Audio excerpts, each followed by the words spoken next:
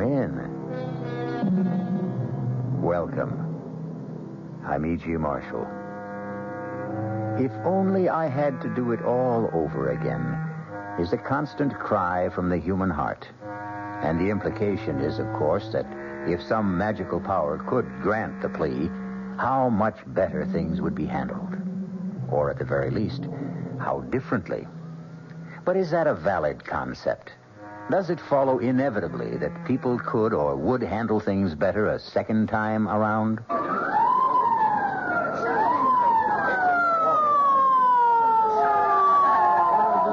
Brain injury, boys. Handle with care. That's it. Nice and easy. Keep him flat on the cart. How is he, Doc? Still breathing, Sergeant. Touch and go. You want to stay with it as we take him in? You don't see what it is. What's he saying? Search me. Could hold up a minute so I can hear what he's Not trying a to second, Sergeant. Anything this guy has to tell you will be after he's operated on, not before. If then. It was Sounds like he's talking with someone. Asking for something. yesterday. There, something about yesterday. I What can't. this baby ought to be worrying about is tomorrow.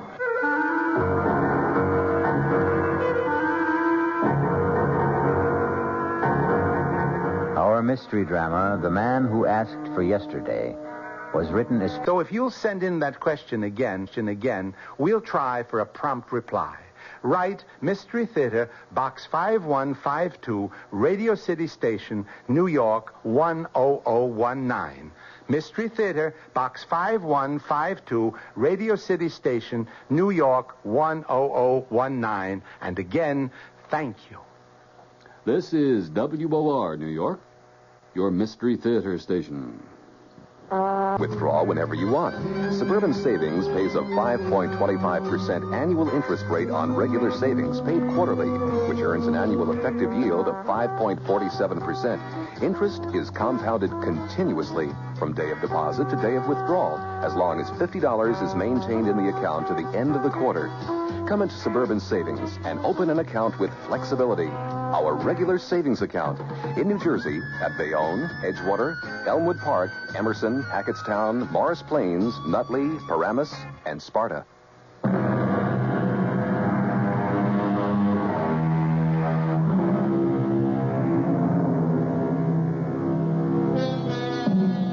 An almost always misquoted quote by an obscure poet is the theme of tonight's Spine Tingler. Backward, turn backward, O time in thy flight. If you haven't spotted the misquote, I'll clear it up for you later. Concentrate first on the fascinating problem of a man with fatal brain injury who still finds time to talk to himself. Are you taking him straight to surgery? No, not yet. Pre-op first. And an operating team has to be assembled. Can I hang around? On the chance while he's talking to himself, I can get a lead? Be my guest.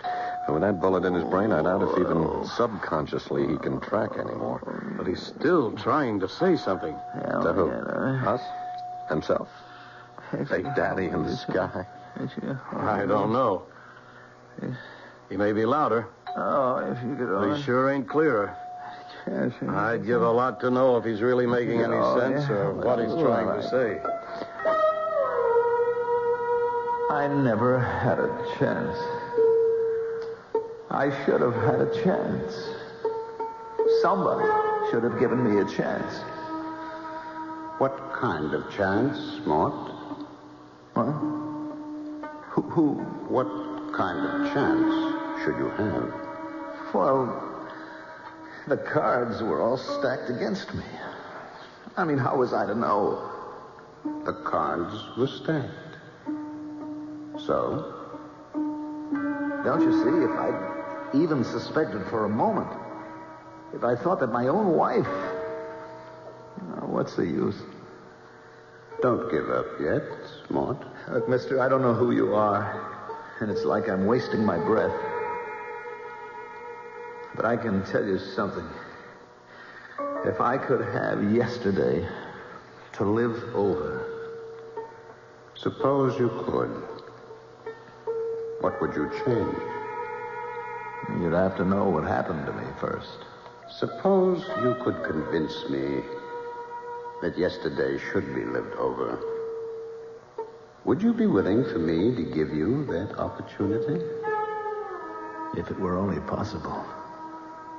Well, tell me why you'd like to ask for yesterday over again. What have I got to lose? That's quite a leading question. One you'll have to answer for yourself. Do you want to tell me about yesterday? It started like any other day. The tight pull behind my eyes, the furry tongue, the shivery feeling of insecurity. Not just because my legs and my hands were shaky, but because my mind was sticky and not quite tracked, and because I had that sick feeling that I'd failed Cherry again, that I was less than a wife should expect. Oh, crying out loud, Mort. Your alarm to wake you up. Turn it off. Oh, sure, honey, sure. Did you have a bad night, baby? What'd you expect with you turning and twisting and moaning? I didn't sleep. I'm sorry, honey. It's just that I'm going crazy. I don't know what I'm going to do. I thought you said your horse had to come in today. It has. 15 straight days. The favorite has run out of the money. The law of averages has got to catch up. So, today you'll win. And everything's fine again. There's only one hitch. What? To put down a bet, you got to have the scratch. I haven't got any. So, you'll borrow some. Yeah, where? Well, Uncle Joe wouldn't give you some. Oh, come on, Sherry. You know my partner wouldn't lend his mother a dime without good security, and I'm not even real family. Well, he always says you're like a son to him. Yeah, it's because he let me buy a piece of the business so he could have a diamond cutter's salary and work me 10 hours a day for free. I don't know why you let him get away with it. Look, it's the carrot on the stick, sweetheart. He dangles it in front of my nose every day. Like a son you are to me, Mort. Someday this is going to be all yours. I wish he'd die already. Don't get your hopes up. He's as tough as an old shoe. I got to get going. No, wait a minute, Mort. What? About the bet. If you don't want to ask Uncle Joe, why don't you borrow from a bank? Sherry, you know I've got no credit. Well, you've got the piece of the business. I've used that as collateral. Your insurance. That's tied up, too. Then you're really flat, huh? I'm up to my ears in hock. I'm worth nothing. The only thing I've got left that's worth a cent is my body, and I wish to God I had the guts to fall out a window so at least you'd be able to... Hush. Hush, honey. Don't you dare talk like... We'll work it out. You'll see. I don't deserve you, honey. Now, let's not go into that. Look, why don't you take your shower and shave, and you and me will get our heads together over breakfast and see what we can figure out. That's a good idea, honey. I won't be long. Take your time. You know you're the best wife a man ever had? Mm-hmm. Just you keep thinking that way. Sherry? Whatever it is, it'll wait till breakfast. Now get in the shower. I thought he'd never move. Gee, come on.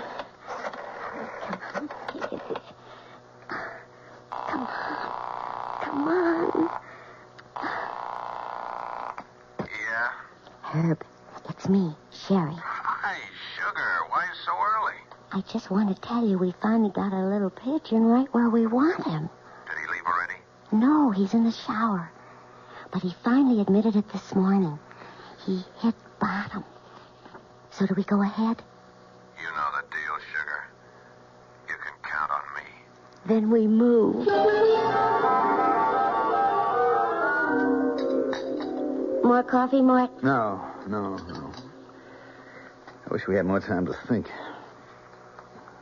If only you'd been here last night, at least I could have slept on it. Oh, I'm sorry I was so late. But you know Marge. I don't know why you spend so much time with her. Oh, she's a good friend. And with you working the hours you do, I know. I guess I shouldn't complain. Well, never mind. Anyways, it's like I told you. Marge is a wonder with the Ouija board. And how she could have read my mind and all about worrying over you. She actually said that I was going to make a killing today? Her very words. I just got to hit a winner. Never mind Ouija boards. It's plain mathematics. So, go ahead.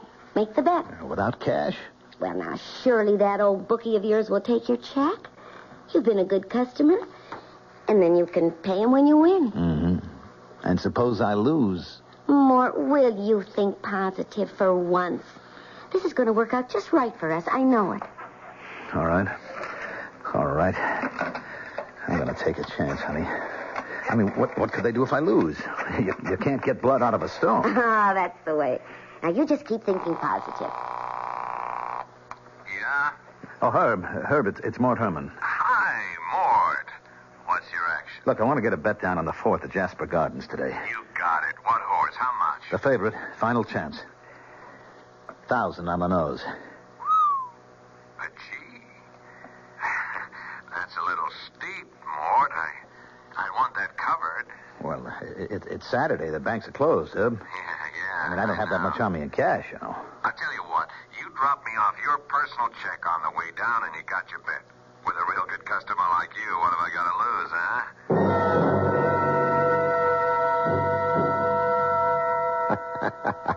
Sherry, baby, I'd like to die laughing. You should have seen him writing out this bum check. His hand was shaking so bad, I thought he'd never be able to sign. But you got it. And he is hooked. Oh, not so fast. He is playing a favorite. You know, that horse could win. No, you and me are going to go with better odds. What do you mean? Pass me that slip of paper with that number on it, huh? This? Well, that's Mort's direct phone line at the store. Yeah, I asked him how I could reach him this afternoon after at the race in case my phone should be tied up. Now, look, don't make a sound. Don't make a sound while I sell a real bill of goods. Hello? Hi, is that you, Mort? Yeah? Hi, this is Herb. Now, listen, I got your bet down, and then I started to get cold feet about that check. Well, look, if you want to cancel out... Now, I said, listen, now, don't interrupt me. And that bet's up the line by now. I can't cancel out. But I can do you a favor. Now, we're playing with rough boys, Mort. And like I said, you've been a good customer. I don't want to see you hurt. Hurt bad. But the favorite can't lose. The favorite ain't gonna win. The fix is in. The winner is Tidy Lady. She'll go up at 100 to 1. Now, I'm gonna stick my neck out for you. Give me another check at anything up to 2,500, and I'll see you get down on Tidy Lady. 100 to 1. A sure thing? A lead pipe cinch. You can't lose. I'll be right over. And that sews that up, Sherry, baby. Herb, there isn't any chance that Tidy Lady could win. She'll be lucky to get out of the gate.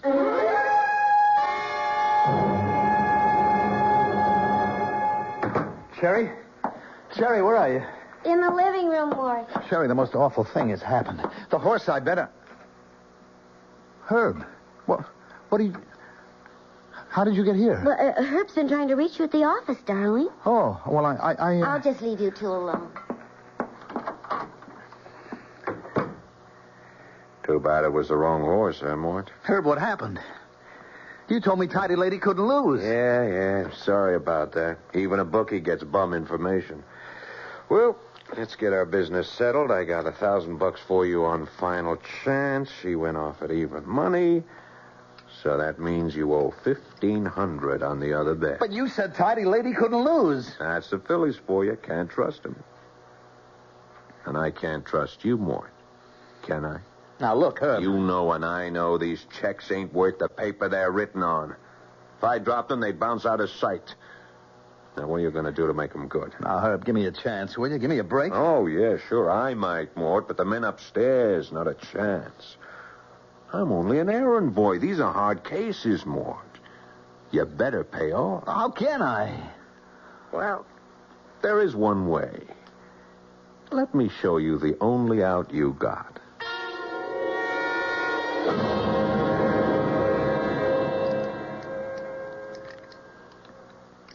Go on. Go on. Oh, I must be crazy. I can't do this. You know what happens if you don't. Come on. Well, let's get on I with it. can't rob my own partner. I'm not going to open that safe. Oh, yes, you are. Does this get it through your head? I'm not wasting any more time. But put the gun away. Oh, no. You open that safe, or I'll save the big boy's hitman some trouble. All right. Now, look, just enough to pay off what I owe now. I'll handle the payoff. You open up. There we are. That's it. Now, start scooping them up. But look, Herb. All of them. Leave the jewelry, but take all of those loose diamonds. You said only enough to pay. Yeah. I had to con you into opening that safe, but don't worry. I'm not greedy. You wait till you hear my real proposition when we get back to your apartment. There's nothing else we can do, Mort. I'm really being very generous. $50,000 in diamonds and the seats I booked for you to South America. Well, it's time to go if you're going to make that plane. How can you be sure I won't refuse? For the same reason I know you won't be back. One thing I'm not paying off are your gambling debts. That'll keep you away from home. Well, Mrs. Herman, are you all packed as I requested? Yes? And I'll drive you to the airport, just to make sure you get off all right.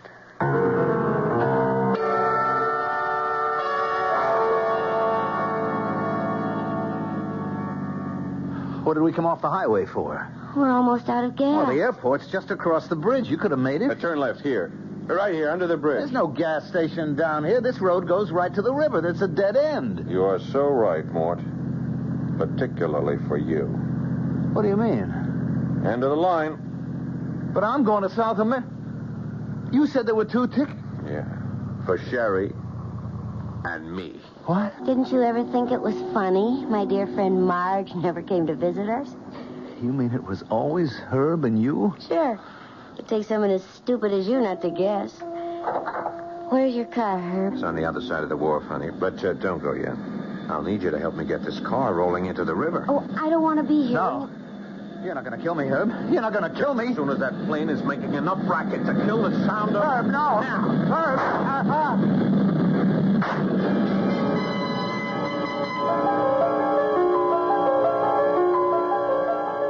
I tried to jerk my head away frantically at the last moment, but I could feel the bullet smash into my skull and then burst in a fountain of searing sparks.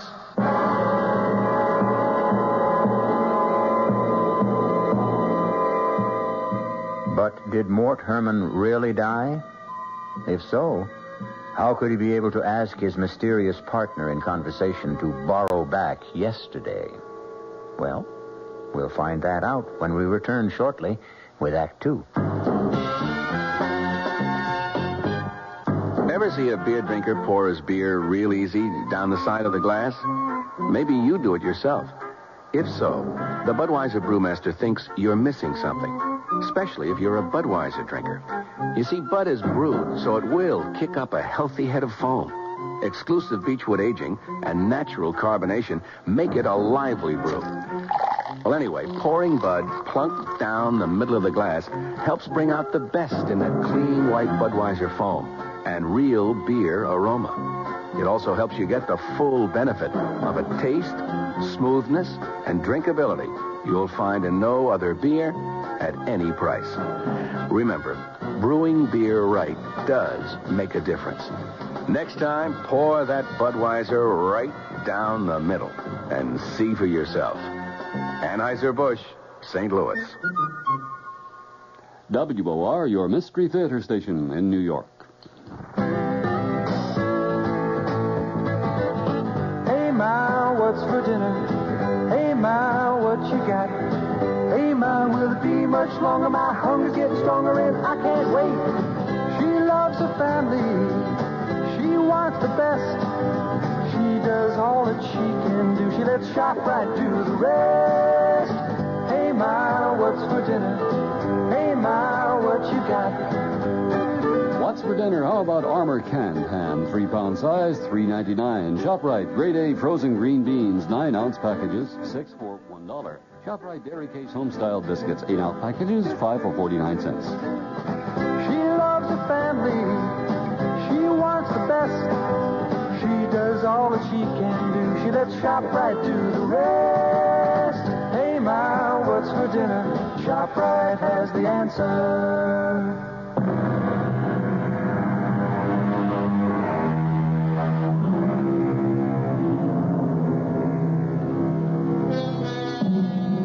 Can a man on the threshold of death hesitate and draw back? Is there for any of us the hope of a second chance?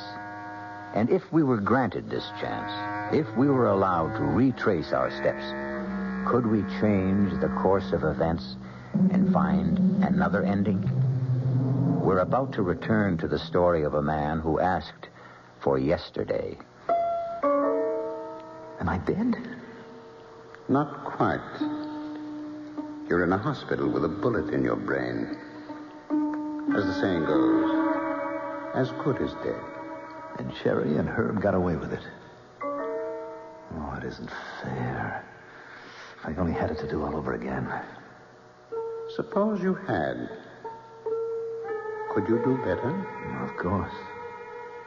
Of course, if I knew what I know now. Naturally. That would have to be a precondition if you're asking for yesterday to live over again. You mean there's a chance that I can? If you deserve it. Oh, please. Please, give me the chance. Can you? Oh, yes. Well, why not? I'm a bit of a gambler myself. Let's see how you can remake yesterday.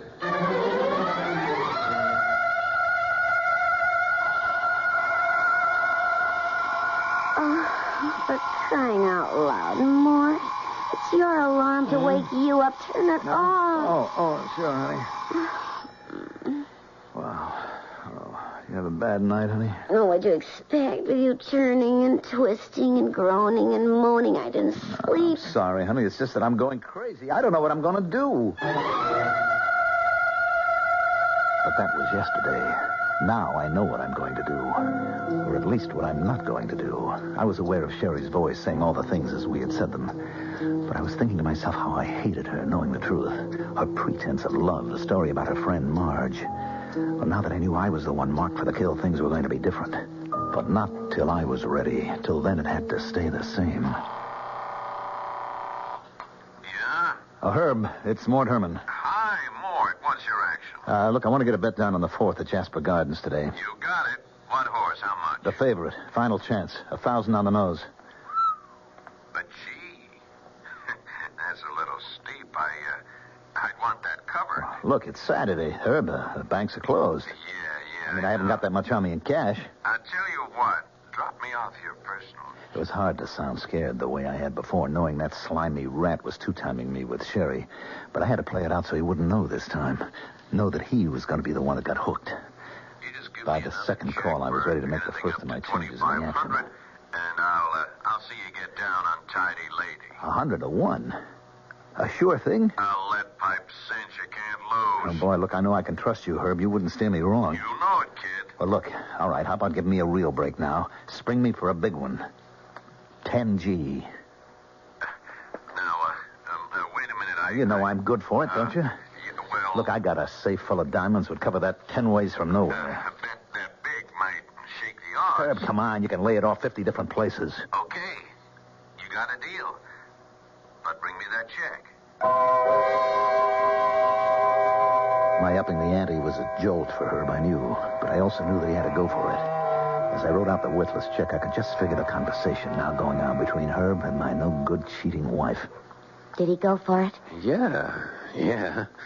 Herb, is something wrong? No, I just got a little mad is all. What? I thought I had my pigeon pegged. Small potatoes better like Mort wouldn't dare look beyond a $2,500 bet. But he had a nerve to hold me up for 10,000. So what's the difference? Doesn't that give you even more of a lever to talk him into opening up the safe? Yeah, but it'll run me quite a few grand more to pay off the boys upstairs. It's a drop in the bucket, Herb. There's easy $1 million in that safe. So what do you care? Yeah, I just got a little nervous, hon. That fool should balk at going through with a big caper. I would like to be holding those bum checks I couldn't cover. I don't want to end up in the river with concrete boots. Don't even talk like that, Herb. He'll cave in like plaster of Paris once he gets the notion he might be hurt. I promise you. You made the plane reservations. I went even better than that. The tickets are sitting right at home. Did you bring me his gun? I didn't want to carry it around. It's in the drawer at home. You're not going to chicken out on going all the way. Don't you worry. Because after the heist, he's got to go. He'll be the one the police figure for it. They'll be looking for him, and we don't want him found. Herb, there's no outside chance this tidy lady could win. She'll be lucky to get out of the gates. What they didn't know was that from here on in, the odds were changed. I was calling the shots. Don't worry, Uncle Joe. I'll mind the store. Yeah. I'll set the burglar alarm when I leave. Don't worry. Everything's under control. Yes, sir, Uncle. Your little boy Morty has everything under complete control. If I didn't know about that unnumbered bank account you got in Switzerland or all the blue chip stocks, I'd hate to do this to you, Uncle Joe. 22 right. 8 to the left. 31 right. 14 back. A real nephew, maybe you could have trusted, but a made-up one, you got only yourself to blame. I cleaned the safe out of everything in diamonds, just like Herbie would have made me do. They went into my pockets. It's surprising how little space nearly $1 million in diamonds takes up. Then I went to deliver my check to Herb. I'm stretching quite a point for you, Mort. Oh, I know that, Herb, but I'll be good for the check. Don't give it a thought. You and me, we're going to be rich men after that 4:30 finish. And no kickbacks. We're riding on all the suckers' money. You want a drink to it? No. I'll pass, Herb. I'm kind of pooped. I've been under a lot of strain lately. So I think I'll just go on home and take a little nap until post time. You're not going back to the store, huh? No. I think I'll just watch on TV while our jockey boots our fortune home. Well, maybe I come up and join you. We could celebrate together. Why not?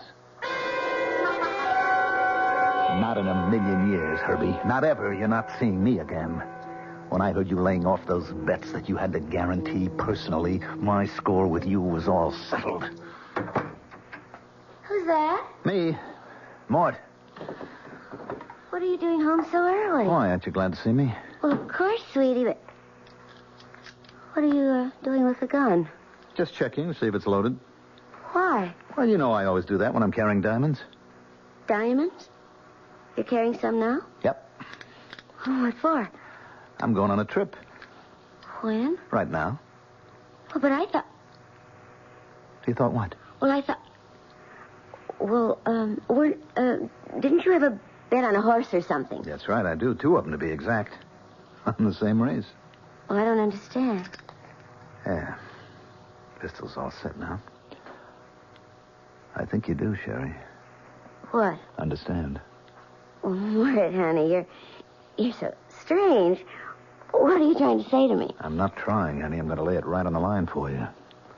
How long have you and Herb been closing me out? What? Knock it off, Sherry. I can do without the injured innocence. I know the whole scheme, so you better come clean. Well, I don't know what you're talking about. You got tired of me, Sherry. Maybe you only married me in the beginning because diamonds were very big in your eyes. But I blew it all because I ran to the ponies. And they cleaned out what little I had. And then you met my bookie. You want to know something? I never really took a close look at him until today. He's quite a hunk of man. If you'd have told me, maybe I couldn't have blamed you for going for him instead of... No, look, Mort, before you do something crazy, just... No, not crazy, baby. No more. Don't point that at me. Don't you think I have the right? Why? Because you know my horse is going to lose. And then I'm set up to open the safe, Sherry. Then when it's opened, your lover is going to clean it all out, pointing this gun at me. And then you're going to drive me out to the airport and shoot me and put me in my car and sink it in the river while you and Herb take off for South America together. Isn't that the plan? How could you know? I mean, what are you talking about? You, me, and Herb. And the future. I ought to put a bullet in your head right now. No, Martin, no. No, listen to me. I'm Sherry. You're Sherry. Your wife. Someone who'd do anything for you. Or to me. No, Mort, please. No, give me a chance. Whatever's in your mind, we can work this out. Can't we somehow? Oh, my God, Mort, can't we somehow? Please.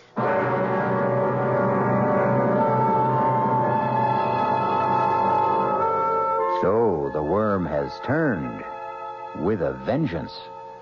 The biter is bit, and the man who asked for yesterday seems in full control and in command of history, with the power to change the shadow that coming events cast their shadow before. We'll see just how when I return shortly with Act 3. And now another tale of the ball and chain. As Kellogg's Special K presents the good, the bad, and the heavy. Why is that cowboy wearing a ball and chain? Because carrying around extra pounds can be just like carrying around a ball and chain. How symbolic. What will it be, senor? Give me the Special K breakfast. Here you go. For a Special K, skim milk, orange juice, and coffee. Say, don't I know you from someplace? You probably don't recognize me with my ball and chain. I used to be 10 pounds lighter, but I'm getting back that way by exercising and eating smart at every meal. Starting with this here Special K breakfast. What's so special? It's less than 240 calories, 99% fat-free, and delicious. It's going to help me get rid of this here ball and chain. I bet your horse will be glad to hear that. Another ball and chain fights the dust. Your happy ending could begin with the Kellogg's Special K breakfast. That's Kellogg's Special K. That's right. Good night. Of course, you remember the ad that said, "Follow that man, Agent X39. The man with a long midnight blue cape and a beautiful burgundy silk lining. Send your name and address to Box 42, Aquanamonac, Wisconsin, Big Shot Division. Follow that man. Carry a Malacca cane with an ivory head. Small wonder I'm what I am today. Nothing. Operative X39.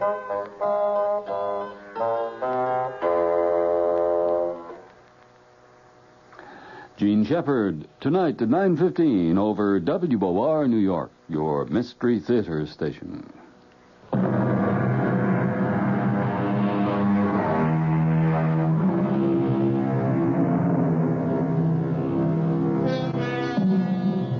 A woman has begged for forgiveness. A woman we already know deserves none. And what about her husband? A man with a miraculous second chance. Has he the humanity to be forgiving? Can he change the already preordained course of fate? In the first playing out of this particular chain of events, who was the ultimate victim? And who escaped? The answers are waiting. Please, Mort, give me a chance. I think we can work it out, Sherry. With your cooperation. Well, just tell me how. It'll be just the way you and her planned it. Except that I'll be using the other ticket that you've already reserved for South America. But what do we use for money? Just what you and Herb would have used. I already have the diamonds. We can leave immediately. Yeah, but the horse race. That doesn't matter anymore. Doesn't matter. When you've already bet Don't 10,000. look so guilty, Sherry. I'm aware that you know about that.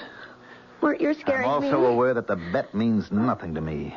That the horse isn't going to win. How can you know all these things? Let's just write it off to the strange fact that I have suddenly acquired second sight. Now you're scaring me even more. Maybe that's the object. Come on, let's pack and go. But, Mort, if you're going to lose the bet, how is it going to be paid? Oh, that's the beauty part. That's going to be your ex-boyfriend's problem, Herbie. But he hasn't. The money? Well, like he threatened me, then he can pay for it in blood. Now, do you want to hang around and do the same? You couldn't leave me. I know too much. That's how it goes, sweetie. That's when I offer to come along isn't exactly take it or leave it. Let me put it another way. I've already reserved an earlier flight, and I'm leaving on it with or without you. Now, it's now or never. Make up your mind.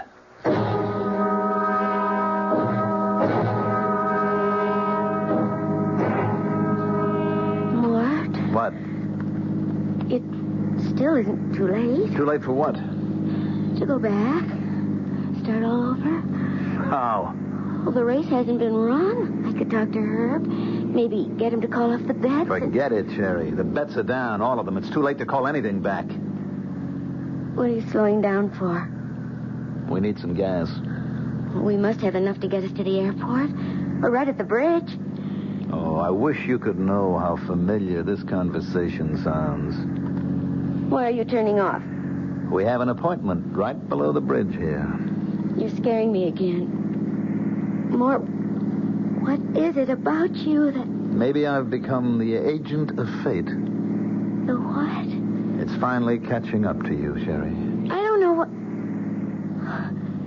Mort, don't turn left here. This is a dead end.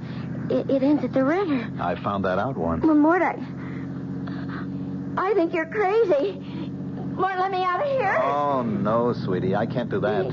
A coffin is a coffin, no matter who the corpse turns out to be. What do you mean? You and her planned for it to be me. I've just revised the plan. Put that I've gun decided away. the only one that really deserves to be shot is you. Goodbye, Sherry. Welcome to my grave. I forgot I should have waited for a plane going over to drown out the shot that killed Sherry. But it didn't really matter. No one heard it but the two of us. It wasn't much of a climb back to the highway, and I had plenty of time to walk to the airport. I had no baggage except $1 million worth of diamonds. And for the first time in as long as I could remember, I was free. Ladies and gentlemen, your attention, please.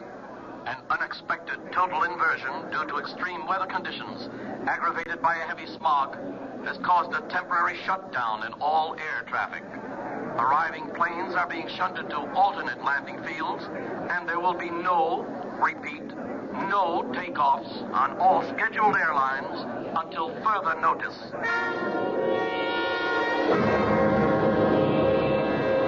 The stunning announcement caused me my first twinge of terror. I had to get away.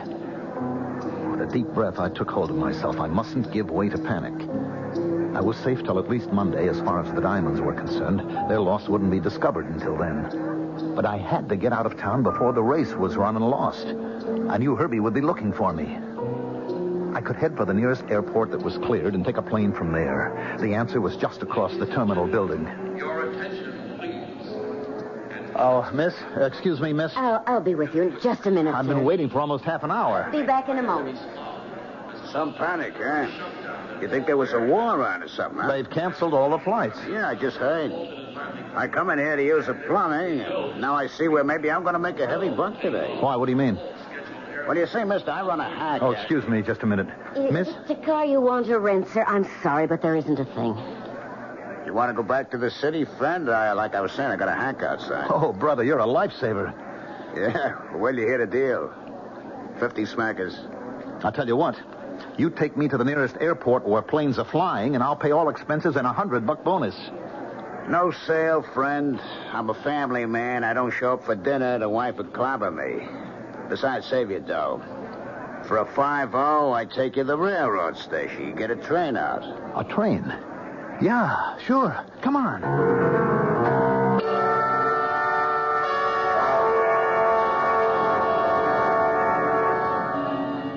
Oh, what's the matter, driver? You got me. Some traffic jam. Looks like fire trucks up there at the station. Well, there's a cop over there. See if you can get his attention. We got it already, Bubby. He's on his way already. You headed for the railroad station, buddy? Yeah, officer. I got a passenger going. You got nobody going nowhere. There's a fire in the tunnel. There won't be a train out of here for several hours. Turn over at the next corner. Now, wait a minute, Sergeant. You don't understand. I've got to leave. Do yourself a favor. With the airport shut down, this fire in the tunnel, what you should be worrying is find yourself a room for the night. Well, the bus station. I can get a bus. That's where the laugh is on them. I mean, the business they could be doing tonight, and their drivers had to pick this weekend to go out on strike. Okay, Hacky, you're holding up traffic. Move on. What am I going to do? I don't know, mister. But I'll tell you one thing.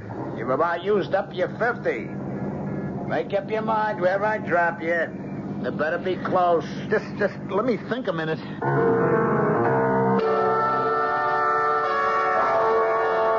It was a nightmare. The bad dream to end all bad dreams. You know the kind. Where you have to escape, but you can only move in slow motion. Your feet are buried in mud like glue. You're caught. You're trapped.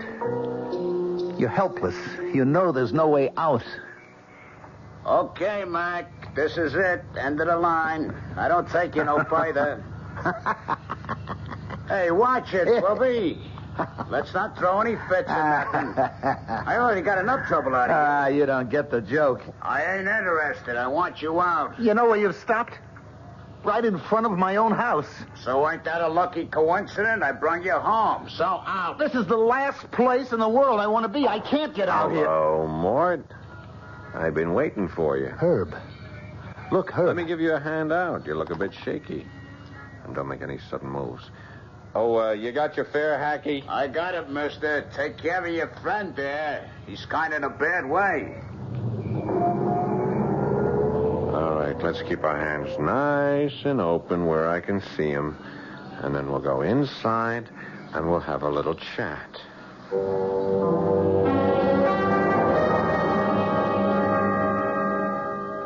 So when you heard the race results, you came back to pay off your debt to me, and you left Sherry waiting for you at the airport, right? That's right, Herb. And you want to pay me off in dimes. Well, like I told you this morning, I don't have the cash on hand. Yeah, I'll get that. Yeah. Oh, yeah, this is Mr. Herman. Oh, they are? Oh, that's fine. Yeah. Yeah, I'll be there to pick him up. Right away. Yeah, thank you for calling. What was that? The airport. Ceiling is lifted. They're flying again. They wanted to confirm your reservations. You're on the next flight out. Well, how am I going to get there? I got my car outside. Our business is all finished. I'll drive you out to the airport. Come on, Mort. We don't want to keep Mrs. Herman waiting.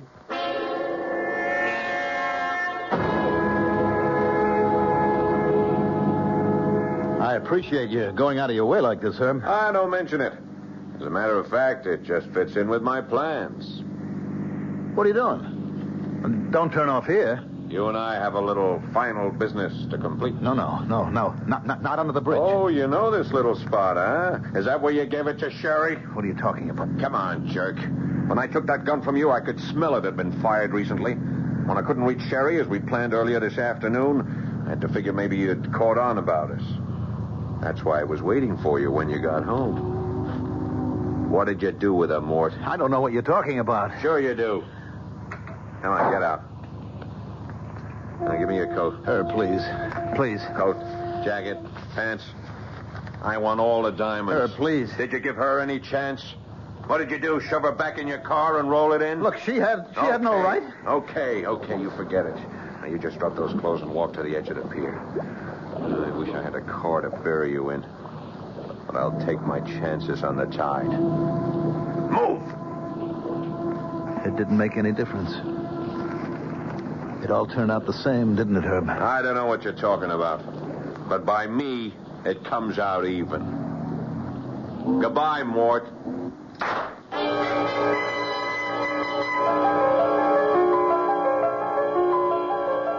Where am I? Right back where you started.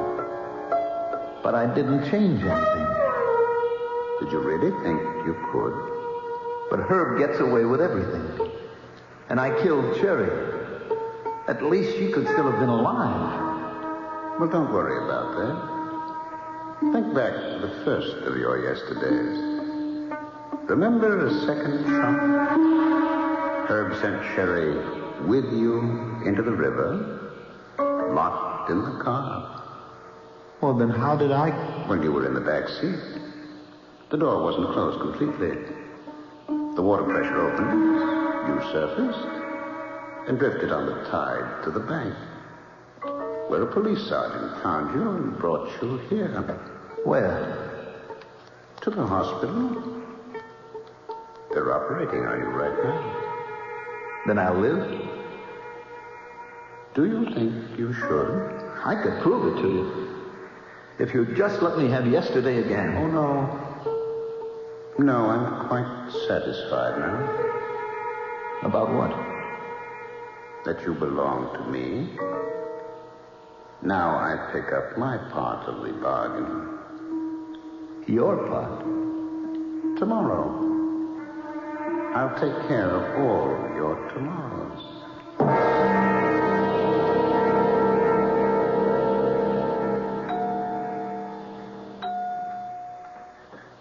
Your man just died on the operating table, Sergeant. You can go on home. Catch some shut-eye. You kidding? I just got a new headache. Know that cutoff by the bridge to the airport? Yeah, the one that goes down to the docks? Yeah. Guy coming up from there got creamed by a trailer truck. Killed him. Busted his car to nothing. And get this. Scattered diamonds all over the road. I mean, by the hundreds. Stolen? That's my job to find out. Well, sorry about your patient. Funny thing, I saw that little guy earlier today by the railroad station. Frantic to get out of town. With all the communication jam-ups we had today. Wonder what he was trying to run from. I guess we'll never know.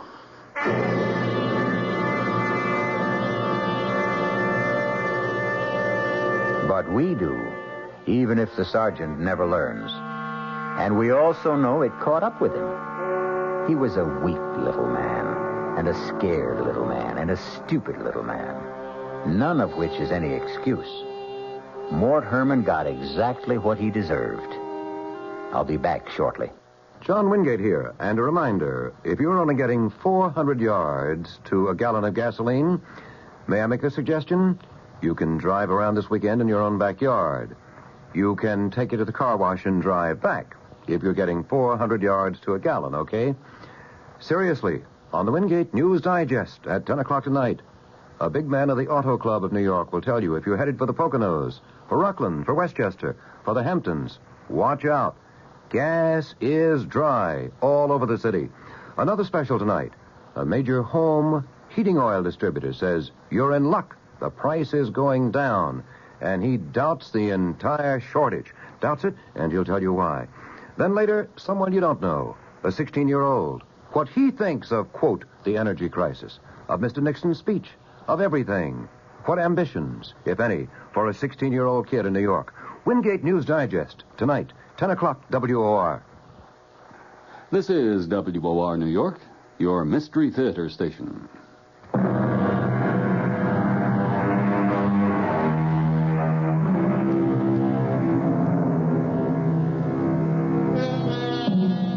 In the beginning, if you remember, I mentioned an often misquoted line. Backward, turn backward, O time, in thy flight. It was written by a lady named Elizabeth Akers Allen, and the misquote is one word. Not thy, it's your flight. But the preposition is of minor interest. It's the adverb that really matters. Backward, to turn time backward. One of man's dreams since time began. An idle dream, as we know now, because even if we could, in the end, it turns out just the same.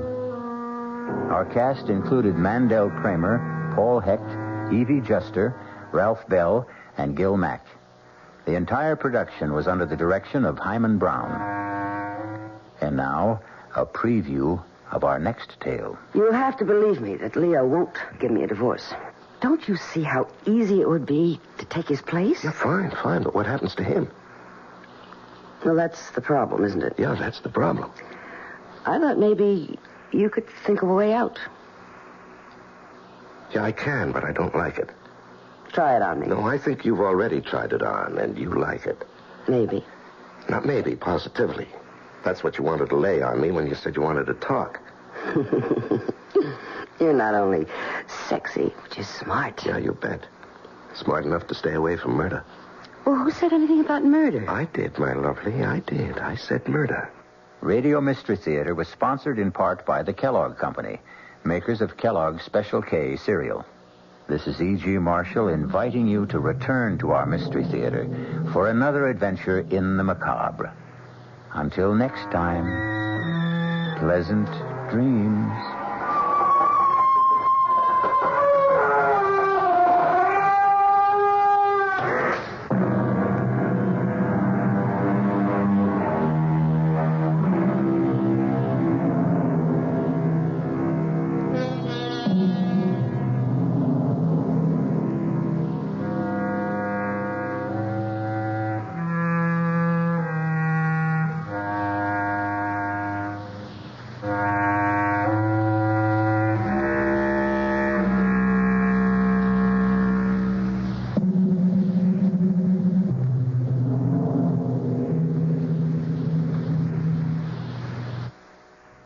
The WOR Mystery Theater was brought to you by ShopRite Supermarkets, where you get a lot more for a little less, and by Suburban Savings, with offices throughout North Jersey.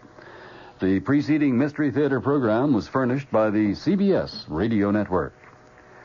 Here now, a short scene from tomorrow night's thrilling tale on the WOR Radio Mystery Theater. You look exactly like my husband. A dead ringer. Here, take a look at this picture. Hey, that's scary. I didn't know two guys could look this much alike. How would you like to be my husband? No way. I like being who I am, Al Grissom. But don't you see how easy it would be to take his place? Yeah, you bet. But it's easier to stay away from murder. Well, who said anything about murder? You did, my lovely. And my answer is no way.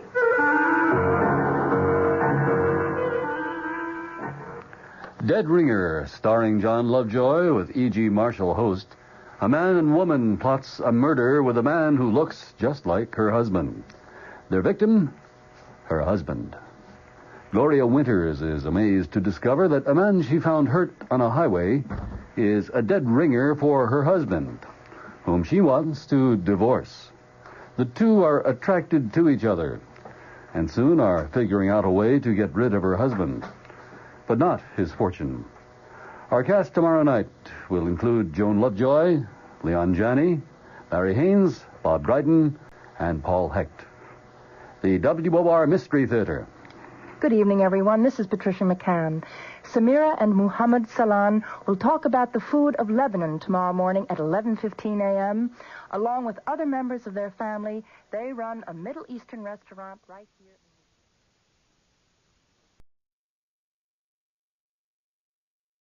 CBS Radio Mystery Theater presents...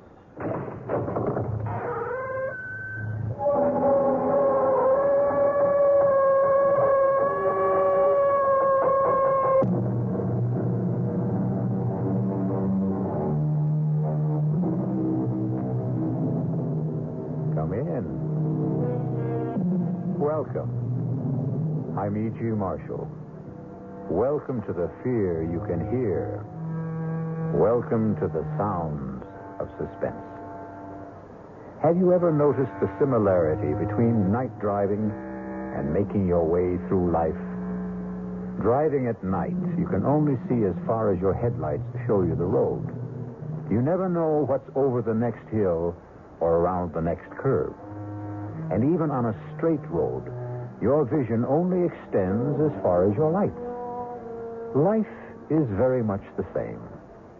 None of us really knows what lies ahead. You look exactly like my husband. A dead ringer. Here, take a look at this picture. Hey, that's scary. I didn't know two guys could look this much alike. How would you like to be my husband? No way. I like being who I am, Al Grissom. But don't you see how easy it would be to take his place? Yeah, you bet. But it's easier to stay away from murder. Well, who said anything about murder? You did, my lovely. And my answer is no way.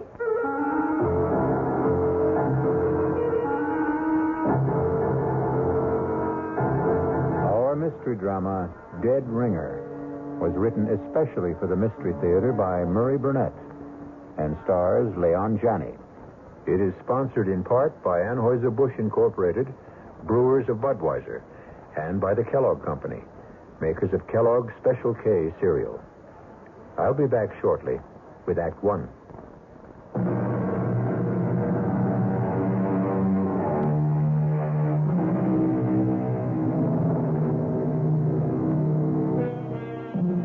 You're on a blacktop country road about 18 miles east of the little town of Eudalia.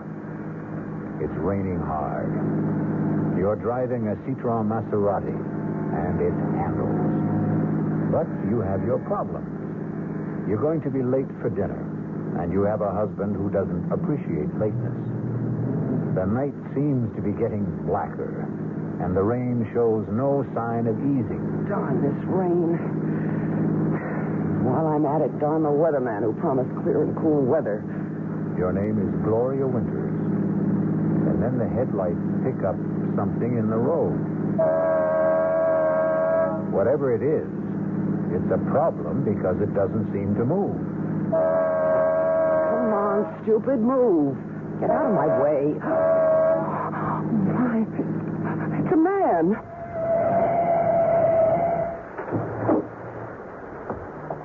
What happened? A car hit me and drove off. Thanks for stopping. That's okay.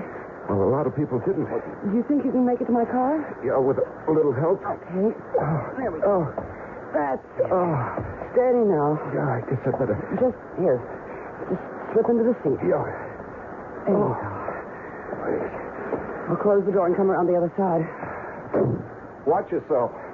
There's some crazy guys driving this road. You're soaked. And you are hurt. I'll take you to the Hermitage. What's that? The hospital. Oh, no. No hospital. You're bleeding. Now, looks worse than it is. It's sure playing hell with your car, huh? Well, you must go to a hospital. Oh, no way. But why? Because hospitals are for dying. Oh, that's crazy. That's what everyone tells me. Well, I don't care what Look, I can't ever thank you enough for picking me up, but I have this thing about hospitals. But you I promise you, I'm not going to die. Okay. Where to? The Three Coyotes Motel.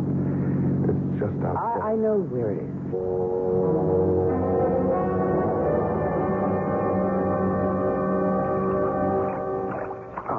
No, come on. Just put your head on the pillow and don't be a baby. Oh, you're some dynamite kind of good Samaritan. Well, I have a right to see what you look like under all that dirt and blood, haven't I? No argument. This may hurt. Oh. There. Well, now you're beginning to look like you have it perfectly. It's that bad, huh? Oh, no. It's nothing. I just thought of something. Like what? You look exactly like my husband. But I mean exactly. You could be identical to him. You don't believe me? No, I believe you. Well, that's why I got such a shock when I cleaned you up and got a good look at your face in the light. You're a dead ringer for Leo. Oh. Why does that shake you up? Oh, Leo and I are having our problems. Isn't everybody? I suppose. I'm just wondering... Yeah? Well, I'm wondering what you were doing walking down Route 38 in the rain at 6:15. I missed the bus. There's no bus on Route 38. Oh, I didn't know that. I did. Okay, I suppose you've got a right to know the story. I live in Chicago. I'm a market analyst. Come again? I advise my customers about what to do or what not to do in the stock market, sort of a security specialist. Are you, married? Oh, no. But that's part of the story. Years ago, I fell in love. She was from Chicago, too, but it didn't work out. You've heard the story 100 million times. You met someone. We said a sentimental goodbye. She cried. I felt sick, and we made the usual commitments. If she ever needs me, you know. Romantic. Mm-hmm. Romantic. Well, the day before yesterday, I got a call from her. She was living near Eudalia. She was in trouble. What kind of trouble? Well, it was private. And there'll be no names. Okay. So I came. Naturally, she didn't want her husband to know. She didn't want my car to be seen by the neighbors. Well, you know how small towns are. Yes, I know. So I let her call the shots. She picked me up, drove me somewhere close to her house. She was supposed to drive me back, but her husband had called and said he was coming home early. Well, where was he supposed to be? He was on a business call that would have kept him from getting home before 9. So our appointment was cut short. She panicked, and I walked, trying to thumb a ride. This weirdo came along, and pow. And you found me. What a difference. What a difference. You look like Leo, but you're completely different. Leo wouldn't cross the street to help a blind, crippled kid find his crutch. While you... And you stopped and picked up a stranger lying in the road. Well, I told you that Leo and I don't get along. But you married him. I didn't know what it would be like. Anyway, what are you going to do now? Oh, I'm going to change motels and lie low until I can go back to Chicago without having to explain the way I look. What about the girl you came to help? No, that was a bad scene. No, nothing I can really do for her. She has a decision to make. So have I. Will you help me to make it? If I can. Oh, you can, Al. You can. In a very big way.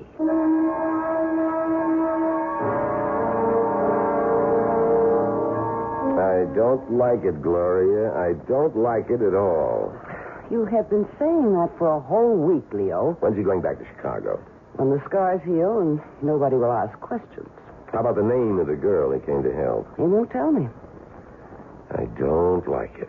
Oh, Leo, trust me. Why? Because I'm a woman.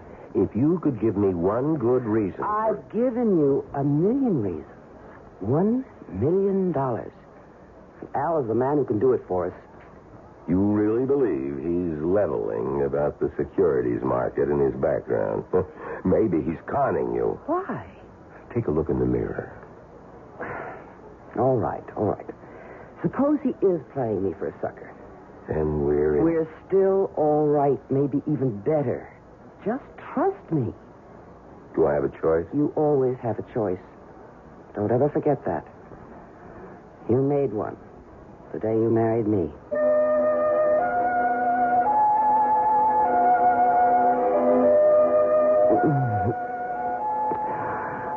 Oh, I do love you, Al. Me too. No. We have some serious... Come here. Come on, I'll be serious. We can't go on like this. What? Isn't that what you were going to be so serious about? Tell me that we can't go on like this? Well, yes. How did you know? Oh, because people are more predictable than the stock market. And, darling, I've studied the market, and I know its moves. Okay. Then continue. With what? What else I had to say? Oh, it was going to go something like this. I told you I was fed up with Leo, and until you came along, I just didn't see any way out, but now... You're doing super. Go on. But now, if we love each other, I can divorce Leo, and we'll get married and live happily ever after. Right? Not exactly. Where'd I go wrong? On the divorce. You don't want to divorce Leo? I know Leo. He'd never give me a divorce. Does that matter? Well, a woman wants a little security. Hey, with your looks, you don't have to worry about that. Looks don't last forever. Well, nothing does. Some things do. Okay, name one. Death? You know, I never met anyone like you. Not even that girl you came out here to help? Not even her. And you have no parents, no relatives. Nobody except yourself. Just me and my shadow. We've talked a lot about Leo. You've never seen him. And I don't want to. I'd like you to look at this picture of him. Hey, that's scary. I didn't know two guys could look this much alike. I told you. Yeah, but... You thought I was laying it on for your benefit. I guess. And now? I believe you couldn't tell us apart. I guess this was in the back of my mind ever since I first saw your face. What was? How would you like to be Mr. Leo Winters? Oh, no way. I like being Al Grissom. Don't you see how easy it would be to take his place? Yeah, fine. But what happens to him? Well, that's the problem, isn't it? Yeah, that's the problem.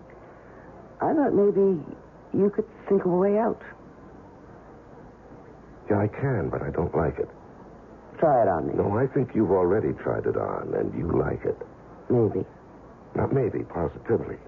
That's what you wanted to lay on me when you said you wanted to talk. You're not only sexy, but you're smart. Yeah, you bet. Smart enough to stay away from murder. Well, who said anything about murder? I did, my lovely. I did. I said murder. And I also said no way. But that's stupid. You don't even know Leo. You're really serious about trying to get rid of him. Oh, think of what it would be like. Mr. and Mrs. Leo Winters, you and me, happily married for the rest of our lives. Now, you jumped about 3 tracks in a couple of miles. You're too far down the road. Why? How did you get Leo to let you come and see me? Did you tell him we were playing backgammon or chess? Well, you know how greedy he is. He thinks that you're going to make him a lot of money with your connections in the Chicago markets. But we've still got a little problem to solve about his departure. Ah, then you're interested. Lady, if I hadn't been interested, either you or I would have been long gone from this room. You must have been thinking about this for some time. I have. And you must have come up with some ideas. I have. Well, I'd like to hear them before I commit myself. You will.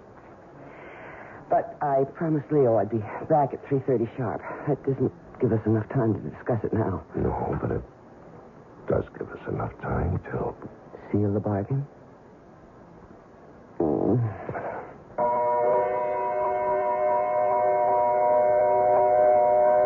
Once you agree to discuss the idea of murdering someone, you've taken the first step along a road that is full of hairpin turns, some of which don't even have warning signs. We'll be back shortly with Act Two.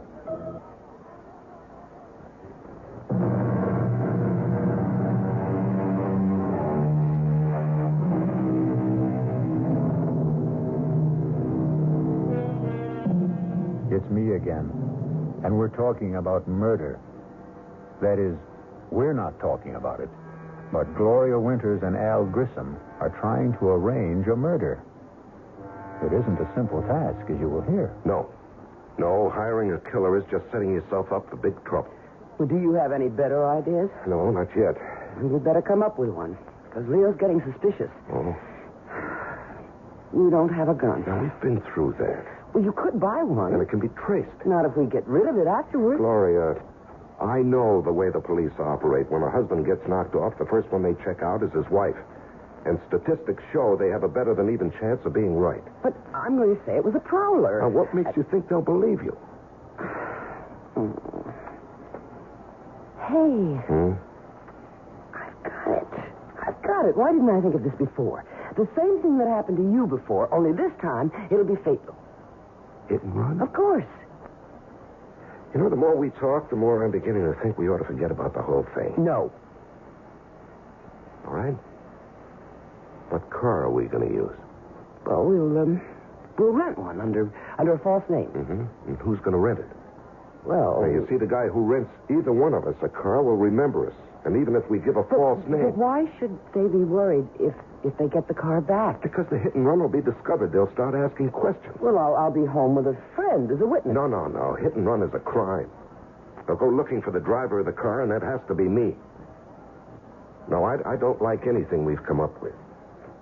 And we've got to stop thinking about murder. Now, the cops are going to be looking for somebody and continue to think of more than an accident. Hit and run isn't natural. Nobody's going to dig much into what looks like a natural death. If we could get a doctor to sign a death certificate, we'd have it made. I know a doctor. Oh? Well, he can't be in on it. He's got to think it's death from some kind of natural cause. I said I know a doctor. Who? His name is Carmody, Hugh Carmody. He's about 85 years old. He's our family doctor. He was my mother's doctor when I was born. Is he still practicing? Well, not really. But he refuses to give up the families he's treated for years. So he still looks after me and Leo, sort of inherited him when we got married. Mm-hmm. An idea? Just a glimmer. Would this doctor believe you? Oh, of course. Come on, let me in on it. Okay. What do you know about poisons? Practically nothing. Yeah, well, that makes us even. Now, what we need is some kind of poison that looks like you died of a stroke or a heart attack or maybe some kind of food poisoning. Mushrooms. What? Toadstools, mushrooms. They're poisonous. Yeah, but he's not going to eat them. He will if I cook them. You know, that might... No. He'll get suspicious if you give them to him and you don't eat them. Well, we need to know more about poison mushrooms. The library. I'll go there. Your mind? You'll go asking for a book about mushrooms and then call in this doctor to look at Leo who's just eaten some bad mushrooms. All right. I understand. But I've still got it. I'll see you later. Where are you going? To find out what I want. And nobody will ever know.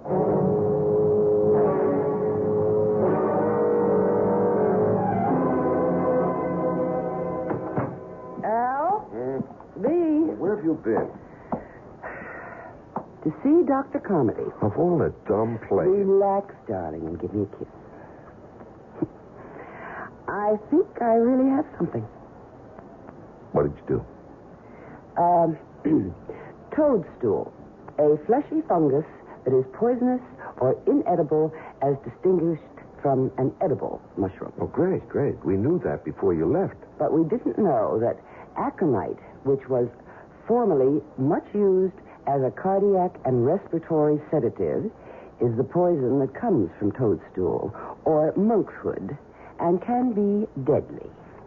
You didn't ask? Of course not. I know that Dr. Carmody always visits his few patients between 3 and 4, so I went to his office and told the nurse I wasn't feeling well. No. She knows me and let me in to wait in his office. And he has a lot of books. So I read. Yeah, and what did you tell Carmody when he came back? Oh, he's such an old love. I made up a story about being tired and not feeling well, and he gave me a tonic, which I'm going to get. You know, maybe we're getting somewhere. Oh, we're there, darling. We are there. Oh, slow up. Now, first, where can we get the aconite? Aconite. Yeah, that's it. Suppose I told you we don't have to get it. Well, I'd like to hear why. Okay. My dad had a bad heart. Oh, how long ago was that? About 7 years. And you're telling me that this Dr. Carmody prescribed aconite? Right. Well, how do you know the stuff's still good? I don't. Well, it doesn't seem to be. Well, this is the only way we can handle it. If it doesn't work, we won't get into any trouble. And if it does, we won't get into any trouble either. So what have we got to lose? You know, when you put it that way... Do you know any other way? No. Then let's try it. Okay, let's work it out. Okay. Day after tomorrow, Thursday. Mm-hmm. That's Eileen's night out. Right. I'll buy the mushrooms tomorrow. Then I'll cook a great steak dinner with all the trimmings. And Leo and I will eat it. And you too? Of course, I'll have to. Mm-hmm. I won't eat too much, though. But enough to make me a little sick. Yeah. Then when Leo begins to feel sick, I'll suggest we call the doctor. Carmody? Of course, Carmody. He'll come and ask about what we ate, and I'll say steak and mushrooms, and he'll say, mushrooms? And right away, diagnose mushroom poisoning and give us something. Yeah, I'm with you so far. And then? And then after he leaves, I'll tuck dear old Leo into bed, tell him I have to go to the drugstore to get something. I'll go down and let you in. Wait a minute. What do you need me for? We're in this together, my love. And I want you there. Yeah, I damn well better disappear after Leo dies. That will be just fine. And we'll set up a very, very romantic meeting place.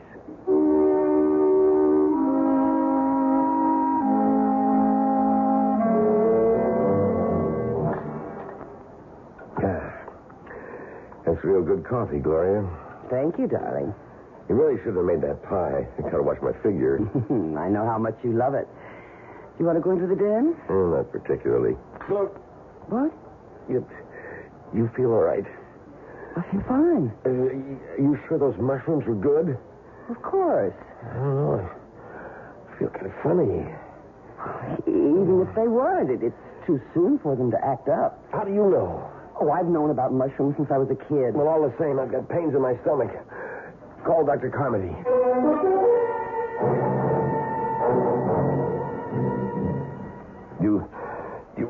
the mushrooms, Doctor? I know it's the mushrooms. Has to be. Both of you ate them, and you tell me, Leo, that you ate more than Gloria. Yeah, that's right. That's what I get for being a pig. Well, you're going to be all right. Just stay in bed, and Gloria, you get this prescription filled. What about the pain? I'm giving you a sedative also. Yeah, what I can't understand is how you cooked those mushrooms in the first place, Gloria. Your mother told you about those things when you were a child. Well, I know, and I feel just awful. I can't explain how it happened. But I'm sorry. I have no excuse. Yeah, no use crying over spilt milk. Yeah, I better get home to bed. You get that prescription filled, young lady. Oh, I will. Let me take you to your car.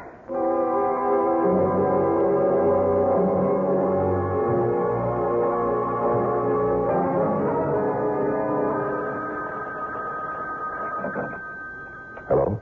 Are you ready to come over and sit with a sick friend? It worked? Like a charm. How was Dr. Carmody? Just as we planned. He diagnosed mushroom poisoning. Bawled me out gently. But we're lucky. That visit to his office paid off. How will I get into your house? Well, you know where the house is? Yeah, I do. Park 3 blocks away on Green Tree Lane. Mm-hmm. You know that little place I told you about off the road? Yeah, I remember. Don't walk the streets. Just cut across the fields. Mm-hmm. Head straight north. You better take a flashlight. Ours will be the first house you come to. The back door will be open. Okay, I'm on my way. Make it fast as you can. I think Leo heard me come back. He'll be yelling for his medicine.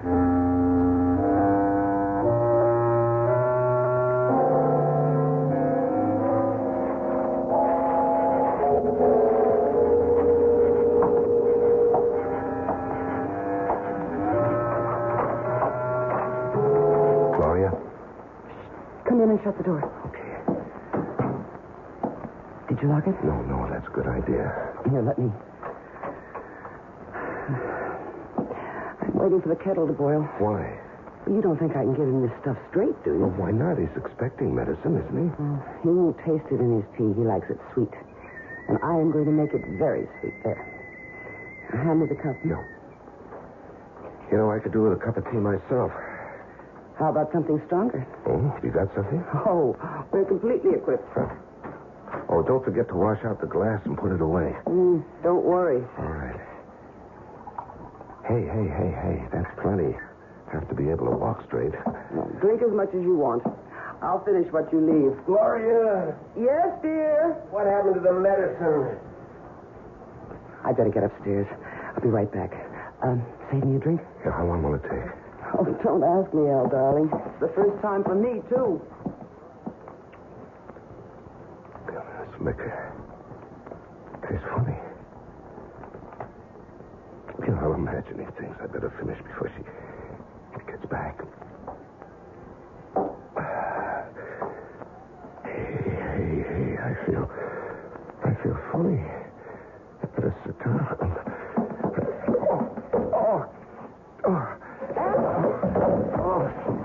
Al, what happened? I'm sorry. I made so much noise. I don't feel too good. Don't worry about the noise, Al. It's all right with me. What? Well, I guess the aconite wasn't too old, Al. Stupid. This was a setup all the way. All the way. I must admit you did make it tough. Not as tough as you made it for me. You know, you're a hell of a Dame. You're right, Al. No, not Dame. I was going to say a hell of a liar. It wasn't all lies, Al. I'm expensive. And there is $1 million life insurance policy. And when I saw your face, I realized that this was just too good an opportunity to miss. You know, there's a little something I...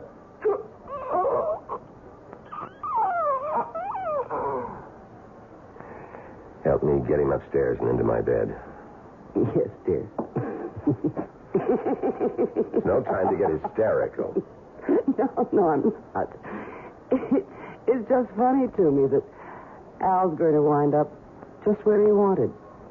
In your bed.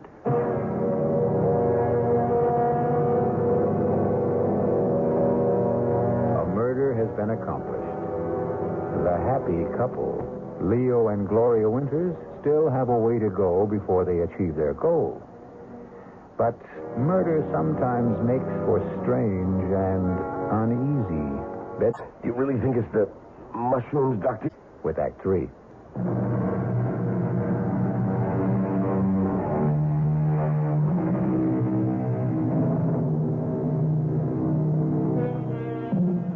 The Scottish poet Robert Burns' oft-quoted line, "The best laid schemes of mice and men oft-gang a glee," doesn't seem to apply here. Leo and Gloria Winters have successfully killed Al Grissom, a man who looked enough like Leo Winters to have been his twin. They've carried him up to Leo's bed, and now at 4 o'clock in the morning, a frantic Gloria has summoned her sleepy and bewildered family doctor, for whom she plays the distraught and bereaved wife. I don't understand. Well, neither do I, Doctor. I gave him the medicine you prescribed, and he seemed to feel better. And he dropped off to sleep, and he... And I think you'd do well to take that sedative yourself. You can't go on this It's all way. my fault if I hadn't given No, him... it's no one's fault, Gloria. If there's any blame attached to this tragedy, it's mine. But certainly his symptoms earlier didn't seem to warrant more action than I took. Leo's gone, and I killed him. Oh, God. Gloria? I'm sorry, Doctor. It's all right. It's perfectly understandable in this situation. Now, I want you to take this sedative and go downstairs and lie down. I'll attend to everything. All right, I will. Thank you. Thank you.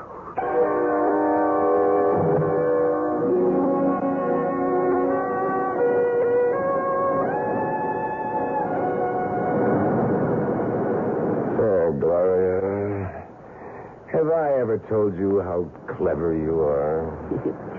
Not more than 1,000,000 times in the last week. That's an exaggeration. So? So I love you. You should. Without me, would we be here on Riviera and Pratt, living the way we've always wanted, with $1 million, and the whole world waiting to see that we enjoy ourselves? Do you think we can ever go back to the States? Well, I don't want to. Do you, Leo? Much to Leo. I'm sorry. I've been pretty good, though, lately, haven't I, Al? You've been great. You must have really been good with old Doc Carmody, too. Oh, he was so upset and so confused. I threw the most beautiful fit of hysterics you ever saw. Wish I could have seen it. Oh, so broken up. So he insisted on handling everything, even the insurance people. He never gave him a chance to question anything. He signed the death certificate and had the body out of the house and into the crematorium before they ever got there. What about returning to the U.S.? Oh, I don't think we should for a while. Maybe in a couple of years, But never to Udalia. Maybe San Francisco. New York. We'll see. How about a dip? Al Grissom. A pleasure to see you again, Al. How you doing? Now, that's a silly question. I can see you're doing great.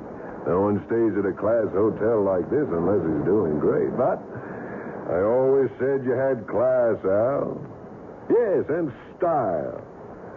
Oh, you want to introduce me to the girl who's hanging on to you? I'm afraid you've got the wrong man. Don't you mean you're afraid I got the right one, Al? Look, I don't know you. I've never seen you before in my life. Now you're not being smart, Al, and you were always very smart. That is, until 3 months ago, when you made your first mistake. Hey, come on, darling. Let's get away from this. You forget it. You're finished with that getting away stuff. Well, how can I prove to you that you've made a mistake? My name isn't Al Grissom. Al. You're registered under a false name? Come on, Al. I'd recognize you anywhere. But I still can't figure why you didn't try some kind of face job. But like I said, you haven't played this very smart from the beginning. Look, mister. Oh, the name is Grafton. Lou Grafton. And I'll meet you at the Promenade Cafe in an hour. 1 hour, Al. And you be there. Who is this guy? Don't ask me. And who should I ask? Maybe Al. Very funny. Didn't Al ever mention this Lou Grafton? Must have said something. Nothing. Well, I don't believe you. But why would I lie? I don't know. But you certainly were cozy enough with Al I to know. found out what I had to. What we had talked about. He had no family, no relatives, nothing, nobody to trace. I'd better meet this guy and find out what he's talking about. I'll go with you. I don't think that's smart. We're in it together, Al. Who knows? I may even be able to help.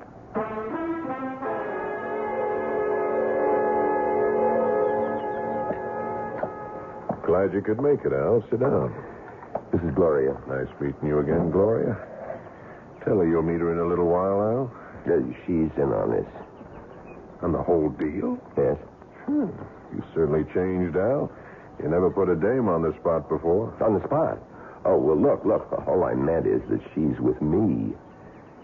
You've made a mistake, and I don't even know what you're talking about. Darling, why don't we listen to what he has to say? Smart. Al, this is the only time I'm going to go soft. The only time. Well, because we've known each other so long, and... well, because we didn't pull it off the first time. Now, I've talked to John. I got him to agree that if you give us the whole take, we'll forget about what happened. The whole take? The whole $2 million, Al. All of it. Well? Yeah, I'm trying to think. What's there to think about? What's your alternative? You going to try to run again? You know we'll get you. You've seen it happen 100 times to other guys who've tried to cross us. Now, you just tell us where and when we can pick up the cash. And just thank God that I could make the deal for you. It isn't all that easy. What's your problem? It's no use. You wouldn't believe If you got a problem, you know we can help, but don't give me any fairy tale. Any time. For what? To think. There's nothing to think about. Well, from what you say. How much time? Another day. Oh, no deal. Look, if you want to do business with me, you'll just have Tonight. You'll be in your room at 10. That's plenty of time to think. And while you're at it, think about doing it our way. Or this time, you'll really end up very dead.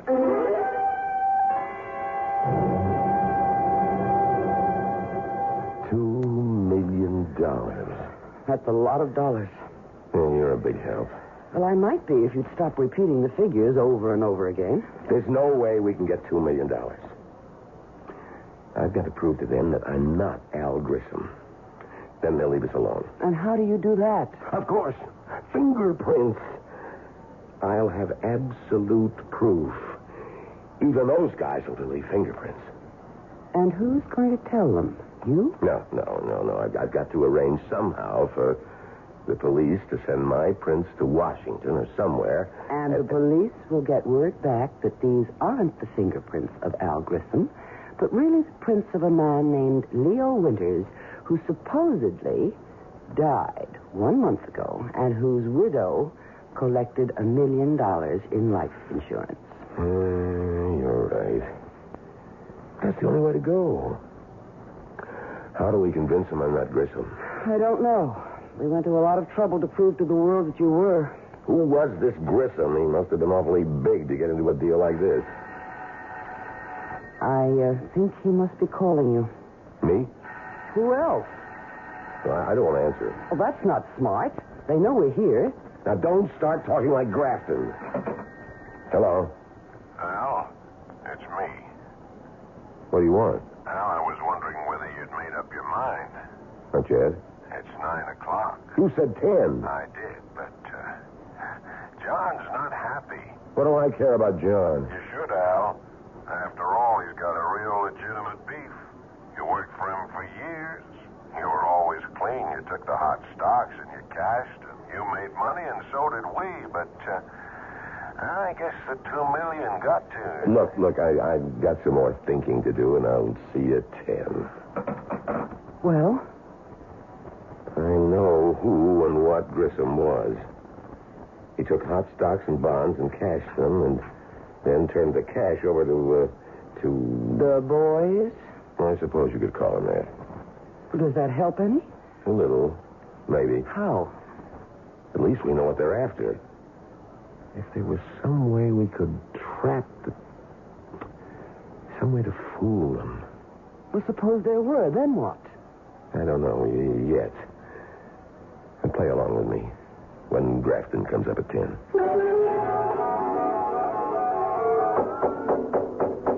Yes? Grafton.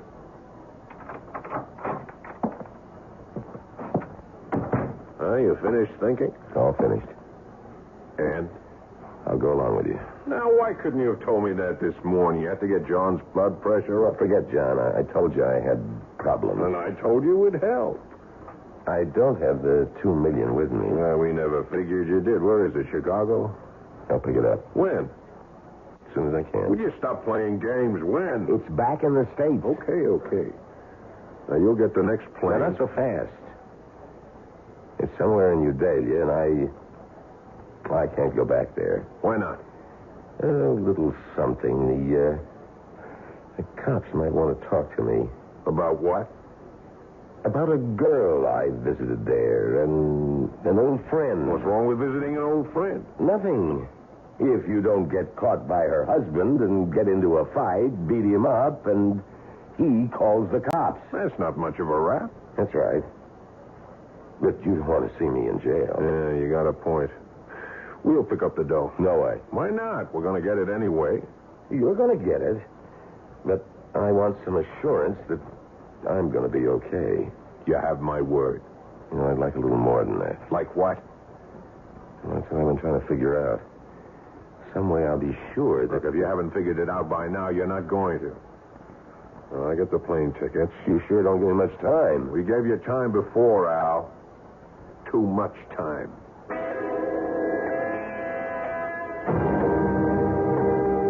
Will you stop pacing up and down like an animal? Gloria, I think I may have an idea. I hope.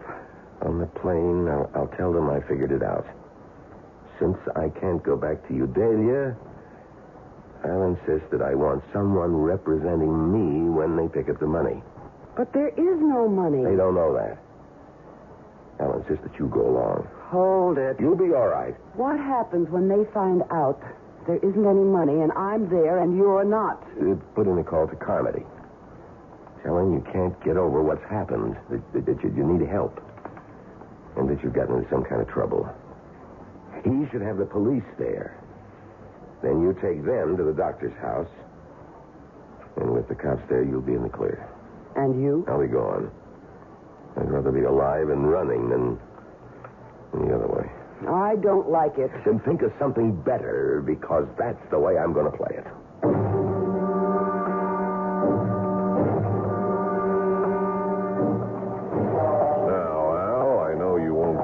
Crazy ideas at this stage of the game, but just in case you do, these two young fellas here are in our party, and they'll be on the plane with us all the way to Chicago. Thanks. Flight 39, New York, now loading at gate 3. Flight 39, Yeah, that's up. now Let's go. loading at gate 3. Excuse me.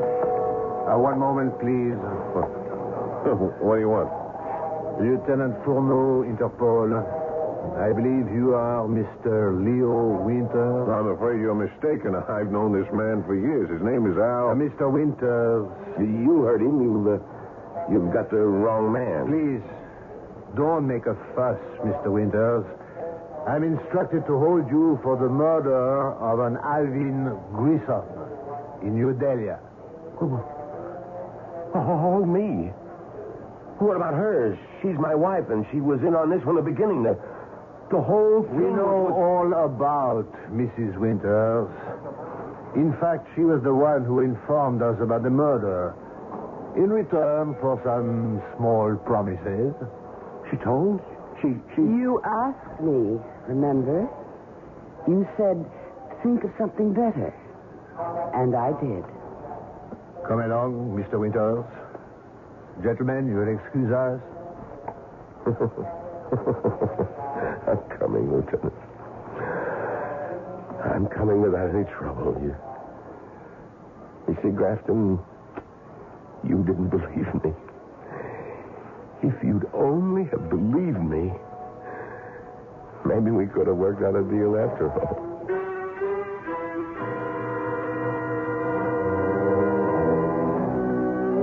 The Winters had a good plan, and it all would have worked, except for one thing they couldn't have foreseen: the bend in the road ahead, and what lay around it. I'll return shortly.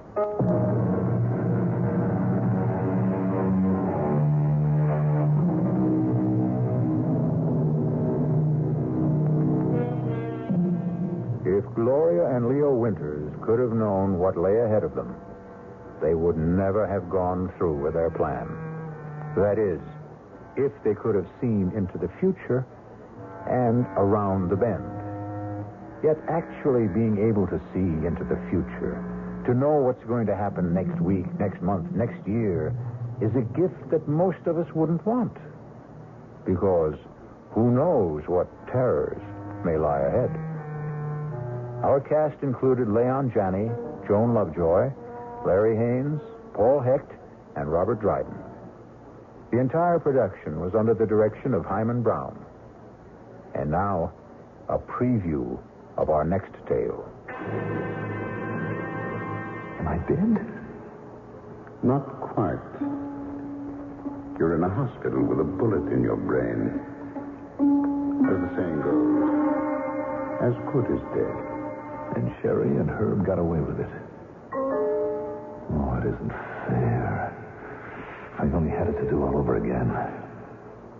Suppose you had. Could you do better? Of course. Of course. If I knew what I know now. Naturally. That would have to be a precondition if you're asking for yesterday to live over again. Oh, please. Please, give me the chance. Can you?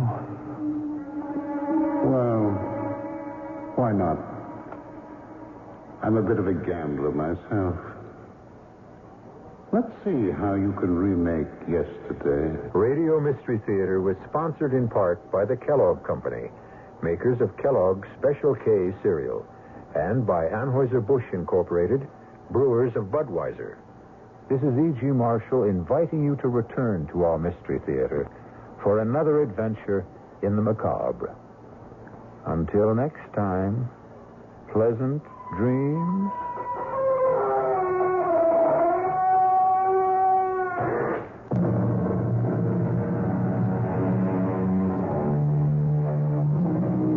Community service is the key to great radio. This is Great Radio, WTAX 1240 on your dial in Springfield, Illinois.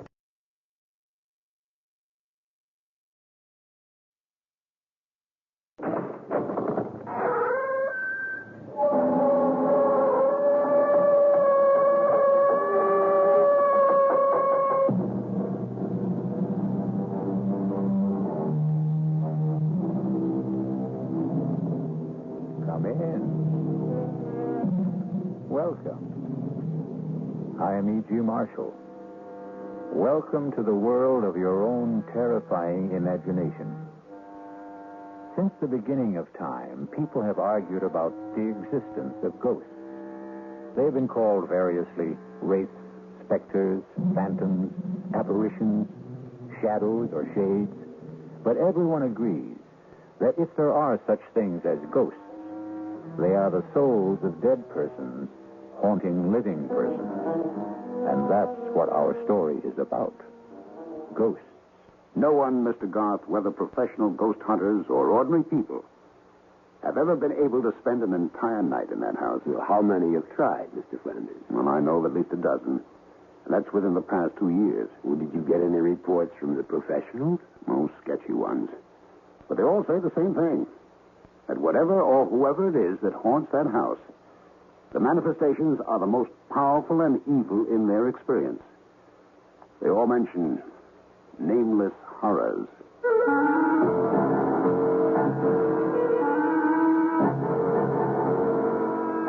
Our mystery drama, A Ghostly Game of Death, was written especially for the Mystery Theater by Murray Burnett and stars William Prince. It is sponsored in part by Anheuser-Busch Incorporated, brewers of Budweiser, and by the Kellogg Company, makers of Kellogg's Special K cereal. I'll be back shortly with Act One.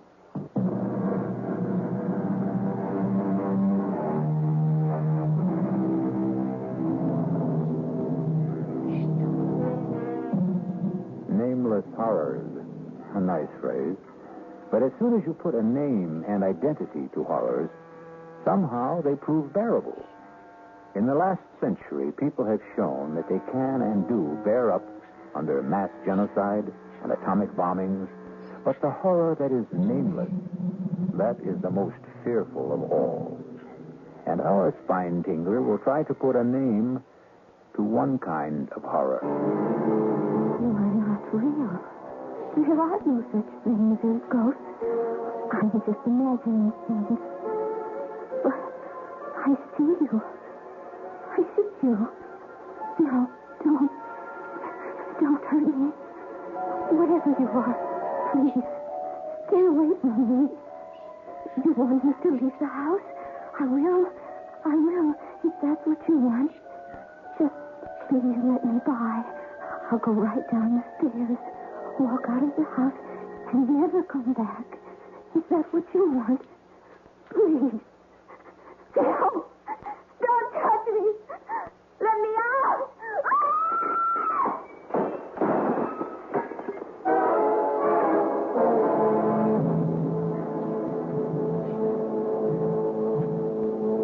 Suicide. That's what all the papers say, Mr. Garth. But we know better. It's ghosts. That house is haunted. Mr. Flanders, my field of study is the supernatural. But I can't even begin to tell you whether I can help or not until you get control of yourself. I'm sorry, but this whole thing is just about putting our firm out of business. What of the house, Mr. Flanders? Do you have anything on the history of the house? Yes. It was built in the early 1800s by a sea captain named Ephraim Hatch for himself and his bride, a young lady named Lucy Endicott. And they lived in it for some 4 years until the tragedy. Mm-hmm. You have the details? Well, Captain Hatch was supposedly a hellraiser in his youth, but also a great seafaring man. He was in whaling and, if the rumors are true, slave trading. At any rate, he amassed a fortune. He fell in love with this Endicott girl who was the town beauty, married her, settled down, and built this house. Mm-hmm. The tragedy. Well, the story goes, as nearly as we can piece it together, that the captain returned from one of his voyages earlier than expected and found his bride entertaining a lover. He killed them both. Horribly. And ever since, the house has been haunted and unlivable. We're building a condominium. This house is a key location, right in the middle of the property we own. We can't even get wreckers to tear it down. No one will go near the place. Well, you keep telling me that no one has lived in the house. What about this girl who just died there? Oh, that was a stupid idea of my partner's. Her name was Roberta Ginley, a television reporter. She wanted to make a name for herself, and my partner sold me on the idea that if she spent a night in the house and then went on television and told people about it, our problems would be solved. And now we're in a worse mess than before. That's why we came to you.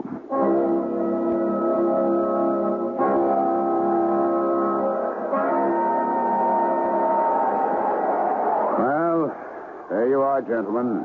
The haunted house. Well, is it always this windy, Mr. Flanders? No, Mr. Kelly. Only when the wind blows from the east off the ocean. Well, for a haunted house, it looks substantial enough. Well, shall we go up to the house, Mr. Flanders? Why don't you two go? I'll wait for you here. You'll be quite safe, Mr. Flanders. It's broad daylight. Jim Kelly here has been with me in more haunted places and dealt with more ghosts than any man, except myself. And don't forget Byron. Byron is my dog, Mr. Flanders. And like me, he doesn't believe in ghosts. Huh? Do you, Byron? Oh, I'm not scared, gentlemen. It's just that I've seen the house so many times, Well, I don't want to influence you. Who's this, Let's go, Byron. You bring all our gifts in? Well, it's back at the motel. We won't need it until tonight. Wow. They certainly built solid houses in the old days. Look at this door. What? Take it easy, Byron. Boy, everything's okay. You got the keys? Right here? All right, in we go. In we go.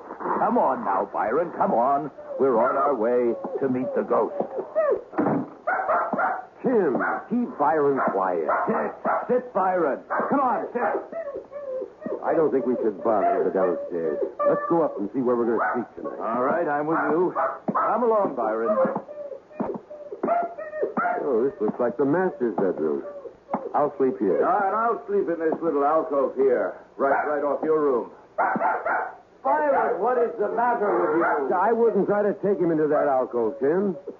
He can stay in this room with me tonight. All right.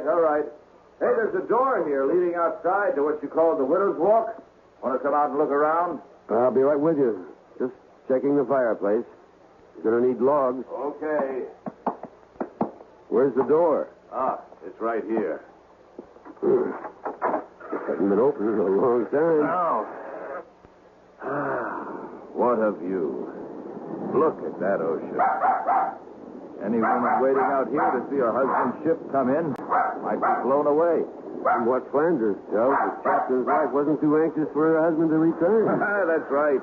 She was too busy entertaining her lover. Oh, look, how you moved the rail? Oh, thanks, Mr. Strong. Hadn't caught me. I would have gone over. What happened? Oh, nothing. I don't know. I lost my balance. Come on, Tim. We know each other better than that. What happened? I really don't know, Alex. I'll swear. I thought someone pushed me.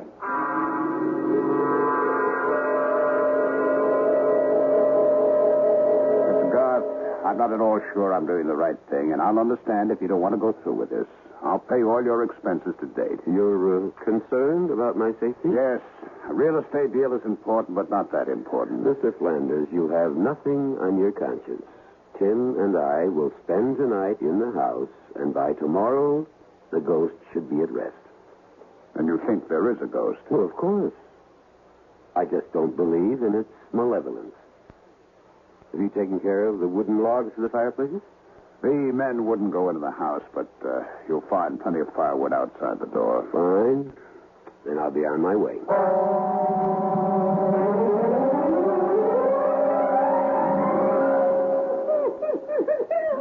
I've never seen Byron act like this.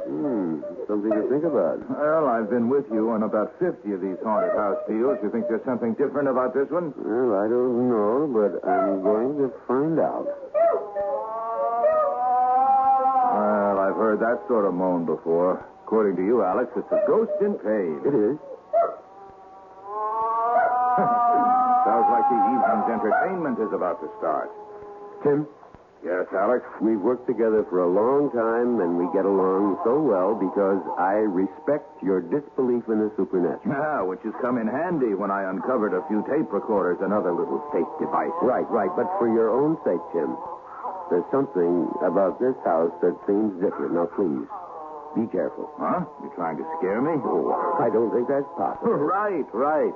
Now, how about some wood for my fire?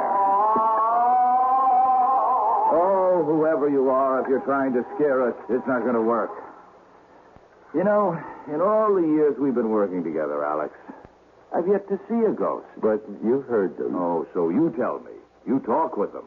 I just hear noises, and sometimes they're man-made. And sometimes not. Would you strike a match, please? That's better. Get some of the chill off the room. The fireplaces always seem to make a room more cheerful. The electricity must have been installed around, I guess the turn of the century, huh? Well, I've seen brighter lights, but at least we have light. And candles. Oh, did I share mine with you? No, I have a supply back in my room. Oh, all right. Here we go again. Spirit wrapping. Oh, now I've made it angry. Listen to me. Whoever you are, my name is Alex Garth. I would like to help you, but I can't unless... Doesn't want to talk to you, evidently, Alex. You'll see. Although you're my friend in the lie, you are often a disturbing influence. Now, I won't deny that I'm an unbeliever. So I'll turn in now that the fire's going. And you can go back to your side of the room and commune with the spirit. And with each other, Tim. We'll check with each other, as we always do.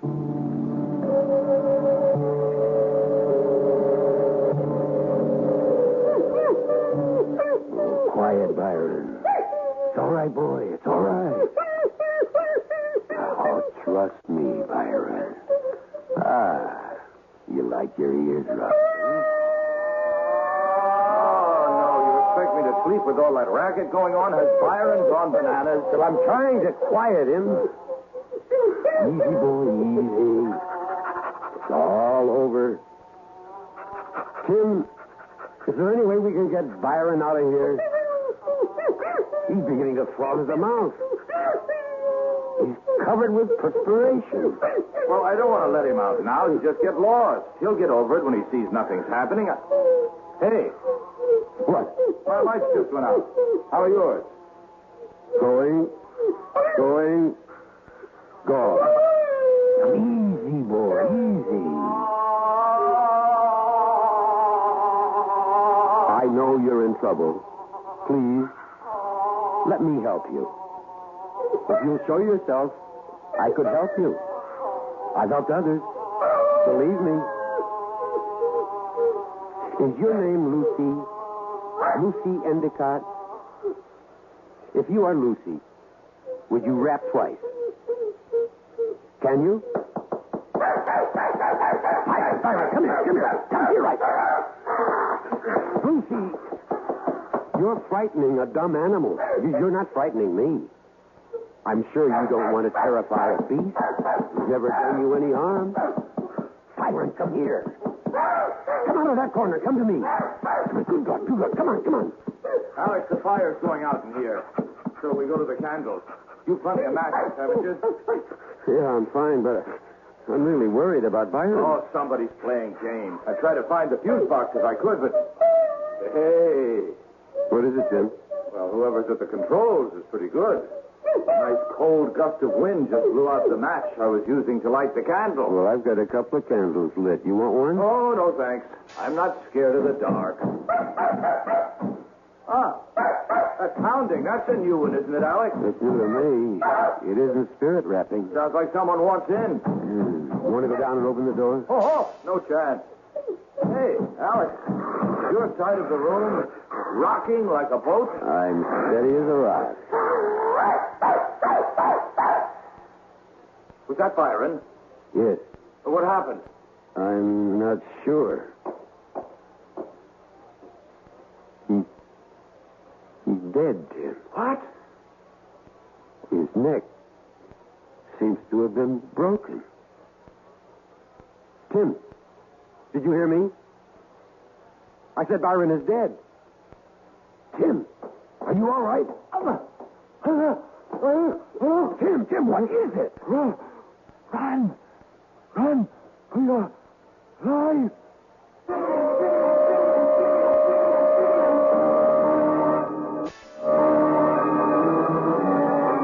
Each man has his own nightmare.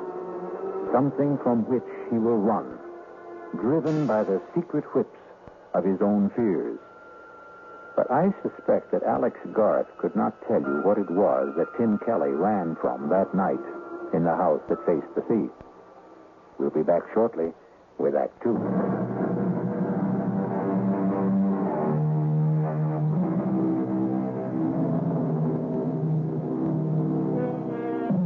Alex Garth, authority on the supernatural, has undertaken to spend a night in a house so demon-ridden that workmen have even refused to tear it down.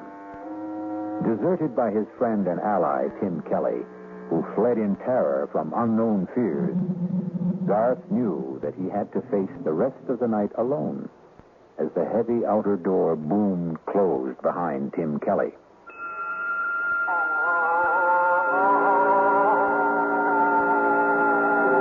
show yourself now? I promise not to run away like my friends. You'll never find peace unless you let me help you. There can be no rest for you except through me. Do you think you're being punished for some sin you committed when you were alive? That isn't you. Is it, Lucy? Please, let me help you. I will not let you in, and I will not leave this house. Locking the room doesn't frighten me. I'm not afraid. Mr. Coggin! We've split a tough, fellas. Keep her steady or I'll kill you! That letter I received in Trinidad tells me that my Lucy, my wife, is carrying on under the roof of the house that I built for her with young John Rogers. So, Mr. Coggin, we're going to drive for home and to hell with the storm. Nightmares. We've all experienced them. But I venture to say that none of us has experienced the horrible sights, shapes, and sounds that Alex Garth saw and heard in that dark room of the haunted house for the next hour. And when he still held hard to his sanity and what remained of his courage, the apparitions changed in character. Garth no longer knew what was real and what was fantasy. He later told me that he may even have fallen asleep, hard as that may be to believe. Alex? Alex Garth? Lucy? I am Lucy. Am I not there, Alex Garth? Yes. Even beautiful? Very beautiful.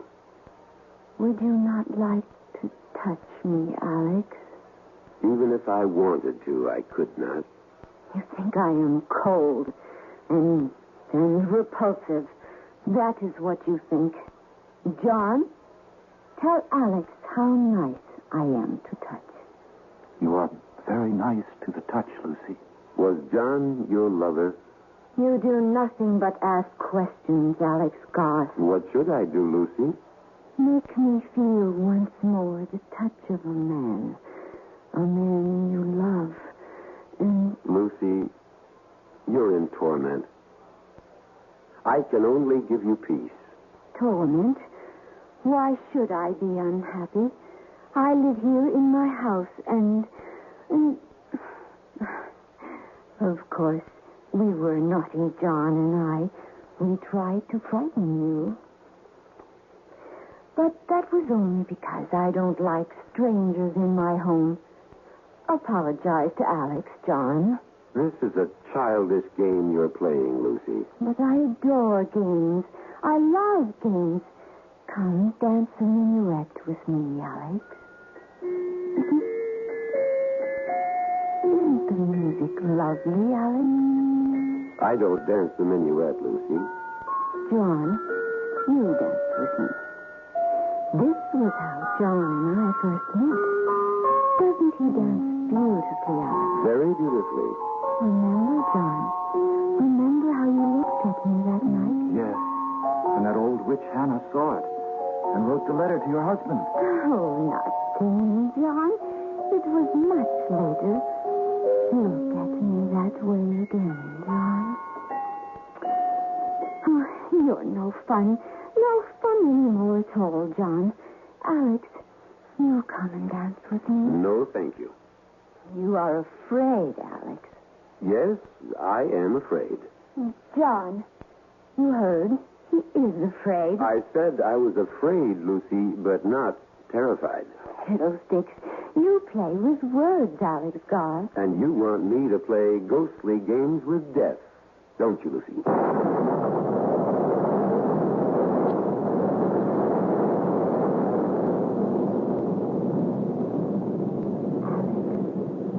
Alex Garth, wake up. I wasn't asleep. You are here to drive me from my home. Are you happy in your home, Lucy? I will not leave. You shall fail. others have tried. Would you like to see what happened to those others? I have a mirror you can look into in my room, just down the hall. Look in that mirror if you dare. I think I've been given a fairly good idea already. Leave this house, Alex. For your own sake, leave. Tomorrow morning, Lucy. Tomorrow will be too late. It's good. Sit down, Alex Garson. The room will stop spinning. There. That's better, isn't it? I'm still dizzy. I warned you. Now, Alex Garth, now, look at me. Good Lord. You do not find me beautiful now, Alex Garth. Not now with the blood flowing from the wounds inflicted on me by when he murdered me. Not murdered. Executed. You would not like to kiss me now, Alex Garth. Stay where you are. You need not worry about my blood staining your clothes. It will not even show. Stay away. Stay away. I warned you, Alex Garth. You think no one would wish to embrace me now, with the cuts and wounds and blood disfiguring me. Is that what you thought? I'm not listening. Someone will wish to kiss me. Someone who loves me. I will kiss you, Lucy. I will embrace you. And I will embrace you, John, my love, even with the blood flowing from your pores. I can't look. I can't. It will do you no good to put your hands over your eyes, Alex. You will still see the bloodied lovers kissing. No, I won't witness this horror. My thoughts are mine. And they're real. You're phantoms, and you don't exist. For many we don't. But you know that we do. We are here, and we are real. And the only way you can banish us from your mind's eye is to run. Run, as your wise friend did. Run, and you'll see us no more. No. No, Lucy. I'm not leaving this house.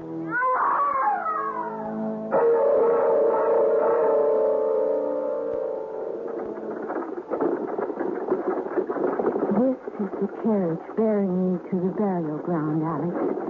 If you open your eyes, you can see into the coffin. The undertaker did a fine job. I looked almost as pretty as I did before I died. I was wearing the dress you've seen me in, Alex, and the only mourner following who wasn't afraid of my husband's wrath. The only person who didn't believe I was a wanton. Do you believe that? Yes. You do? Yes. Everyone feared Captain Hatch. And you, Lucy, most of all, you still fear him. No. Oh, why won't you go? Like you, Lucy, I am bound. How bound? By my knowledge, by my pride, by knowing if I leave now, I failed. You have stayed longer than anyone. Not long enough. You mustn't stay. What you have seen is... it will be worse and dangerous for you. Even more dangerous. And you're afraid for me? Yes. Why? You really don't know? Of course not. But you've seen John. Have you not noticed that you are very alike? Well, I really hadn't looked that closely. Would you? No, I believe you. Then you must see how dangerous it is for you now. Then help me. I cannot. If you would trust me and tell me what the control is, I could help. You're very wise, Alex, but this is something beyond your wisdom. Try me. It's impossible. I am held here by forces stronger than yours. How do you know what my powers are? I told you, you are not the first who has been here, but you are the bravest, and your courage will destroy you.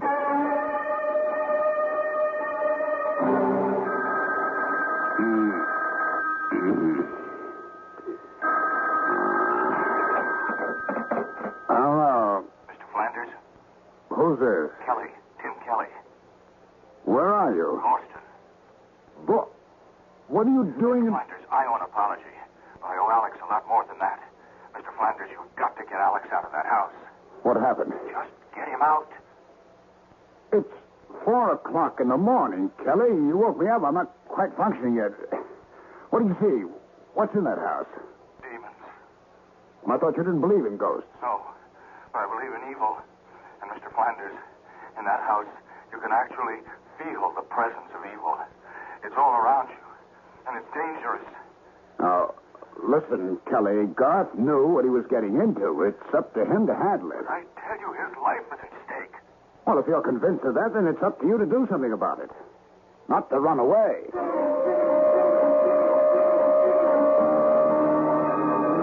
You speak to me of powers, Alex Garth, yet you are afraid to test them. What kind of test do you propose? The mirror. The mirror in my room. Let's go. Well, come along. I'm warning you, Alex Garth. Wait a second. Your death machine will not help you. Death machine? Oh, you mean the revolver? Call it what you like. It spits fire and noise and has been used stupidly by stupid people against us. Surely you know better, Alex Garth. No, it gives me something to hold on to. Come on. You could try to hold on to me. This is your room? You fear to go in? Well, I'm wondering what it is about this room that...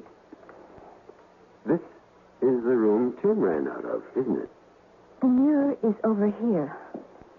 Now, look in the mirror, Alex Garth. Look well. See, Alex Garth? Is that you, Lucy? It is I, Alex. She's a very young girl. And your schoolmates? Who are they? Schoolmates. Is John among them? Look. Look in the mirror. I can't make out the faces. Now you're grown. I can't. Oh! No! No!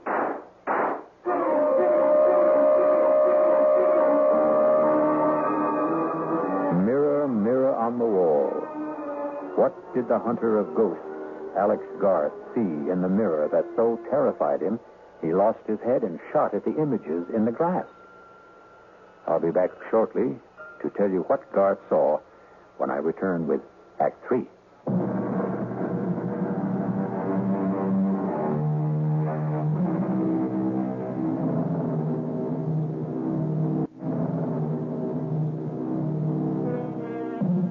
Some people believe in ghosts, some very thoughtful people. There are others who say if you believe in ghosts, you will see ghosts. And Alex Garth, expert on the supernatural, is not only seeing, but talking to ghosts. As experienced and as cool a ghost hunter as Alex Garth has just committed the childish act of firing his revolver into a mirror, shattering the glass into 1,000,000 pieces, and doing the same to his composure. Stupid. Stupid, stupid. Breaking the mirror isn't going to change anything, Alex Garth. The only thing you can do is leave. I'm not leaving, Lucy, until dawn. If you stay, your mind becomes a mirror. A mirror for all the things you don't want to look at. Well, if I have to look, I will. Then farewell, Alex Garth. You and I will see each other, but we can no longer talk until you join us. Join you? You are doomed. You will join John and me here in my home for all eternity. And God help you, Alex Garth, because I no longer can. Lucy. Lucy, is that you? Lucy, my darling, my love, I must go now. No. Please stay a little longer. Just a little longer, dear heart. Why did you marry him, Lucy? He went away, John, my love. He left and never said a word. How could I, Lucy? You know I didn't have a penny. You could have told me you loved me. You knew that. You knew it all the time we were growing up. Sometimes when people grow up, they change, John. And I was afraid you no longer cared for me. That's why you married the captain. I didn't want to be an old maid. Oh, there was no chance of that. I was afraid. I was afraid, John. He was so strong. John, I'm going to have a child. What? I'm going to have a baby, John. You're a baby. You're sure? I'm sure. Then we have to leave. You must come away with me, Lucy. Where will we go? West. To a new place. For a fresh start. Somewhere where Ephraim can't find us. There is no such place. Of course there is. Lucy, you know what will happen if Ephraim discovers that... Ephraim won't be home for at least a week. He was in Trinidad. The last I heard... Lucy, please. Your husband. Come on down and unbolt the door. What do we do? Hide. I must let him in. Where? Anywhere. Quick. There. In my wardrobe. Behind my gown. Lucy. Coming, Ephraim. Just getting my robe. Don't be wasting your time, Lucy. It's been 4 months since I've seen you last.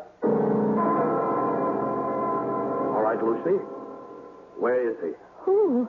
John Rogers, your lover. Have you gone mad, Ephraim? Aye, maybe. Mad with jealousy. Stop lying and tell me where he is. You're hurting me. Aye, and I'll be hurting you a lot more unless you tell me where he is. Who put those terrible ideas into your head? The widow Davies, that's who. And you believe that old gossip? Tell me she lies. Tell me. Here. Lie. Aye. Lie there and snivel whilst I roust out your fancy man from wherever he's cowering. There's no one here, Ephraim. God is my witness. No one. Here it goes. Well, for your sake, I hope you're right. But the widow told me she saw him sneaking into this house tonight. She lied. She lied. Maybe. And now, how about your wardrobe? Ephraim! I am with child. Get up on your feet. The child is yours, Ephraim. Your child. You think I'll have my wife carrying another man's child? No. Oh, you'll be killing your own child. Liar. Cheat. Stop. He's here. The man who got you with child. Then come here and stop me. Come on. No. You know I can't do that. Can't? You mean you won't? You know as well as I do. I've never had anything to do with your wife. Just as you know very well who I am. What I'm trying to do here. Then do it. I'll match my blade against your pistol anytime. Captain! No, John. No! So, you came out at last, did you? Now, tell me how you like the taste of steel. Here. Have another drink, Garth. You look as if you need it. Flanders, there isn't enough liquor in the world to warm me. Not after what I saw at your house. Then it is haunted. By ghosts beyond anything in my experience. Can you help me? I hope so, but I'm not sure. I managed to stay the night, and I barely managed to survive. There's one room in the house that seems to be the focal point of all the manifestations. That's the room I believe was occupied by Captain Hatch's young wife, Lucy. That's the room from which Tim ran last night.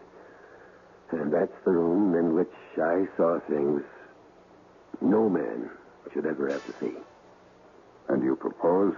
To hire some workmen? Oh, that's impossible. I told you what happened when I had workmen. I can understand why no workmen from around this area will go near the place. I intend to import a couple of men I've used before. Well, you could try it, but what would you want them to do? To dig into and around that room and see if we can find something that will account for the hauntings. We? Well, you and I will be with them. Correction. I hired you, Garth. You'll be with them. And report back to me.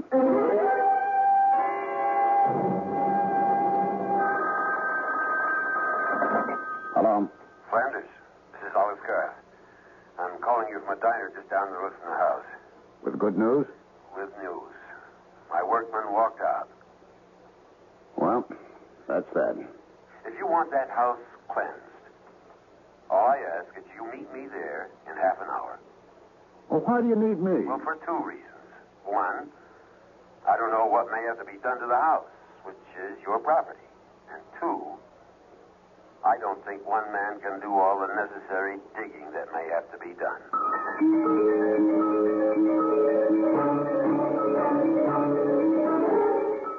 Oh, I see what you mean about this room. Yeah, we'll try not to think about this house or the stories about it. Just hand me that hammer. What do you want with a hammer? I'm going to test these walls, the floors. You think there's a secret passage or some nonsense like that? Well, I don't know what there is, but there must be something. You'll have to take my word for it that what goes on in this house isn't an ordinary lost or restless spirit seeking solace. It's something that's planned and controlled. How? That's what I hope to find out. Ah! Here. You found something? I think so. Listen. That sounds hollow. Yes. And the further down you go towards the floor, the hollower it sounds. Hand me that crowbar. Well, maybe we should let things be. Not if you want to rid the house of the ghosts. Well, what will we find? Lord knows. Here goes. I know. Wait. Can't you handle this without me? You scared? Well, I think I'd feel better if I stepped outside. Be over in a minute. I don't think I'm going to be able to stand this. Well, just think of something else. You get a thought, you hold on to it. Well, I can only think of the sea and the storm and the ship driving and a woman. Flanders, hold on to me. Hang on. And look. Look, there's nothing down there but a room. Look for yourself. God, why should I be so terrified? Why do I want to run? There are steps. Come on. No, you want me to go down? Come on, it's only an empty room. I'm not so sure. Come on. No. Steady now. What's that? It's a table. There's something on it. I know. Let's see. It's just a plain saucer. Yeah, the saucer's plain. But look what's in it. What is that stuff? Well, I'm not sure, but it looks to me like something like mercury. I'll bet there's mercury in it. We'll have to have it analyzed. What's that on top of it? A needle. Look at its spin. I see. But don't you see anything else? No. Well, look under the saucer. Looks like a slip of paper. It does indeed. Let's have a look at it if I can get it out without disturbing the... There we are. There's writing on it. What does it say? As moves this needle, so moves my will. Accursed be this house and all who dwell therein. See to it that they find neither rest nor tranquility, but be doomed to eternal agony and torment beyond the ken of man and woman. To which I affix my seal and signature, Ephraim Hatch, master of the schooner Lucy. Do you mean to tell me that this piece of paper, that saucer of liquid and a needle... Look out! The saucer! Be careful! Quick, the ladder! Hurry, Flanders! The smoke! I can't breathe! The ladder! Quickly! I'm right behind you!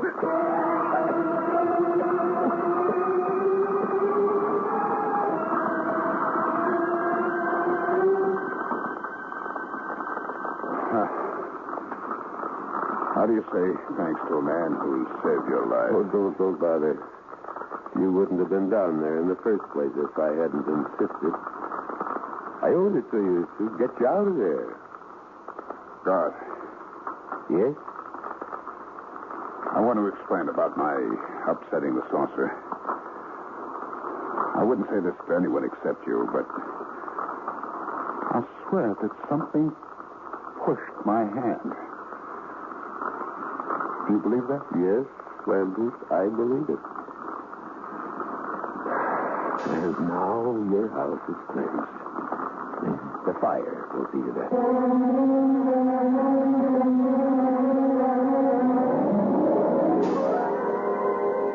For those of you who are skeptical about the existence of such things as ghosts, I have a suggestion. Find a house reputed to be haunted and spend the night there. And then let me know about it. I'll be back shortly. Alex Garth is still an avid investigator of the supernatural. However, he has a curious reluctance to tell people about what he saw during the night he spent in that house on the New England coast. And he never admits that many times in the dead of night, he sees again the face of Lucy, her lover, and the terrible sword of Captain Ephraim Hatch. And he awakens with his mouth open in a soundless scream. Our cast included William Prince, Ralph Bell, Joan Tyson, William Redfield, and Gil Mack. The entire production was under the direction of Hyman Brown.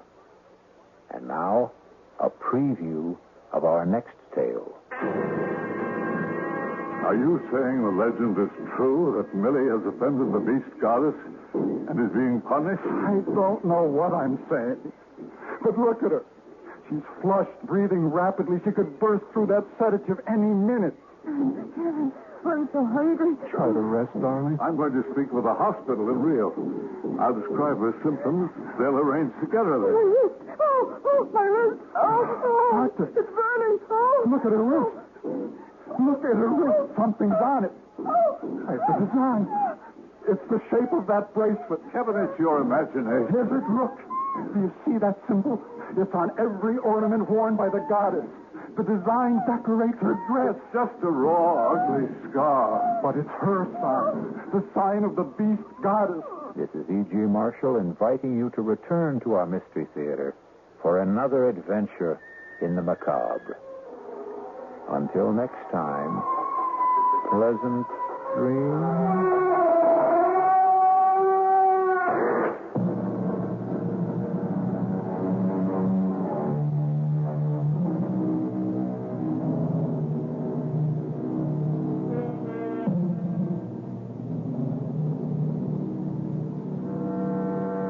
You're listening to WTAX Radio.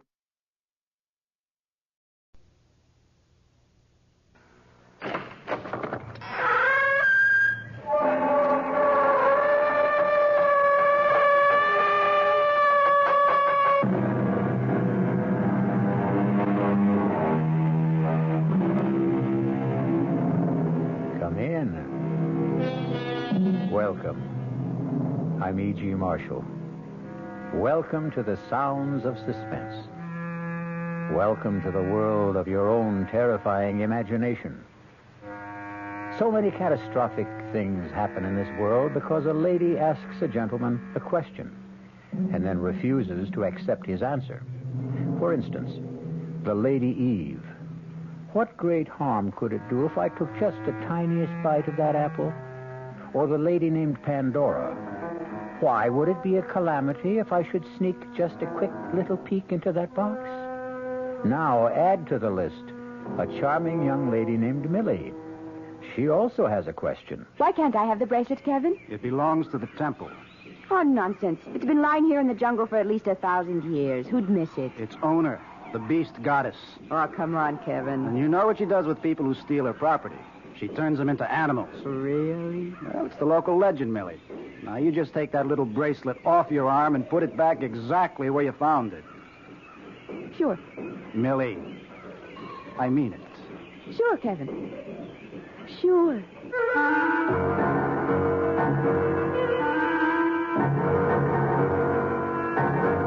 Our mystery drama, The Sign of the Beast, was written especially for the Mystery Theater by Sam Dan and stars Lois Smith. It is sponsored in part by Anheuser-Busch Incorporated, brewers of Budweiser. I'll be back shortly with Act One.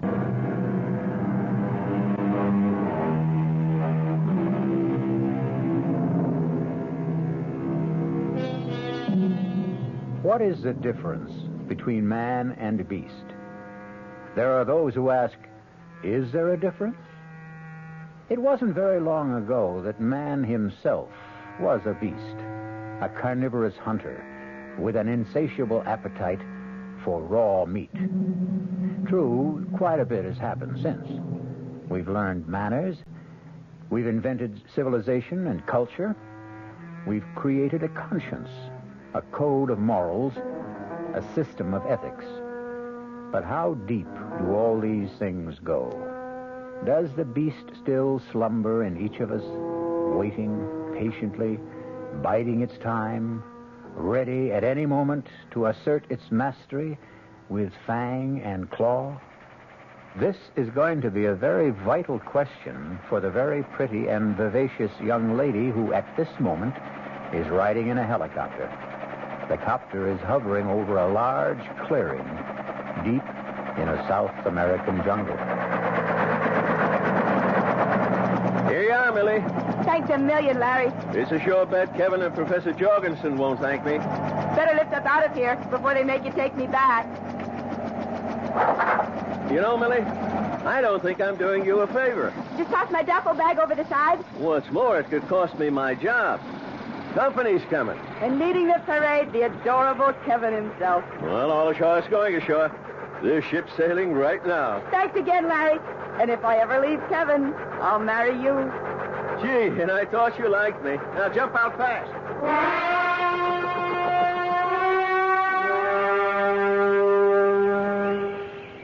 And furthermore, you haven't even kissed me. Look, I'm very angry about this, Millie. You could still kiss me, Kevin. You promised to stay at the base camp. That was last week. But we're moving into the jungle tomorrow. Kevin, we've already been through all the arguments. Category A, danger from animals. Well, I brought the 405 Anson Carterets, and I'm a better shot than you are. Now listen, Millie. Category B, danger from rare, unknown, mysterious, incurable tropic diseases. You have just as much chance of getting one as I do. Dr. Jorgensen will be furious. Your Dr. Jorgensen is my Uncle Bert. I can handle him. It isn't a matter of handling people. Well, it's true, you know. Millie can always handle me. Uncle Bert, I love you. A kiss to soon. Dr. Jorgensen will have to radio that idiot Larry. I'm not going back, Kevin. Sir, won't you make her see reason? I warned you about this, Kevin. Last year, when you said to me, how about an introduction to that good-looking niece of yours, I told you the problems, but you would have her. And I'm worth it. Oh, Millie, it's only because I love you so much. Uncle Bert, why don't we leave Achilles here to sulk in his tent while you show me around the camp?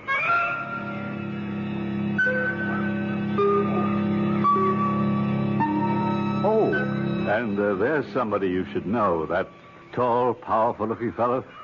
His name is Imara. He's our straw boss. Imara, whenever you want something done, you... Yes, Dr. Jorgensen. Imara, this is Kevin's wife. Her name is Millie. How do you do, Amara? It is an honor to meet you, Millie. Imara is in charge of setting up, taking down, and moving the whole camp. Ah, well, I can see he does a splendid job. Oh, no. The fact is he does a very bad job. What? What did you say? I said he does a poor and unsatisfactory job. Uncle Bert. Oh, it's the truth. But everything looks to be so neat, so orderly. Actually, Imara is unbelievably incompetent. He deserves to be fired. I think that's unfair and heartless. Excuse me, Millie. Mara, please go to Kevin's tent and bring Millie's .405 rifle. Yes, Doctor. At once. Uncle Bert. No, before you say another word. How could you be so heartless? You must understand, Amara, his primitive superstitions, his beliefs. But he's not some ignorant savage. You can tell by his speech. He's obviously educated. Must you insult him? Millie, you simply cannot compliment these natives. These natives? Oh, my, aren't we condescending? And why must we not compliment them? Will it spoil them as servants? Will it drive up the pay scale? Oh, Millie, where to begin? In Aymara's religion, he is surrounded by a host of jealous, angry, implacable gods and goddesses. They do not tolerate praise for human beings. That's nonsense. One man's nonsense is another man's devoutly held belief. You terrify Aymara when you praise him. Therefore, on this expedition, never. There's a charm in being, quirky, kooky, offbeat. Just obey orders. Don't, under any circumstances, praise anybody. Understand? Yes, Uncle Bert, I understand. Things are bad enough. In the first place, you're a woman. Well, I like that. You need some prestige. That's why I sent him for the rifle. Hit some tin cans, break a few bottles at 300 yards, and you'll be one of the boys. Uncle Bert, you actually are a male chauvinist. Who would have suspected it? Well, I have to pack away my instruments. Can I trust you not to get into any trouble? Implicitly.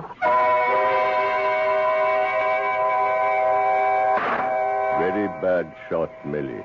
And now, I'll break that bottle next to it. Oh, that was terrible. Not bad, if I do say so myself. And that's every bit of 250 yards. Now, you see those 3 cans? You are a very poor shooter, Millie. That's nothing. You should see me when I'm in practice. Oh, my. I didn't know we had children in the camp. Who's that youngster by the kitchen tent? It is my little boy. He stays here with me till we leave the jungle. What's his name? His name is Isara. Isara. Oh, what a lovely name. No, it is an unpleasant name. I should think you'd be proud. Proud? Me? Proud? Why do you say I'm proud? Oh, because he's such a handsome child. No, he is plain, he is ugly. He seems so intelligent. Notice how patiently he lines up those stones and shells. No, you're stupid, I swear to you. He has no sense. He disgraces his mother and me. Well, what are you saying, Aymar? This child is a fool. Anyone can see that. Now, I must go. Where? I must go clean the rifle. I must go.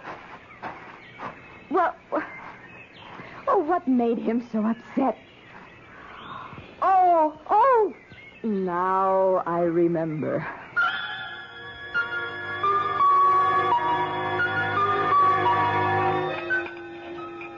Amira, you may serve the coffee. I know the cuisine has left something to be desired these past few days, Millie. Oh, none of this bothers me. I can live on tea and toast, fruit and vegetables. By tomorrow sometime, we'll come to the ancient temple, the forbidden grounds. I have the cameras ready. I must caution you, Millie. We were permitted to come here only because I promised the chief, who is my blood brother. We do have a wild family, don't we, that Uncle we Bert? will not defile the holy grounds. Now, all around you'll see scattered ornaments, bric-a-brac, all sorts of things. Touch nothing. Uncle Bert, I hardly have to be told. We can photograph anything, everything, but it all belongs to the goddess, the beast goddess. It'd be dangerous to touch anything anyhow. You see, dear, this is very possessive. I don't know why I have to be treated like a child and indoctrinated with lessons in basic honesty. I've been on digs with you before, Uncle Bert. You take anything that belongs to the beast goddess, and she'll transform you into a wild animal. What's that, Uncle Bert? Those drums. You get used to it. It's just the native telegraph service. What are they saying? Oh, I never learned to read them exactly. I can just get the general idea. I think it's news of death. Death? Yes, it's someone's death. How can you tell? Well, the basic rhythm speaks of death. And since it's a very beat, it's probably, well, the death of a child. A child? Yes, I'm sure of it. Millie, is something wrong? Oh, I have a headache. I think I'd better turn in.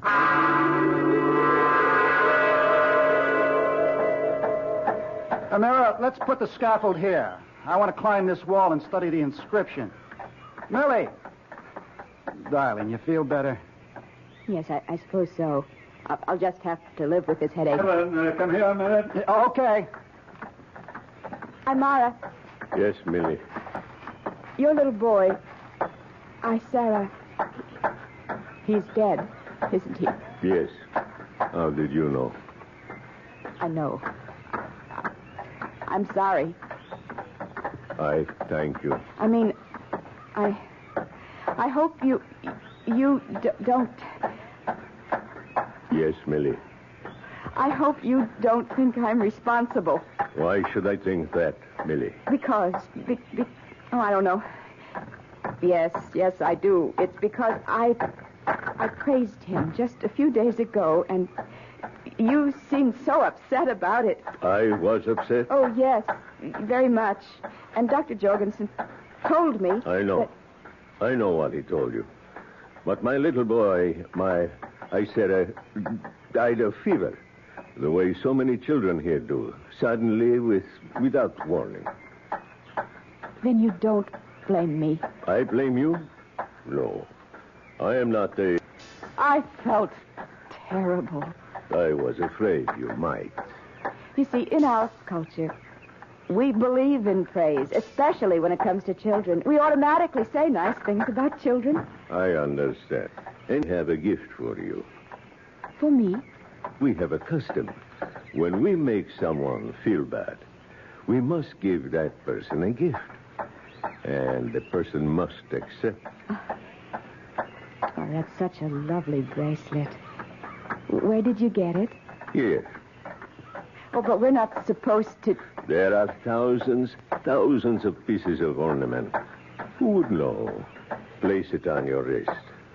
Ah, see how pretty it looks. Oh. Wherever you look, thousands of beautiful things. This is the very last. Besides, it is the custom. You see, you would have to explain why I gave it. I understand. And it would make them uncomfortable. Because everything they have come to believe about superstition would be wrong. Millie! What is it, Kevin? Bring the camera. I want to shoot these inscriptions. Thank you again, Amara. And it will be our secret. I'm coming, Kevin. Yes. Go to him. Go to your husband, arrogant, heedless, ignorant woman. You have defied my gods and killed my son. Your punishment has been decreed. It has already begun.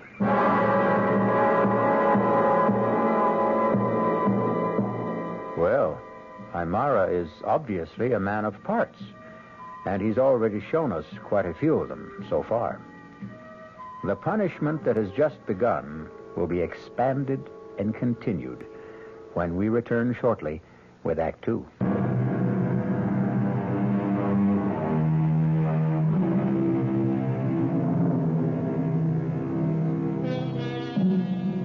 Is it entirely valid to suggest that the best way to... There seems to be some historical basis for it. Archaeologist Kevin has ordered his wife Millie not to touch any of the artifacts or ornaments found in his latest discovery. And now, he finds it impossible to take his eyes off her wrist. Is this the section of the temple wall you want me to film, Kevin? Kevin, what are you looking at? What's that on your wrist?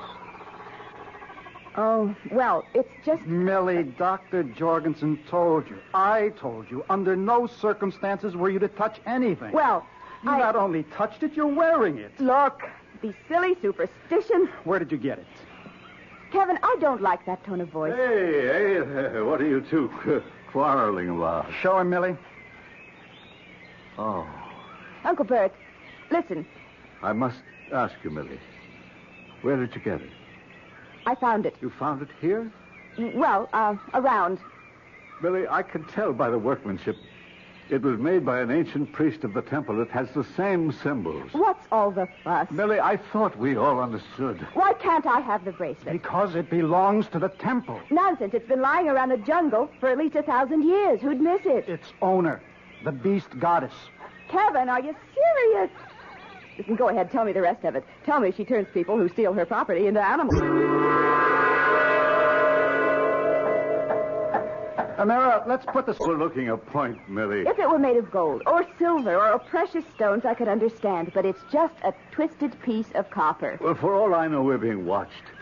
If so, you can expect a poisoned arrow through your throat any second. You know, I listened to the two of you, and Millie, your trouble is that you don't listen. Now, let's not have an argument. I gave my word. That's all there is to it. Millie, you will take that bracelet off your wrist and put it back. Put it back exactly where you found it. Sure. I mean it, Millie. Well, sure, Uncle Bert. Sure. Here. These are the symbols the Incas used for weddings. Well, could they have originated this far north and east, Dr. Jorgensen? Millie, photograph this section of the wall. Yes. I need some more film. I'll be back in a second. Well, you don't have to go. We'll send Amira. No, it's all right. I just want to stop off at the kitchen tent. I think I need a snack. We just had breakfast. I know, but I'm hungry. Are you sure you feel all right, Millie? Oh, I'm fine. Just a little hungry. That's all. Millie, about yesterday. What about yesterday? The bracelet.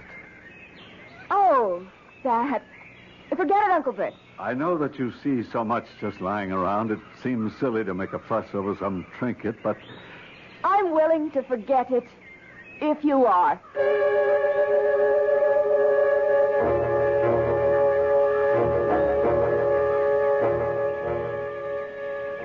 Hi, Mara. Yes, Millie. Where's the cook? He will be back soon. I was wondering if there's anything to eat. What would you like? Well, I'd like some meat. I could cook a slice. Oh, would you please, Amara, and hurry. Will this be enough? Just throw it on the fire. Yes, Millie.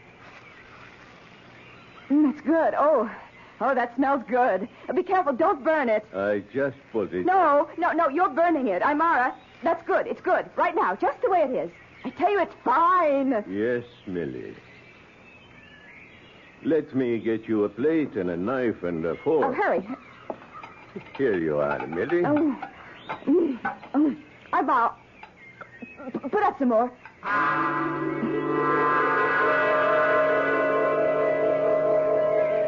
Kevin.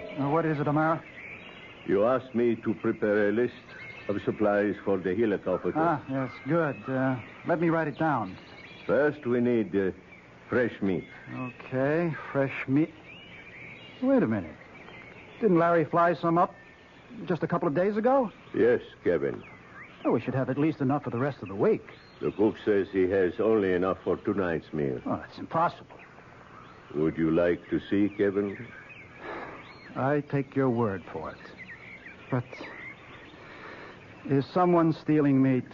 I cannot say, Kevin. Well, I know we eat a lot of it, but still, All right, put down meat. And this time, get plenty of it.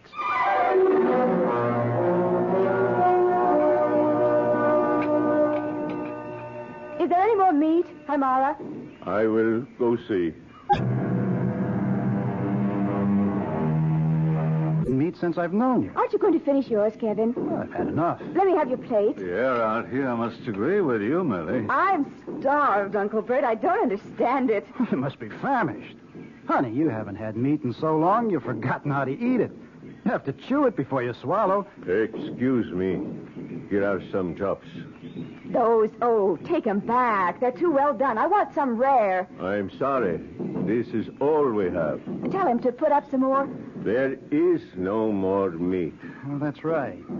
Larry's due in with supplies in the helicopter. When will he be here? Well, I don't know. Sometime today. Why don't I take the 405 and shoot us a deer or something we can eat? Millie, are you all right? Of course I'm all right. Now, why do you ask? Well, don't snap my head off. Millie, you'd better get some rest here. You're tired. I'm not tired. I'm hungry. Millie, darling, something's wrong. Why? Well, because this isn't like you, that's all. Kevin, I don't know. I have such a pain in my stomach. What kind of pain? Hunger. That's the only way I can describe it. But you shouldn't be hungry. I can't help it. I have this terrible craving for food. Oh, no, not for food, for meat, for red meat. Oh, Kevin, Uncle Bert, I'm frightened. Take her to a tent, Kevin. Take her to a tent. We'll give her a sedative. Oh, yeah, yes. Maybe that'll be best. Maybe that pain will go away. Yeah, come on, dear. Now, come on. Kevin, you'll wake me when Larry gets here in the helicopter with the meat. Sure.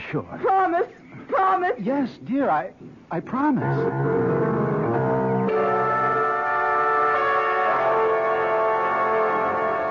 Is she asleep, Kevin? Yes, finally. Dr. Jorgensen, what's wrong? I don't know. I've never seen her hysterical. Are you as worried as I am? I'm worried enough to want to get her to Rio, to a hospital. Let's radio Larry to get that damn helicopter here pronto. I just spoke to Larry. We have a problem. It seems the helicopter needs some repairs. What kind of repairs, for God's sake? I don't know. It was technical. Larry's working on it. Larry, he's an idiot. If he hadn't brought her here... It's our fault, yours and mine. We let her stay. What are we going to do? You say she's asleep. Well, all she needs is rest. Maybe when she wakes up, she'll be better.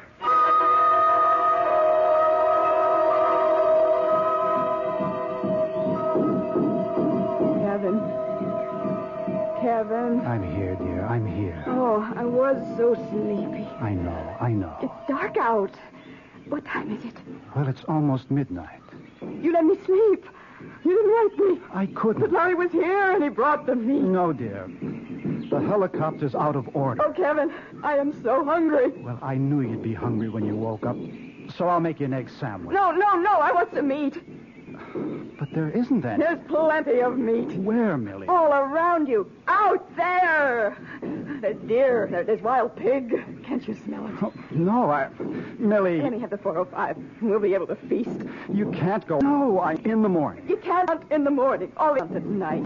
Darling. That's the time. Now listen, here are some pills to calm you. Kevin, something's wrong with me. I don't know what. I say things I don't understand. I have urges. Oh, I can't even describe. Hold my hand. Yes, dear. What is it, darling? What is it? Oh, my wrist! My wrist! It's burning! Oh, it's on fire! What's the matter, Millie? Look at her wrist. Oh, that's a very ugly-looking irritation. How did you get it, Millie? Oh, I don't remember. I don't know. Oh, Uncle Bert, I don't know anything. I'm all right. Here. Oh. Now, Millie, you must try to be calm. Try, dear. Yes, Uncle Bert, I'll try. Now, tell me, how did you hurt your wrist? I don't remember. Try to think. Try to remember. You probably have an infection, some kind of bruise. I don't have an infection. I'm not sick. I'm hungry. Do you understand? I'm hungry. You want me, Dr. Jorgensen? I'm all right. Bring the medical kit. I'm hungry. Well, the first thing we have to do is put a penicillin ointment on that bruise. She's feverish, ravenous appetite for meat, bruise on wrist. Could be anything. She could have scraped it against a bramble, anything. Or an insect. Dr. Jorgensen, we have to get her out of here. Now, radio Larry. Tell him it's an emergency. We have to do something. Don't lose your head. Listen, Millie. Kevin, won't you get me something to eat? Yes, dear, I will. I have the medicines, Dr. Jorgensen. Good. Oh, Kevin, you don't love me. I think we'd better put her to sleep. Hold your arm still, Millie, dear. No, you want to stab me. I'm going to bleed. Hold her arm, Kevin. No, stop.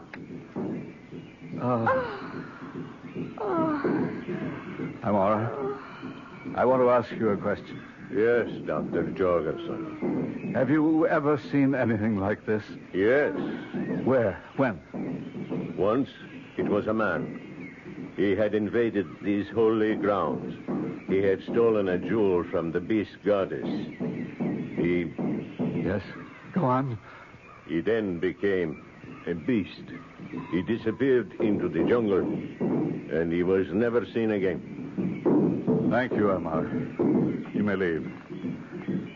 This kind of superstition we can do without. Maybe. And don't bite my head off. Maybe there's something to it. Something to what? To what he's saying. Oh, I know. Primitive superstition. But look at us. You and me. Between us, we carry a considerable supply of the knowledge of the civilized world. Between us, we have degrees in medicine, anthropology, chemistry, sociology. Can we explain it? Are you saying the legend is true, that Millie has offended the beast goddess, being punished? I don't know what I'm saying. But look at her. Look how troubled, how agitated she is. She's flushed, breathing rapidly. She could burst through that sedative any minute. Kevin, I'm so hungry. Try to rest, darling. I'm going to get on the radio. The helicopter is out of order. We're past all that. I'm going to speak with the hospital in Rio. I'll describe her symptoms. They'll arrange to get her there. My wrist. Oh, my wrist. Oh, Doctor. It's burning. Oh. Look at her wrist. Look at her wrist. Something's on it. Oh. It's a design. It's the shape of that bracelet. Kevin, it's your imagination. Is it? Look. Do you see that symbol? It's on every ornament worn by the goddess. The design decorates her dress. It's just a raw, ugly scar with some very wavy lines. But it's her sign. The sign of the beast goddess. The sign of the beast. It could be a coincidence. Do you believe that? Tell me, do you believe it? Kevin, I don't know what to believe.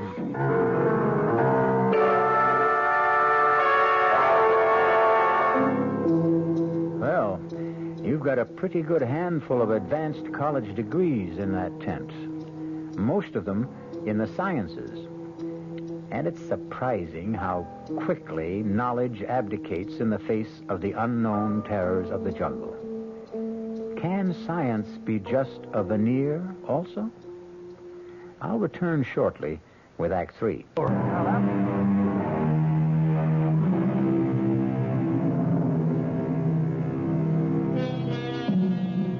Hamlet said that there were more things under heaven and earth than were dreamed of in philosophy.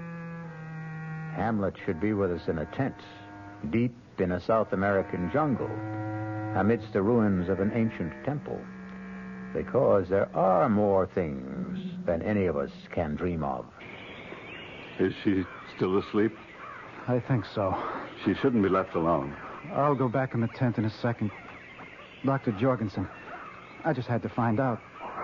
Were you able to radio the hospital? Kevin, it's 2 o'clock in the morning. Well, what's the difference? My contact there, the chief of medicine, he's due at 7. Can't he be reached? Kevin, he's returning from vacation. He's on the road. It's only 5 hours. Don't worry. Poor Millie. You know, she really didn't mean any harm. And there are scads of this stuff lying around. I know. It's a pretty little thing. Who'd miss it? She didn't think it was stealing. Kevin, don't talk as if... As if what? As if you believe this is the revenge of the beast goddess? Can you rule it out? Kevin! If they can't send a copter for her, I'll carry her out of here on my back. Those damn drums, what are they saying? Is it important? I'm getting so jumpy. What are the drums saying? Oh, no, nothing. That isn't so, Dr. Jorgensen. Why do you make an issue out of it? Why do you refuse to tell me? Now, you can read those drums. The way I can read a telegram. Now, what are you trying to keep from me? It's just that I thought the agitated state you're in right now... Well, don't make it worse. What are those drums saying? Well, it has to do with revenge. Revenge? What was that? Well, those are rifle shots. Well, who'd be firing at this hour? Come on. Millie! Millie! Oh, she's gone. She's got a rifle. Amira, wake everybody up. Rouse the camp. We have to find Millie.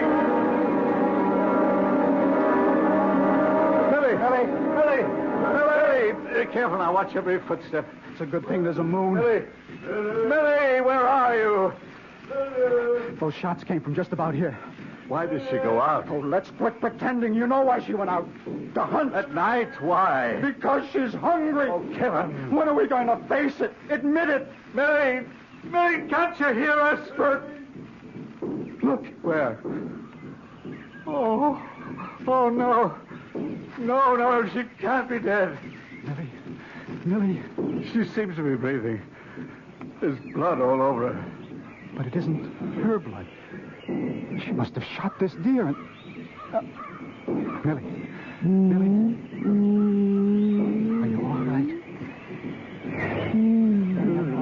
I feel so nice and warm.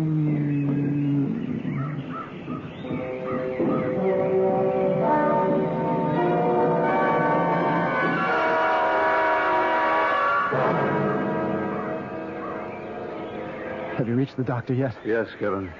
They're sending a copter. It'll be here late this afternoon or tomorrow morning. Oh, that's great. They're doing the best they can. Oh, sure. I'll be reasonable. Reasonable, huh? My wife is being destroyed before my eyes. It seems there is, or they think that this might be a very unusual disease. Oh, come on. It's an infection. She might have picked it up from the bracelet.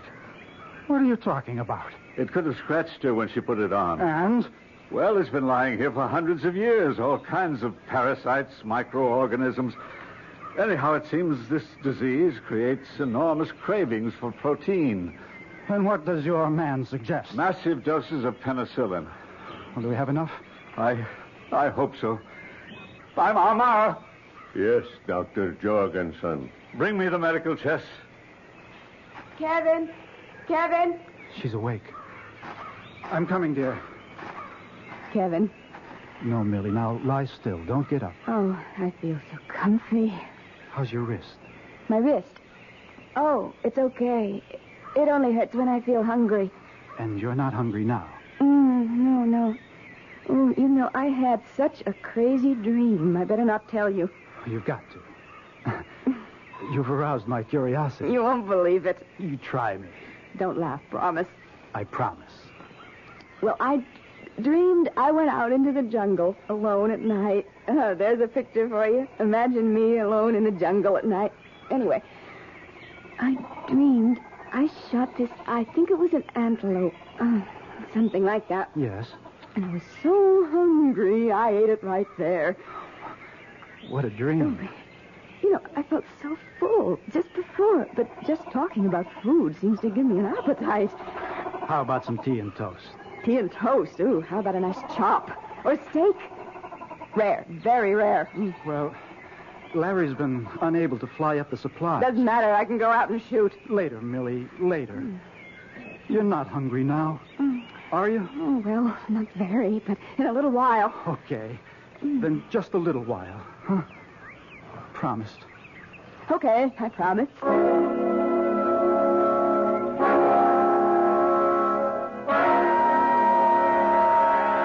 Where have you been, Doctor? I've been waiting in the tent. Don't leave her alone again, Kevin. Where's that penicillin? That's just the problem. What problem? Look, we just can't have any more problems. We do. The penicillin is gone. That's impossible. All the bottles of penicillin solution, all the tablets, gone. But how? I don't know. Are any other supplies missing? No, everything's here. Kevin!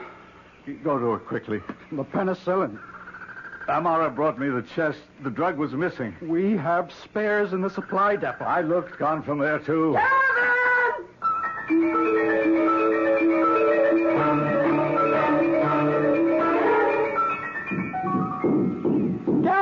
Kevin! I'm hungry! Oh, Kevin, you don't know my stomach hurts! And my wrist, it's on fire! Millie, everything will be all right. Sure, yes! Just let me take the 405 and shoot something! No, Millie, no. Kevin, I'm going! Millie, try to get some rest. I don't need rest! I need food! I need meat! Please, Millie, lie back. Rest. Take your hands off me! Millie.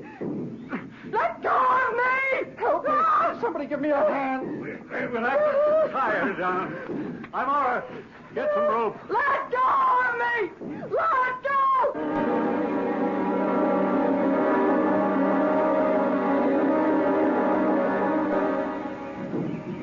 Where's that damn helicopter? He could never find us at night. He'll have to wait till morning.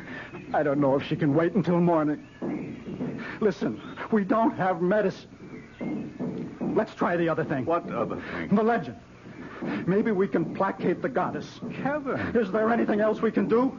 Now, there's something happening here. The penicillin is gone. How do you account for it? We may have forgotten to pack it. Nonsense. Last night, you said the drums were talking about revenge. Revenge for who? For what? And what are they saying tonight? It's revenge. Kevin! Come in here! I'm coming. Kevin, I want the 405. Untie me. No, Millie. What did you do with it? Untie me. What did you do with it? The bracelet. You didn't put it back, did you? I'm hungry. I'll die, Kevin. I'll die. I'll untie you. If you just tell me, where did you put the bracelet? I'll get you some meat. Yes. Oh, Kevin, yes. The bracelet. The bracelet. It's in my makeup kit. Oh, no, untie me. Let me hunt. Where did you find the bracelet? You promised to untie me. Where did you find the bracelet? I must go hunting. Oh, Kevin. Where did you find the bracelet, Millie? I didn't find it. Tell me the truth or I'll never untie you. I didn't find it. I'll leave you here to starve. Amara. What about Amara? I promised him I wouldn't tell. What about Amara? He gave me the bracelet. Oh, Kevin, untie me. Please, untie me.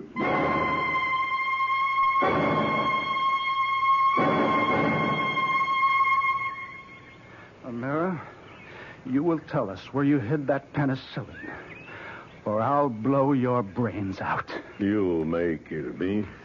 That's not the way. Let me beat it out of him. For the past 2 nights, Amara, the drums have talked of revenge. Whose revenge? Mine. Upon whom? Millie. For what reason? She killed my only son. How?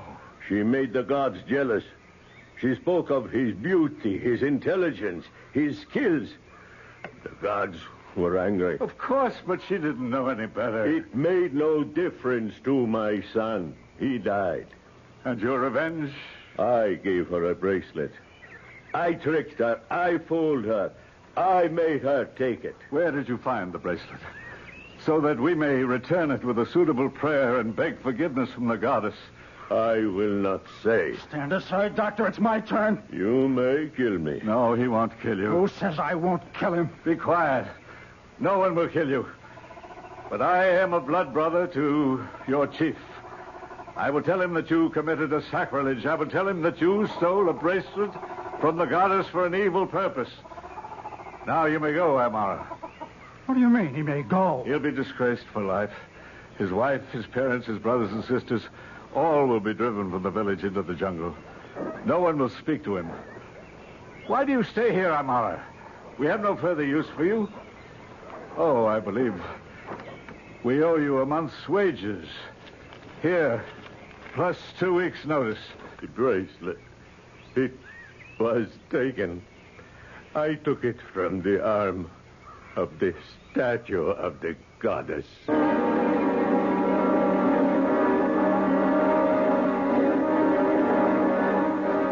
Now repeat this, Millie.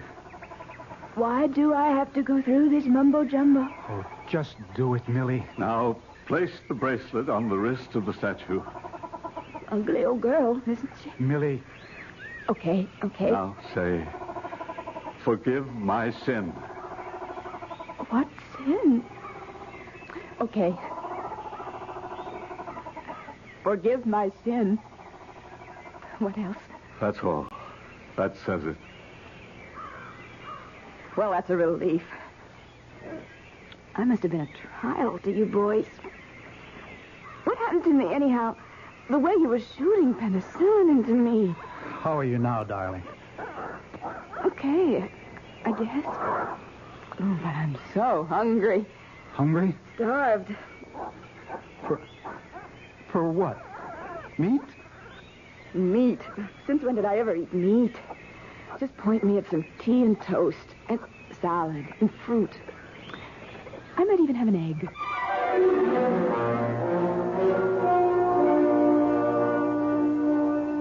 It's always good not to put all your eggs in one basket. Always have another course of action in reserve. What cured Millie? The atonement before the goddess and the return of the bracelet? Or the penicillin? Or both? I'll be back shortly.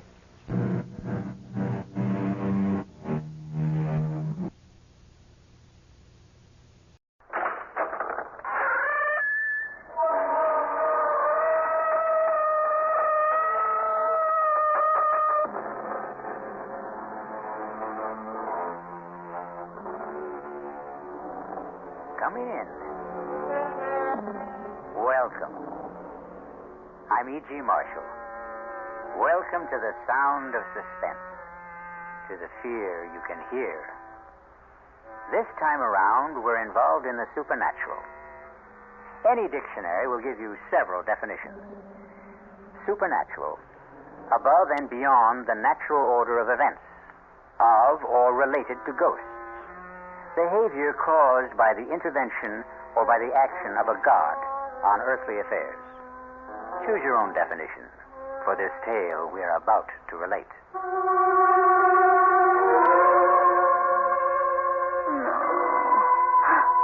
They don't want me here. Something doesn't want me here.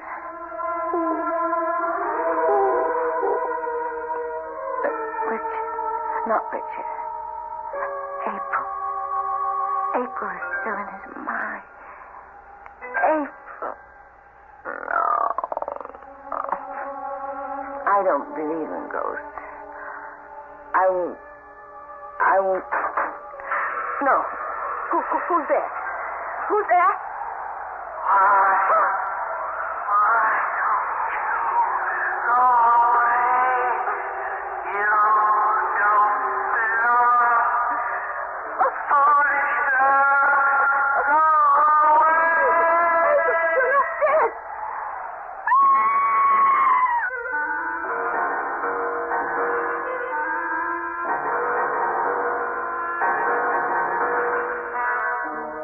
Mystery drama, Here Goes the Bride, was written especially for the Mystery Theater by Ian Martin and stars Ruby Dee and Michael Wager. It is sponsored in part by the Kellogg Company, makers of Kellogg's Special K cereal, and by new sugar-free Diet 7-Up. I'll be back shortly with Act 1.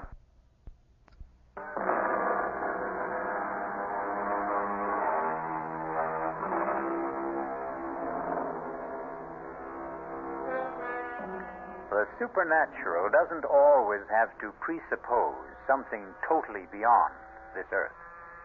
There are those among us who hover somewhere between earth and sky. The stars who light up our theater marquees or movie screens. All the human beings who have become, by extension, a little larger than life. This is the shocking tale about two of those. Richard. Yes, Jenny? It's such a lovely day. Can't we put the top down? Well, I don't want to take a chance on being recognized. Nobody will recognize me. Just do as I say, please. Oh, sorry to make you do the driving, darling, but that's why I had Juan leave my sister Lisa's car in Monterey. The damn snoop should know by now not to pay any attention to it. Does your sister look like me, Richard? Enough from a distance. Same colored hair. But not really. He's attractive enough, I suppose. No, actually, she is very plain, and you... Yes. You're the most beautiful woman I've ever known. And I thought you only married me for my money. Look, don't say that. But, darling, I was only joking. Did you really mean what you said about me? Every word.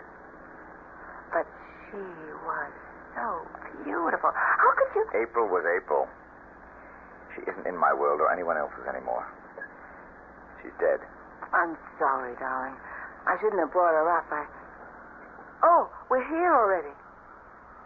So, I'm about to see Richard Morgan's Folly at last. Don't let the wall spoil it for you. Ooh, it's like a fortress, barbed wire, broken glass. And the gate looks as though you borrowed it from the Bastille.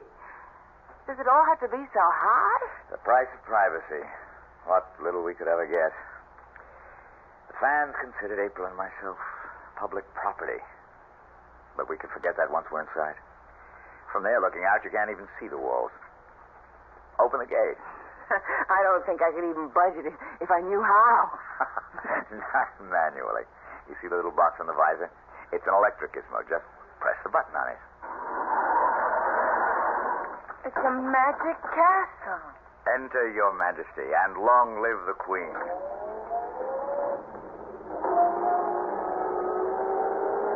Pull over to the gatehouse. Stop a minute. Well, what are those, the hounds of the Baskervilles? They are our guardian angels. They patrol the grounds at night. Juan, amigo. ¿Qué pasa con los perros? They know you are back in casa, mi patron. They will not be tranquil till they see you for themselves. Bienvenida en casa, Senor Morgan. Muchas gracias, viejo amigo. Darling, this is Juan, el señor Aguilar. Juan, permíteme presentarte con nueva señora, mi esposa, señora Morgan. Juan, put the top down for the senora. I'll get the dogs quiet. Could you get some fresh air? Well, my husband didn't have any trouble quieting down the dogs. They're not really as savage as they sound. Are they one? They are trained to kill, senora. Anyone who does not belong here. Oh, goodness. I hope they get to know me soon, then. If they learn to know you belong, you have nothing to fear. You've been here a long time? Since the house was first built. Then you were here from the beginning with Richard's first wife, April. See? A terrible tragedy for all of you. You must have loved her. She was la señora de la casa. I hope you won't blame me for trying to take her place. There is no one to take her place.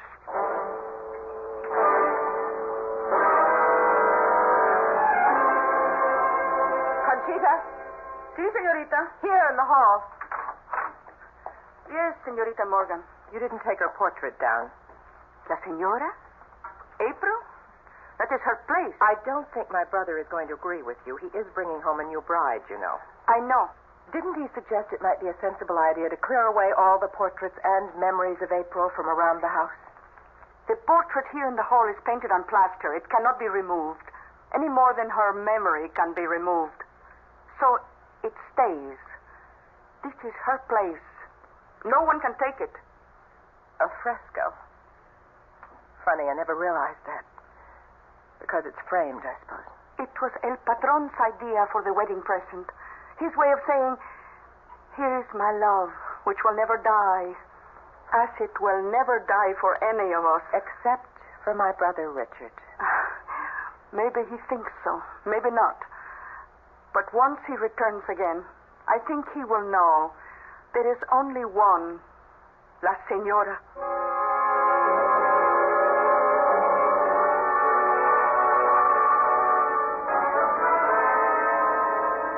Now you're really going to see what Bon Repos is all about. I'm going to drive slow so you can drink it in. Look. Oh, it's breathtaking. That's Bon Repos. Not only the house, but the cliffs. And that wild leap off into the Pacific and all the way to the horizon. Oh, I love it. I hope you'll be able to. But I do already. Except... Except what? Well, the rest of it is all so vast that suddenly the house seems small. Now, the closer we get, I realize how huge it is. Well, it's rambling. Started from small beginnings and then just kept on growing. Looking at that main house, it wasn't all that small. Well, for its day it was. Big families then. All that's left of mine I see clustered on the porch. My sister. And the lady with her? That's our housekeeper. Conchita Aguilar. She's Juan's wife. I have no one, but at least you have a sister. It makes me feel a lot less like an orphan. And the house is so lovely. I hope I've come home. I told you when we came back to America that would be your decision. Jenny, for many reasons it's not going to be an easy one. But just give it a chance. I'll welcome it, Richard. If only it will welcome me.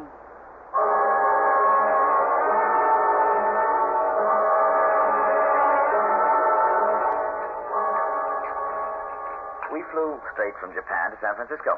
Then drove down to Monterey to pick up the car. Oh, it's so good to see you. Your bride is lovely. But you could have let us know about the wedding. Lisa, I wanted to keep it private, so we just sneaked off. More coffee, Jenny? Richard? No, I think I'll have some brandy. How about you girls? Not for me. I pass. Oh, it's a magnificent night. There's going to be a full moon. Damn dogs are all stirred up again. Jenny, Yes, Richard? want to walk down with me and start making friends with them? Well, I'm a little tired tonight. I bet I'd make a better dog pal by daylight.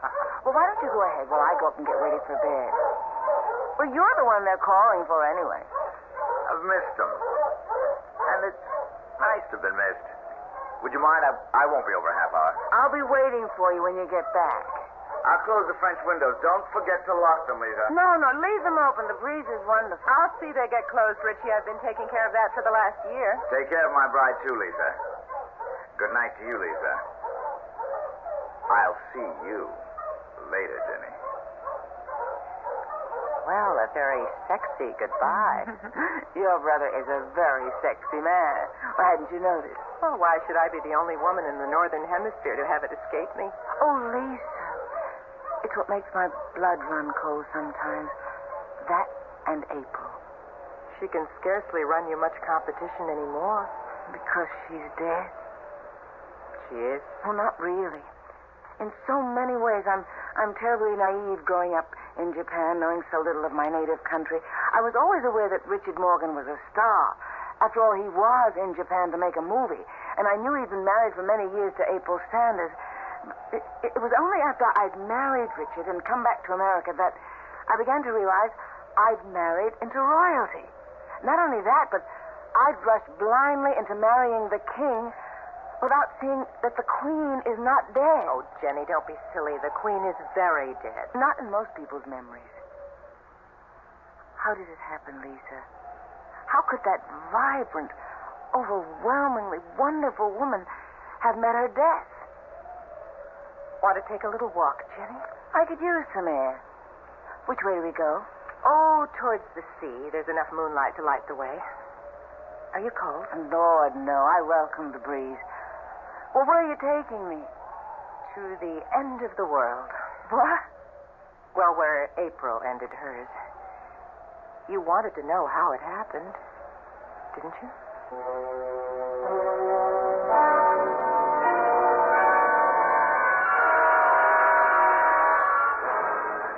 I think I've gone far enough, Lisa.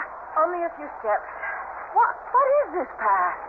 I mean, somebody cut it out of solid rock. It's called the 7 Steps to Heaven.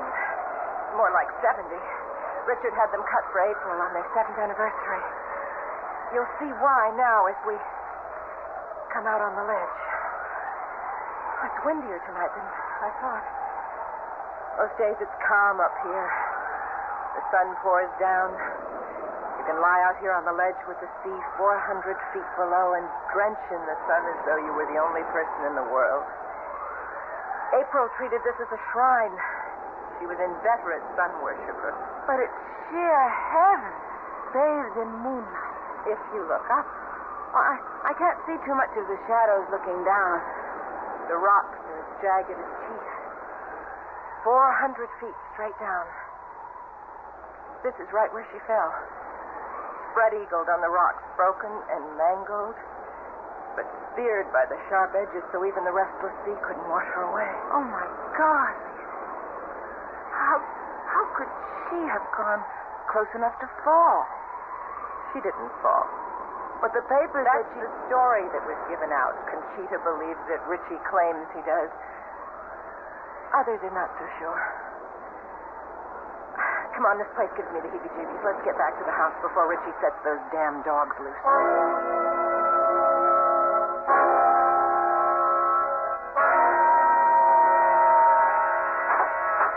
Oh, excuse me. I was just turning down the bed. Which I'm sure you're quite ready to roll into, Jenny.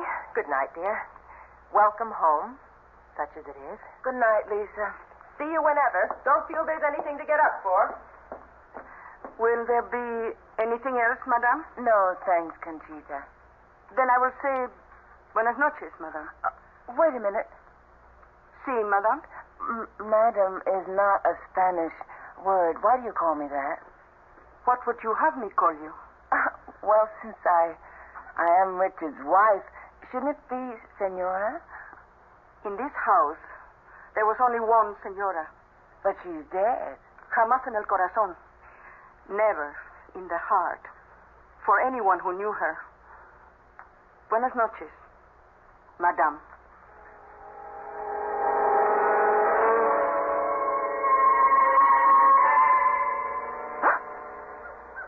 Richard?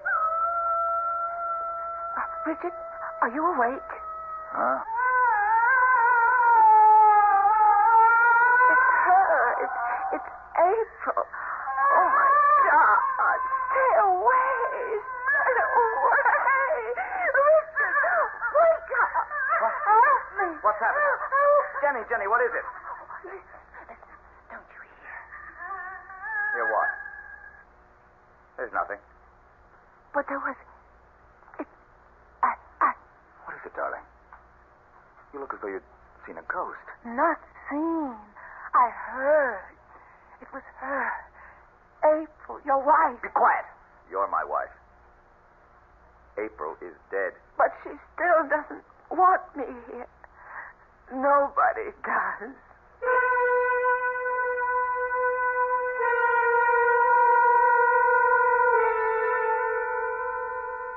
Not a very auspicious housewarming for poor Jenny at Bon Repos. Bon Repos. A reasonable translation of the French is sweet dreams. But there will be few sweet dreams for Jenny, at least this night. As for others, we'll find out when we return shortly with Act Two.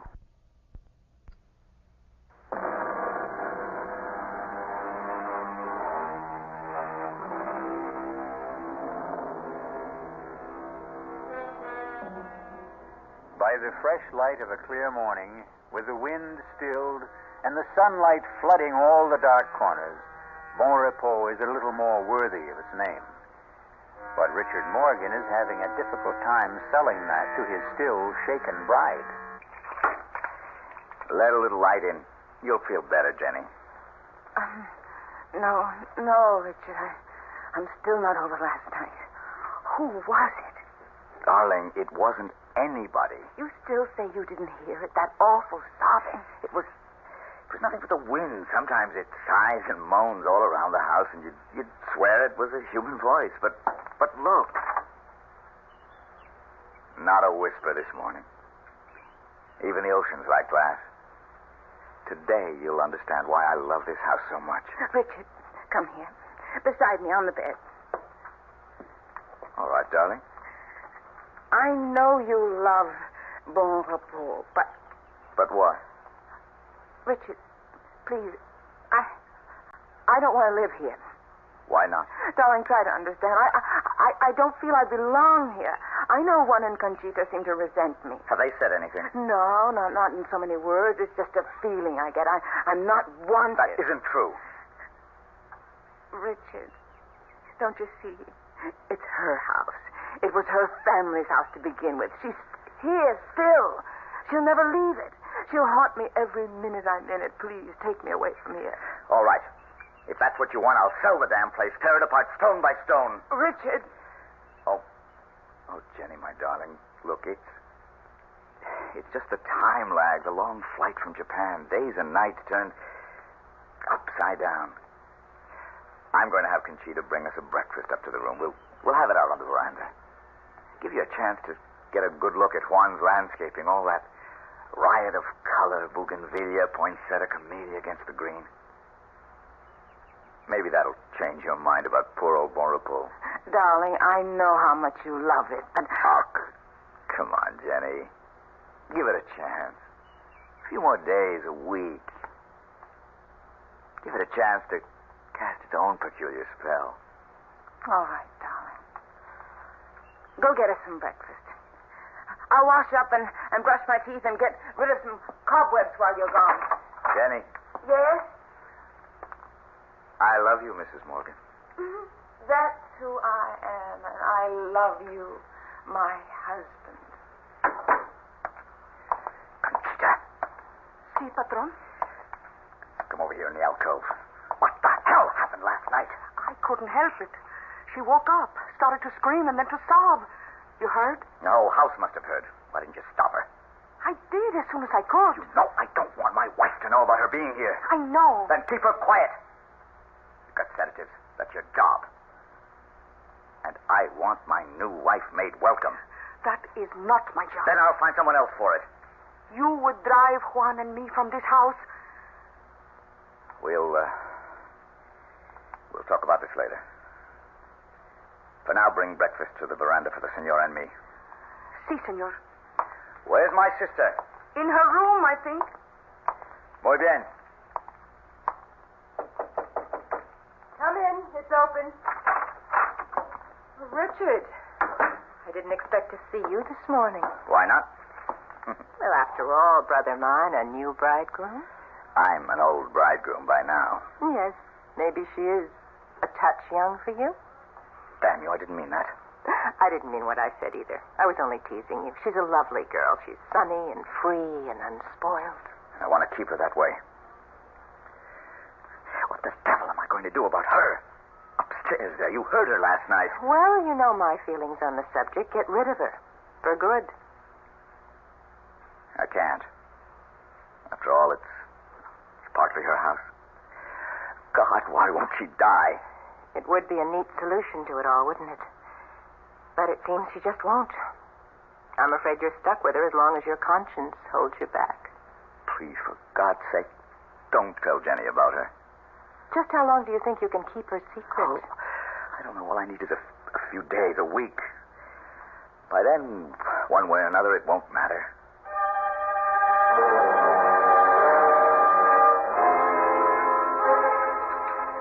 Are you going to start country hopping again, or are you going to stay home and make some nice, solid American movies? Well, that depends on my negotiations for the next week or 10 days. Jenny, you're not eating your steak. Want it on the fire a little more? No, thanks. I really ate too much of that wonderful salad. I don't think I could eat another thing. Conchita? Si, senor. I think you can clear the table. You want dessert, dear? I don't think so. Lisa, please forgive me, but I'm so full of sand, sea, air, and scouting the property that I'm really bushed. Would you excuse me? Of course, Jenny. Get a good sleep. I'll see you upstairs, darling. Shall I have Conchita bring us some coffee? Oh, no. I just want to sleep and make up for the last few days. You don't have to come up. Try and keep me away. Good night, Lisa. Night. See you tomorrow. I feel like such a party pooper. Please, forgive us. I'm bushed myself. Darling, you're positively weaving. I feel a little high or low or something. Well, here, how about my arm for support? I'd love it. No good? No, fine. I was just... She was so lovely, Richard. Huh? Oh. April, the fresco. That damn thing, I wish I'd never dreamed it up. I promise you it'll be removed or covered or something. Oh, no, darling. It's too lovely to destroy. Besides, no matter what you do or anyone tries to do, the memory of April Sanders in our time can never be wiped out or erased. It's something we both have to live with. She was like Jean Harlow, Marilyn Monroe, Elizabeth Taylor. She belonged to the public. But you had her painted to endure forever.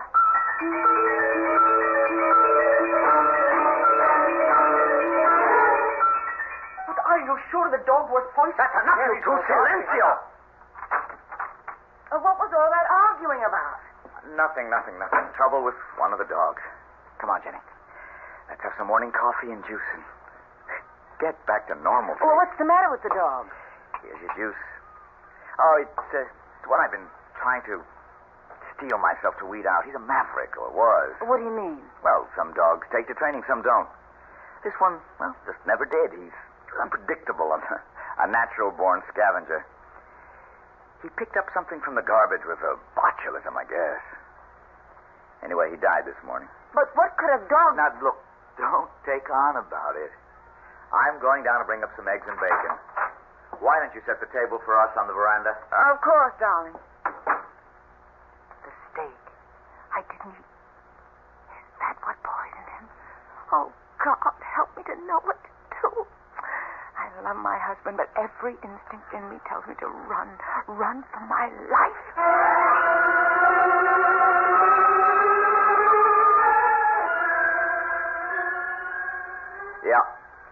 Yep. Sure, JB. No, I don't like it, but if it's the only way, I'll be there.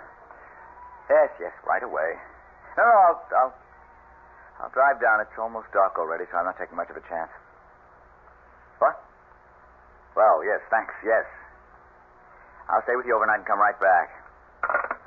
You're going to Los Angeles? What? Just overnight, darling. But take me with you. Oh, Jenny, I can't. This is all strictly business. And I stay here alone? Well, not alone. Lisa's with you. Thank God for that. You have nothing to worry about. Of course I haven't. Go, do what you have to do, and come back to me safe. And you stay safe for me to come back to.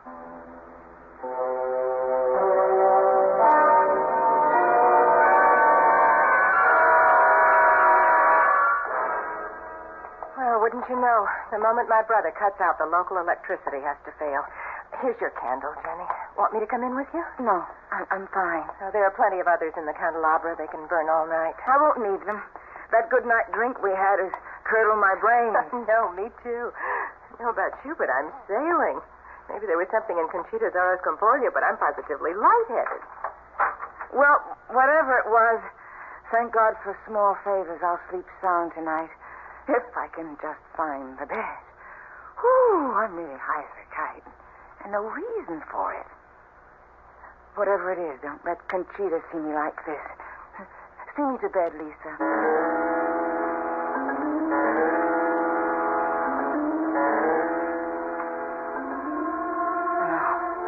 No. They don't want me here. Someone, something. But who?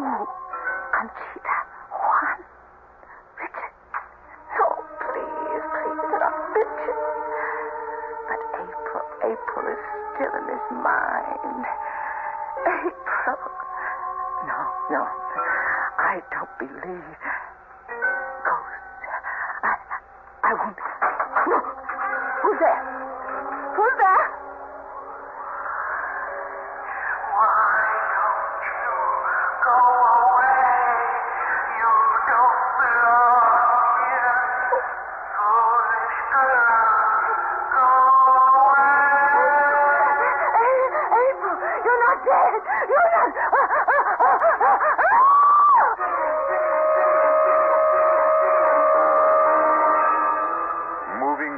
The bed was the dead woman, April Morgan. But what a travesty of that beautiful woman.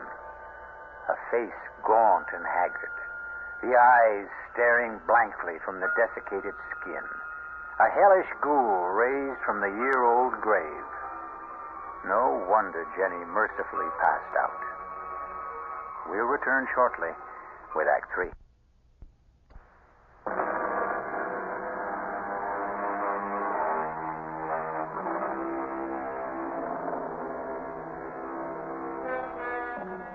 The spectral figure that hovers over Jenny, motionless under the covers, stands as still as the girl lies in the bed. Is her presence as malign as Jenny deems it to be, or as benign as it seems to be? Hush, child. Hush. I mean you no harm. But you... how you must hate me. Her. April. His wife. Oh, no.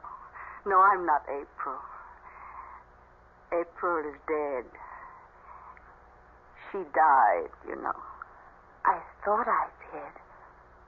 Then who? I'm her mother. April was my daughter. You live here? Yes. Up there. Then you're the one I heard the other night, sobbing. Was I? Oh, perhaps I was. I'm very sad, you know. Because your daughter died. Because my daughter was killed. Killed? What did April have to die for? She had everything to live for. She'd never commit suicide. But it was an accident, wasn't it? Oh, April was as graceful as a fawn. She was a dancer, you know. She had an incredible sense of balance. She could never have lost it. Are you suggesting she was pushed? Why do you think I'm locked up there in my room on the 3rd floor with Conchita as my jailer? The housekeeper. Oh, Conchita is a practical nurse. And I am a prisoner, half the time under sedation, living in limbo, the shut-in to end all shut-ins. But why?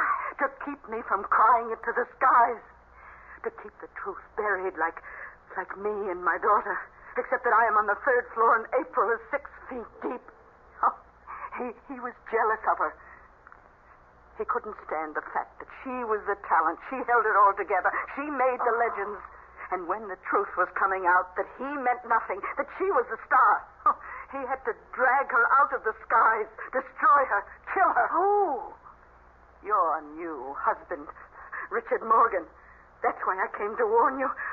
Get out while you can. Senora, come you all right. What is it he wants to take from you? Senora Morgan, open the door. I'm coming, Juan. What do you want? Are you rich? Yes. Are you coming, Senora? Then run like the wind. He will kill you. Just as he did April.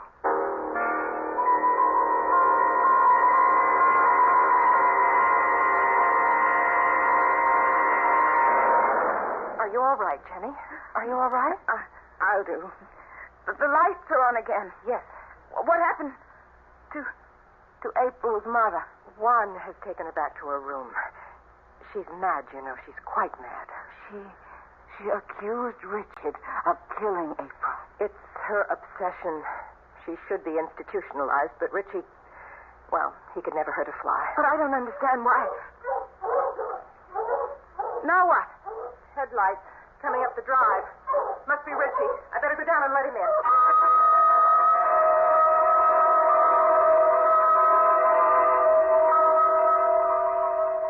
For God's sake, don't be terrified of me, Jenny. Well, I don't mean to be. I don't know what's the matter with me. No, look, April's mother must have shaken you. Well, why would you have kept it a secret? Look, I'm exhausted, and you're tired. Must we go through it tonight? I don't think we can go through any other night if we don't. Okay. It all has to do with, well, living a legend. April was a star, a sex symbol developed by the studios. I was a stage actor with a gift of reasonable looks and an unusual voice. Separately, we had great success. But together, when we did get together, and particularly after our marriage, we became something not only wildly larger than life, but larger than even just plain stardom. Our own lives disappeared, replaced by a storybook romance that our careers had to conform to, despite the fact that we had learned, not to hate each other, but that we had no love left. You didn't love April? Jenny, I couldn't stand her. She was selfish, avaricious, demanding, petty, an impossible woman. So you got rid of her? You don't believe that? No. Oh, no, Richard. But how did April really die? I wasn't asking No, that. you don't have to. Half the world has speculated on that. Her mother thought I killed her. Still think so. Conchita and Juan know it was an accident. Lisa has her own theory. Something to do with April's star complex and the wild winds that sometimes blow across the headlands. And you? I think she committed suicide.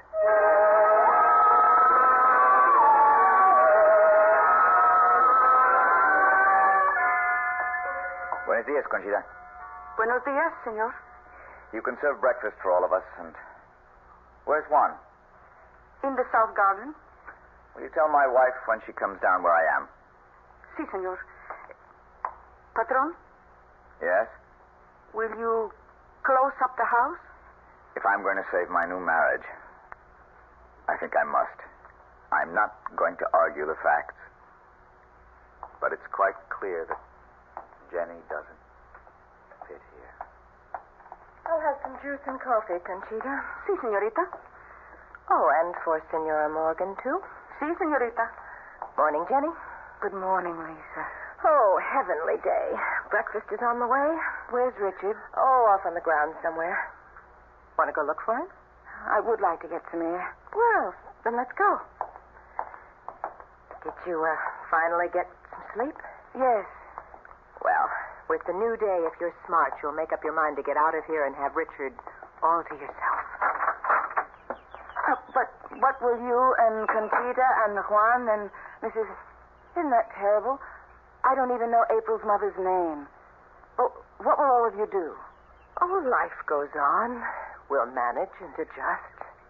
We might even be able to do it here in time. Oh, no, Lisa, I never could. This isn't my place. It's April's. It wasn't hers either. But I thought it was originally her family's. That's why her mother is still... It was a run-down, no-account mess. The stucco peeling, the plumbing, antediluvian, the gardens a shambles. Richie cured all that. He's marvelous with his hands, and his imagination knows no bounds. He made Bon Repos what it is. It's all his. I can appreciate that, Lisa, and I know how beautiful it is, but it's dark and sinister to me. Nothing will ever change that. I remember that first evening when you took me to Seventh Heaven. Yes? That was the mark of what was wrong here. Such free, wild beauty, but somehow it was evil and destructive. Oh, Jenny, that's not fair. You went by moonlight. You knew a tragedy had occurred there, but Seventh Heaven is just what its name implies. Especially on a day like today, with no wind and the sun riding high. Come on. Let me show you. No, thanks. Jenny, you hold a lot of fates in your hand. Among them mine. I don't want to leave here. Give me a chance to show you. Cobwebs cleared away. It's not such a bad place to live.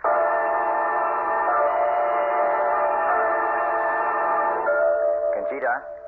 Si, senor. Where is the senorita? They went out in the garden towards the water. They? Your sister and your wife. Didn't they know breakfast was ready? I think, but the senorita Morgan seemed to want to take the senora to the water. I should not say this, but I had a sensation you should go quickly after them.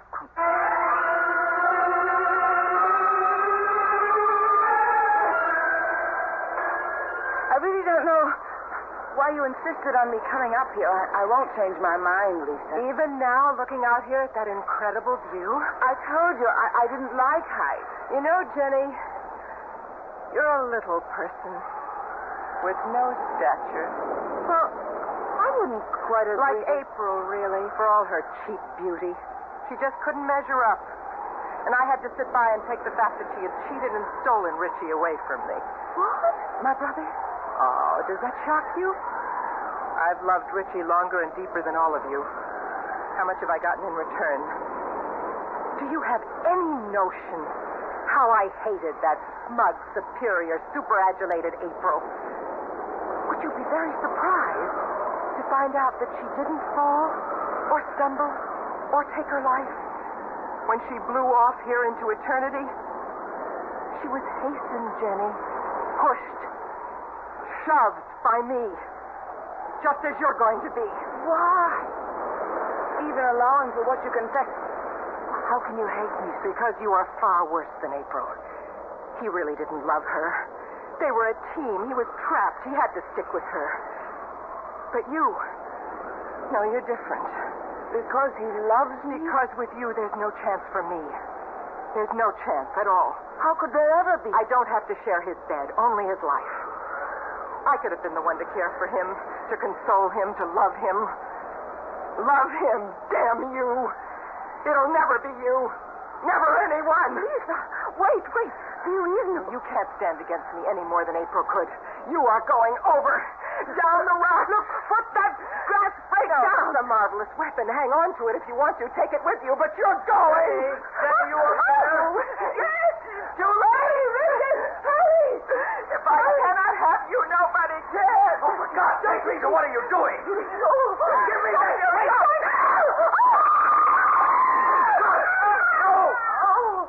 Oh, my God.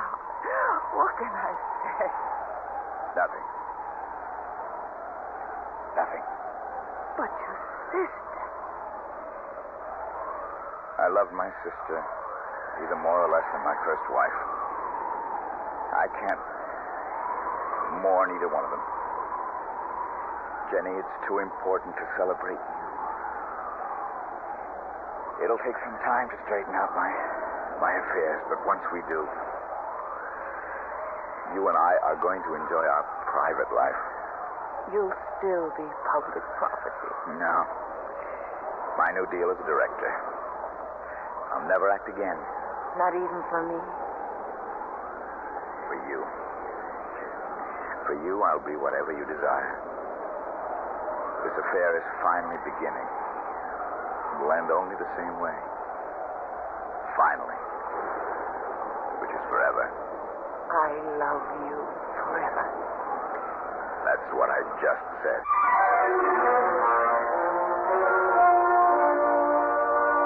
The walls still stand about Bon Repos, but the barbed wire and broken glass are gone from the parapet. The gates stand invitingly open, and the dogs are gone. In the bright sunshine, the dark memories, too, are fading, and the clean winds from the sea have washed away the cobwebs. Once again, the old house lives up to its name. I'll be back shortly.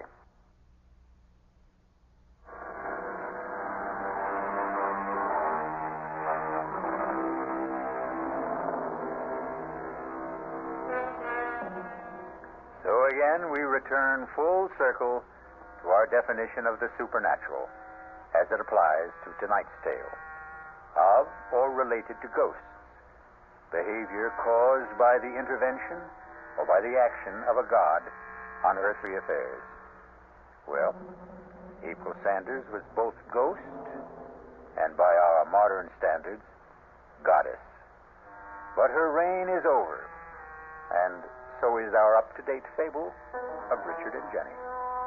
Our cast included Ruby Dee, Michael Wager, Terry Keane, Bryna Rayburn, and Ian Martin. The entire production was under the direction of Hyman Brown. This is E.G. Marshall inviting you to return to our Mystery Theater for another adventure in the macabre. Until next time, pleasant dreams.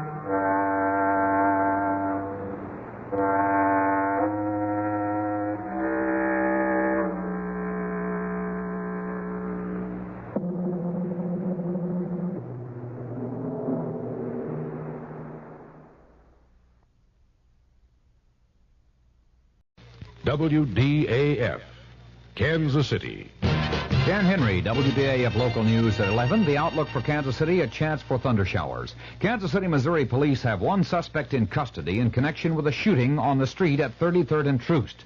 2 women were injured. They have been identified as 30-year-old Joan Oglesby of 2139 East 15th in Kansas City, and General Hospital lists her condition as critical, with gunshot wounds in the chest and stomach. The other is identified as Kay Sue Hammond of 5814 Olive in Kansas City. Hospital authorities say she is in fair condition with gunshot wounds in the pelvic area and right leg. The identity of the suspect in custody in connection with the incident is not known. Police are still investigating.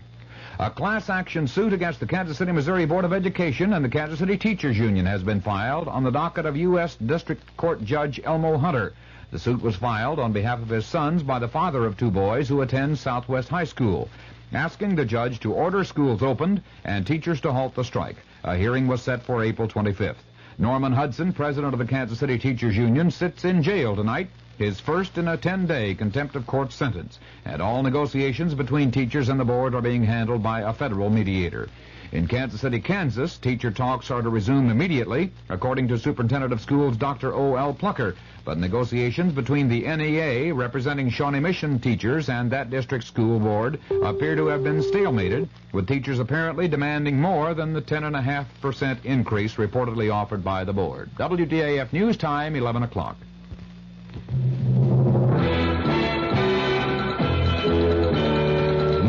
Of the hour, on the hour, from American Information Radio. This is Richard Wall from Los Angeles, and at this hour, some black police officers in San Francisco have joined the protest against the stop and search policy in the Operation Zebra hunt for the killer of 12 whites. A member of the group, Officer Jesse Bird, announced, "We are just as much concerned about the apprehension of this individual or individuals as anyone else. But we do not approve of the Gestapo-type tactics that are being used. No, we do not approve of people being stopped and frisked at random. We can only view this as another type of harassment." Officer Bird's objection came as 5 black civic leaders filed a class action suit saying the tactics of searching blacks who match the zebra killer's description in San Francisco are unconstitutional. A Statue of Liberty takeover. That story coming up.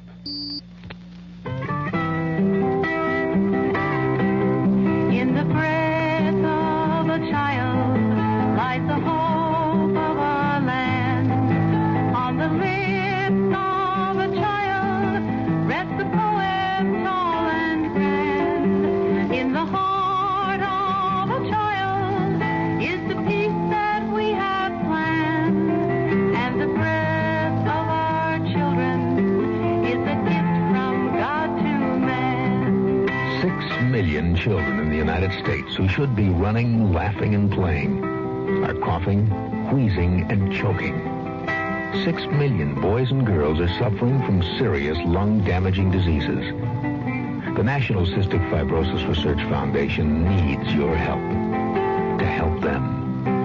In the breath of a child lies the hope of a land. A group calling itself the Attica Brigade has taken over the Statue of Liberty in New York and promises to stay the weekend, demanding impeachment of President Nixon and protesting what's called social injustice in the U.S. President Nixon is spending the night at Camp David in Maryland. Earlier, the president went for a dinner cruise aboard the yacht Sequoia on the Potomac and then stopped by the home of his daughter Julie Eisenhower in Bethesda, Maryland. Mark Felt, former associate director of the FBI, says the White House asked him to issue news releases on Watergate that he considered improper for the FBI to be involved in. Felt ran the FBI after J. Edgar Hoover's death. The defense has rested its case in the perjury conspiracy trial of John Mitchell and Maurice Stans in New York. The prosecution will present rebuttal witnesses Monday. Israel and Syria disagree on losses in the first major air battles in the Mideast since the October War. But there's a warning about the consequences of the increasing escalation of the Golan Heights fighting. Correspondent Andrew Mizels reports from Tel Aviv. Israeli Defense Minister Moshe Dayan warned today that if the Syrians continue escalating the battle around Mount Hermon, Henry Kissinger might arrive here in 10 days to find a full-scale war in progress. Dayan issued the warning in a television interview, which I watched here in Tel Aviv. It came on the eve of the heaviest day of fighting yet, a day in which Israel reported its first battle losses in the air, 2 warplanes shot down by ground fire. Dayan said that if Syria continued trying to capture territory, Israel would feel free to do the same. Andrew Mizels, ABC News, Tel Aviv. Japan has signed an agreement with China for mutual airline service. The nationalist Chinese on Taiwan have threatened to end their aviation agreement with Japan because of the arrangement between Tokyo and Peking. Government economist Gary Seaver says inflation will remain a serious problem in the U.S. Seaver's remark followed release of figures showing the cost of living rose 1.1% in March, raising the 12-month increase in consumer prices to 10.2%. The Chicago Tribune has an announcement of interest to nostalgia buffs. The Tribune says it will bring back the original Orphan Annie cartoon strip starting Monday. The first episode will show Annie and her dog Sandy in 1936. This is Information Radio News. From the Kurt Mears Sports Desk, the Kansas City Royals play the Chicago White Sox 2 more games in this series, tomorrow and Sunday, then move to Boston. A temporary restraining order has been issued against the Cincinnati Bengals linebacker Bill Berkey and the World Football League that keeps all WFL owners from negotiating with any member of the Cincinnati squad. Peter Oosterhouse holds the lead in the Monsanto Open Golf Tournament with a 36-hole total of 133, and the KU relays will be wrapped up tomorrow. Kansas City's forecast partly cloudy and mild with a chance for showers or thunder showers through tomorrow. After an overnight low around 60, the high tomorrow will be in the upper 70s. Dan Henry, WDAF News. The CBS Radio Mystery Theater presents...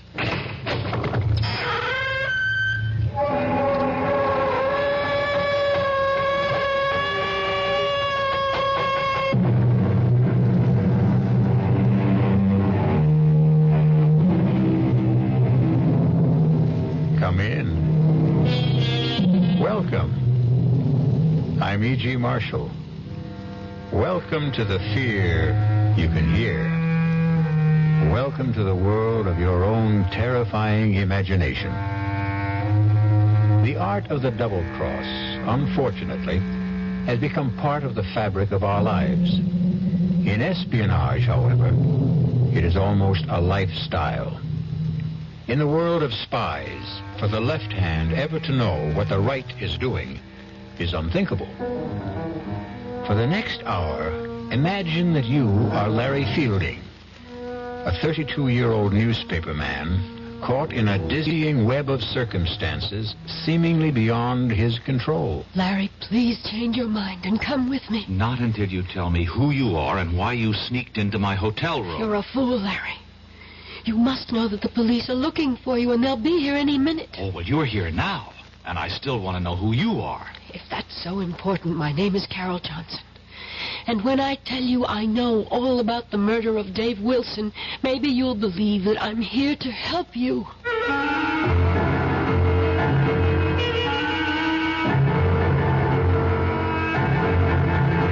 Our mystery drama, The Lady Was a Tiger, written especially for the Mystery Theater by Murray Burnett, stars William Redfield. It is sponsored in part by Anheuser-Busch Incorporated, brewers of Budweiser, and by the Kellogg Company, makers of Kellogg's Special K cereal. I'll be back shortly with Act One. Hi, I'm Goldilocks, Ms. Goldilocks, if you please, and I'm a professional taste tester. Here at my taste test laboratory, that's TTL for short, I taste test everything from porridge to diet drinks. Actually, there's not that much taste testing in porridge these days. There used to be. Once upon a time. I mean, that's how this Ms. got into the biz. But lately it's been diet drinks. I mean, with so many diet drinks going sugar-free, I've been really busy conducting taste tests. A rather unbearable assignment, to be sure. But then I discovered sugar-free diet 7-Up. Fresh, natural, delicious. My only problem is that sugar-free Diet 7-Up tastes so good that it broke my Goldilocks diet drink taste-o-meter. Well, sugar-free Diet 7-Up certainly has my seal of approval. This one's just right. Don't let anyone con you into thinking it's wrong to turn in a heroin pusher. You're not ratting. You're doing your part to wipe out one of the most insidious epidemics racking our country today. So don't let anyone kid you. If you really care about the quality of life, if you really care about improving society, you'll do everything you can to get the heroin pusher off the street and into jail where he belongs. If you have information about a drug pusher, use the heroin hotline. The number is 800-368-5363. That's toll-free from anywhere in the country. The number again is 800-368-5363. A trained operator will answer your call, take your information, and pass it on to experienced federal agents who will investigate. You'll make your own special contribution toward helping us wipe out what President Nixon has called public enemy number one. Call 800-368-5363.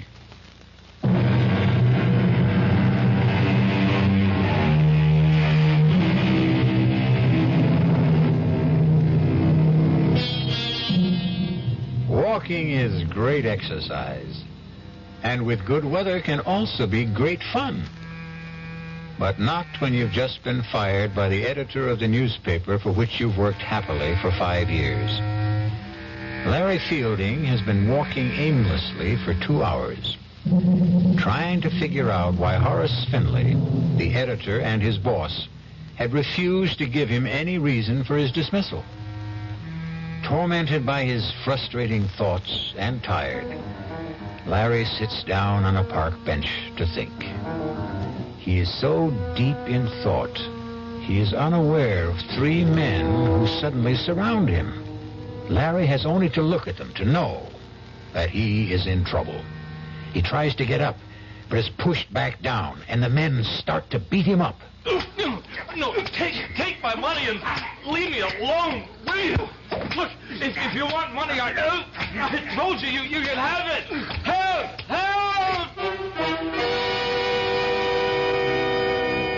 Calling for help when you're being mugged in a big city park is sometimes as helpful as trying to catch hold of a windowsill in a 30-story fall. But this time, there was a miracle. A stranger has seen the attack and rushes to help. Hang in there, man! Here comes... That's a nice jaw you have there, fella. You need a lesson in kicking. Oh, that took care of them. They're gone. Oh, thanks. Let me help you up. Thanks. Thanks, mister. Thanks a lot. I tell you, I was in real trouble. My pleasure. Did they get your wallet? No. I got a lot of bruises, but they didn't get a thing. Say, you're a pretty good scrapper for a guy my age. Well, yeah. Hey, what are you, a karate expert? Oh, just keep myself in shape. You sure do. Listen, can I do something for you to show you I really meant thanks? You certainly can. How about coffee? Oh, sure, but that's nothing. What I meant was... I know what you meant. My name's Dave Wilson. Oh, good. I'm Larry Fielding. Oh, come on, Larry. Let's have a cup of coffee.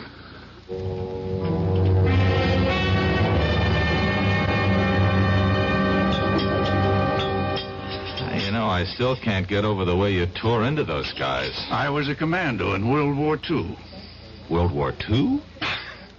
Did you think I was in the Civil War? No, I didn't mean that. It's just... Well, to a young fellow like you, World War II might as well have been in the last century. It was only 30-some-odd years ago, you know. Oh, I know. After all, I was in the newspaper business. Yeah, that stuff which you told me about losing your job. What are you going to do? Oh, I don't know. Look around for another one. What bothers me is the way my editor let me go. No explanations. You know, we were friends. You'd think he'd at least tell me why he fired me. Those things happen. Stop torturing yourself and begin making plans. No, not until I get this thing straightened out in my own mind. I think I'll call my editor at home tonight and... I've got a better idea. Go out and get drunk, huh? Nope. How about a trip to Paris? Are you putting me on? I'm serious. Well, what are you? A scout for contestants for some kind of TV quiz show? No, I am a man sitting on $200,000. What? And I need a guy just like you. Now, look, I'm a newspaper man.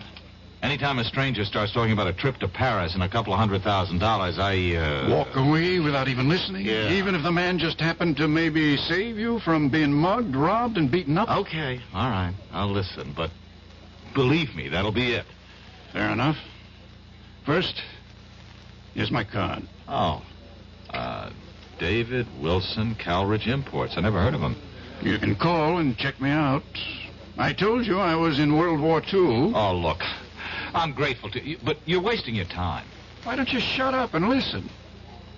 You've probably heard about the millions of dollars in artworks and precious jewels that the GIs liberated during the last days of the war. Liberated, sure, yeah. Well, I've heard stories. Well, most of them are true.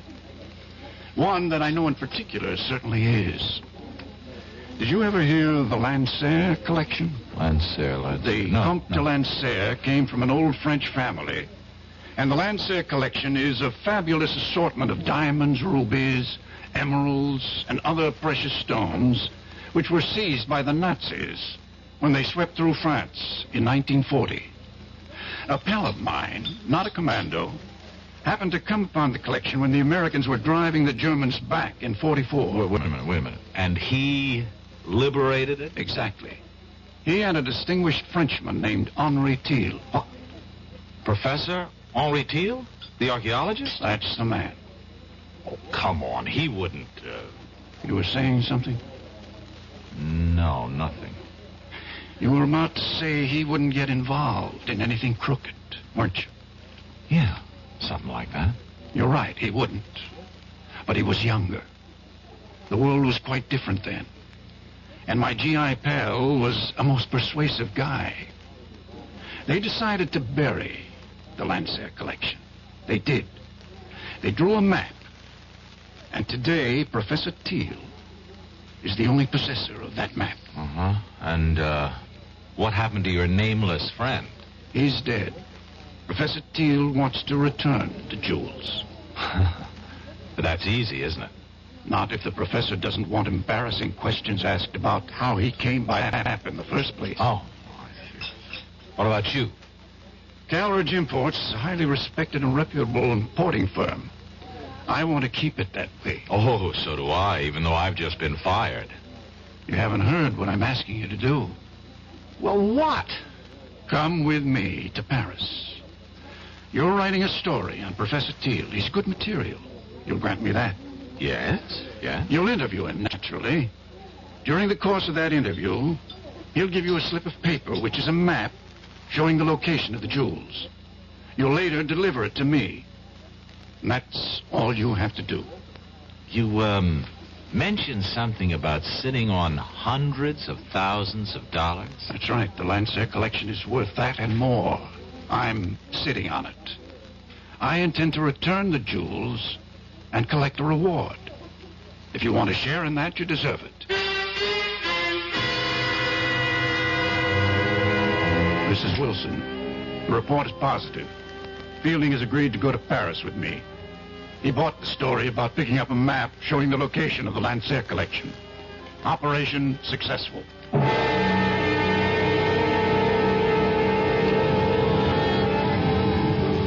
You'd better be on your way, Larry. You're due at Professor Thiel's in 10 minutes. I suppose it's too late to back out, huh? You can always back out, Larry, but I don't think you will. There's really nothing to it. Make it look like a normal interview. Take notes. The professor will give you the map. Slip it in with your notes. Bring it back to me here. I'll be waiting. Okay. Larry. Yes? Relax. Oh, sure thing. I'll see you.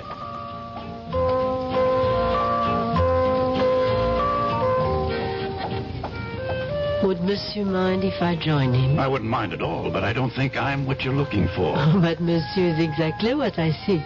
Exactly. And just what is it you're seeking? To warn you that you are in grave danger. Why don't you come off it with that phony accent? If you've got something to say to me, say it. Would Monsieur buy me a Pernod? Sure. Garçon, Pernod, please. Monsieur, it is very difficult for me. I do play a role, as you have guessed. And I am not here by chance. You must leave, and quickly. Your Pernod, monsieur. Not for me, it's for the lady.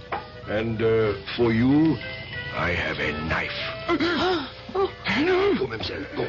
But he's going to die. Do as I say. There'll be no problem.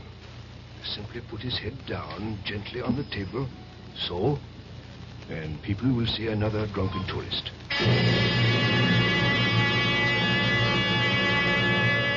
Your name is Larry Fielding.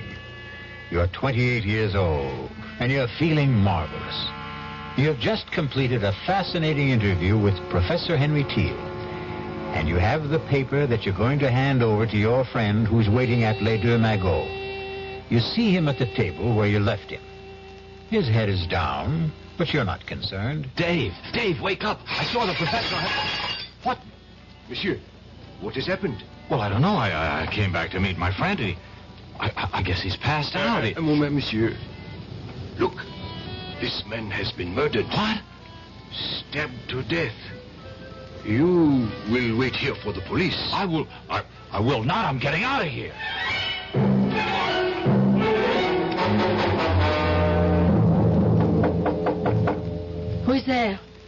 is I.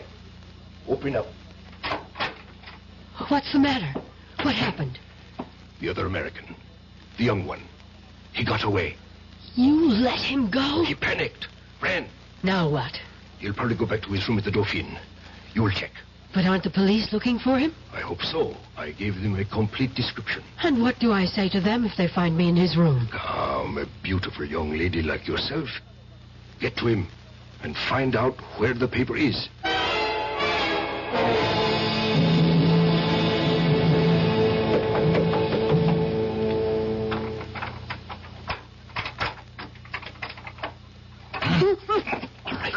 All right. Who are you? If I take my hand away, you promise not to scream? Right? Okay. Now, why have you picked the lock into my room? Never mind. You have to get out of here. Not until you tell me who you are. If that matters, my name is Carol Johnson. I've been sent here to help you. Oh, sure. I know about the murder of your friend. Wait a minute. Sent by whom? I'll answer your questions while we're on the way. On the way to where? Safety. I don't need to run. I didn't kill anybody. I'm not about to take off with a strange girl, particularly not one who's equipped with skeleton keys. Oh, suit yourself. Goodbye.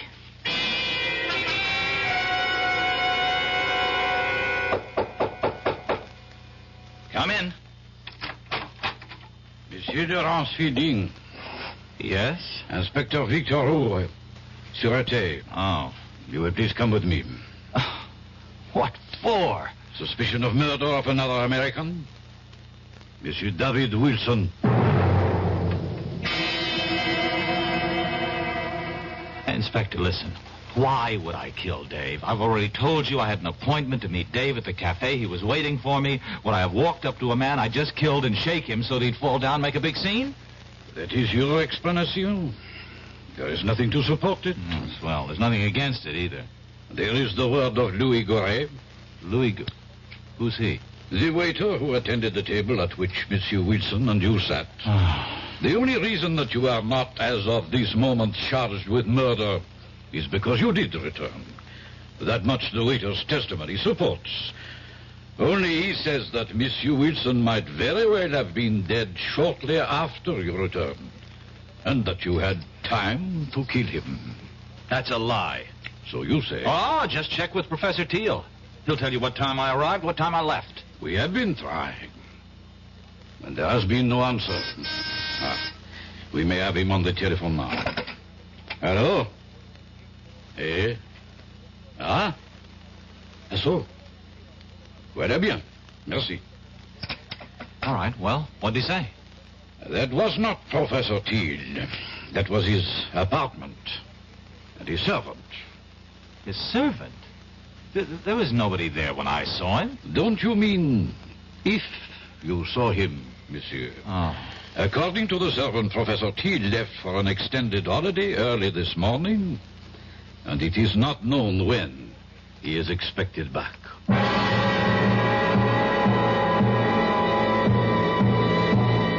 Your name is Larry Fielding. You're 32 years old, and you find yourself in prison in Paris, accused of murder. You know you've been had, and you're dealing with forces that seem beyond your control. You have a million questions, and the only man who could answer them is the man you're accused of killing. We'll be back shortly with Act 2. When you drink beer, do you tilt the glass for long, hearty swallows? Or just tip it and sip it? Well, sipping's the thing for wine. But Budweiser beer is a hearty drink, brewed for zest and character. The best way to enjoy Bud is to drink it. Not chug-a-lug, just man-sized beer drinker swallows. That's when that famous Budweiser taste, smoothness, and drinkability really come through. Smoothness and drinkability that come only from natural carbonation and exclusive beechwood aging. Smoothness and drinkability, too good for any half-hearted sipping. So drink up. You'll see that brewing beer right does make a difference. And that when you say Budweiser, you've said it all. Anheuser-Busch, St. Louis.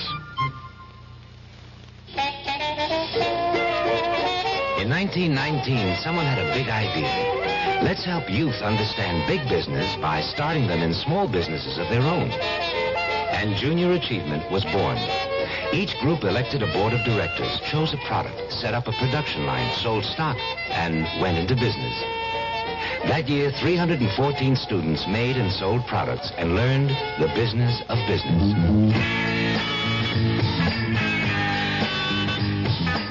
Today, Junior Achievement has grown to nearly 200,000 members. Junior Achievers are designing and marketing their own products and services, from cutting boards to printing.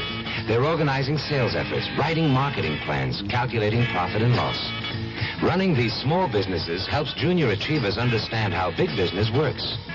Support Junior Achievement, where youth learns the business of business. Call your local Junior Achievement office.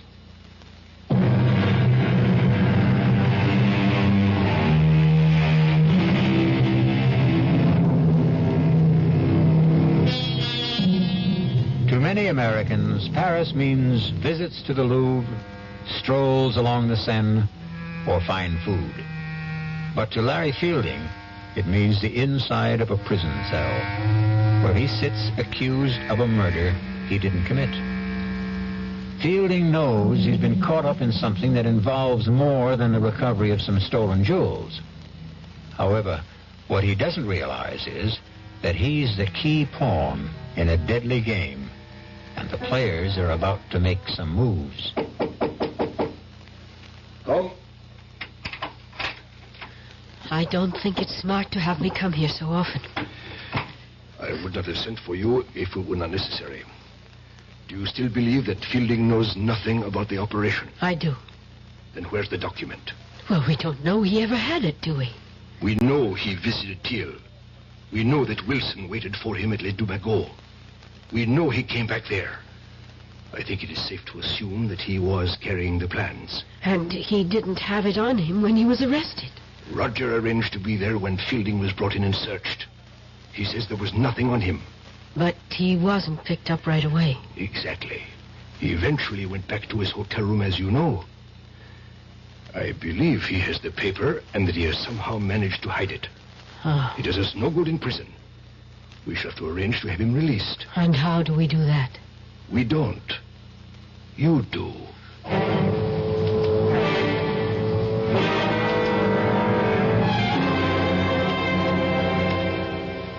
Sit down, mademoiselle. Your passport says Carol Johnson. That's right, Inspector. And I am told you are in my office because of the unfortunate incident in the Café Les Dumagots. Yes, Inspector. I just had to come here to tell you you have the wrong man. Ah? And how do you know that? I'm studying at the Sorbonne. I visit Les Dumagots all the time. I was sitting right there when that man was murdered. Formidable. You saw a man murdered and you did nothing. Oh, at the time I didn't know it was a murder. I just thought the man had too much to drink or was ill. But the reason I know that you've arrested the wrong man is that the murdered man was dead before this young American Fields or... Fielding. Yes, well, the man was dead before Fielding ever got to the table. Fielding came and shook him. And that was when it was discovered that he was dead. I'm prepared to swear to that, Inspector. Of course you are prepared to swear to this story that you have just told me. Why not? It's the truth. Of course, mademoiselle. Why would a beautiful young lady like yourself lie to an inspector of the Sûreté? I'm not sure that I like the way you say that, Inspector. But everything will be all right if you release young Fielding. You have told me you will swear to this statement of yours in court. Therefore, I have very little choice. Ah, good. But, mademoiselle, I have been a police officer for 20 years. Long enough to know that witnesses who appear late with an alibi for an accused murderer often have reason. Oh, that's ridiculous. And I also wish to warn you, mademoiselle, that the Sûreté considers this a very much open case. That is the business of the Sûreté. Au revoir, Inspector.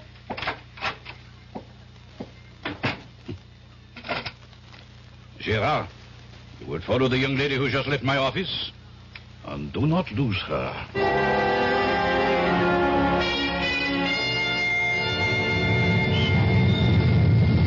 Hello there. Oh, it's you. Want to give me a lift? Well, I suppose I owe you something for getting me out of jail. Taxi! Taxi! Here, we got one. Hop in. Oh, thanks. Driver, Hotel Dauphine. Well, you look pretty good for a jailbird. You look pretty good yourself for... Come to think of it, what are you? An American girl in Paris trying to make a living. What are you? An American in Paris in need of a bath, a drink, and some food. You know, you're not bad looking. Oh, thanks. While we seem to be exchanging compliments, can I say you're about the best-looking girl I've seen since I've been here? Thank you.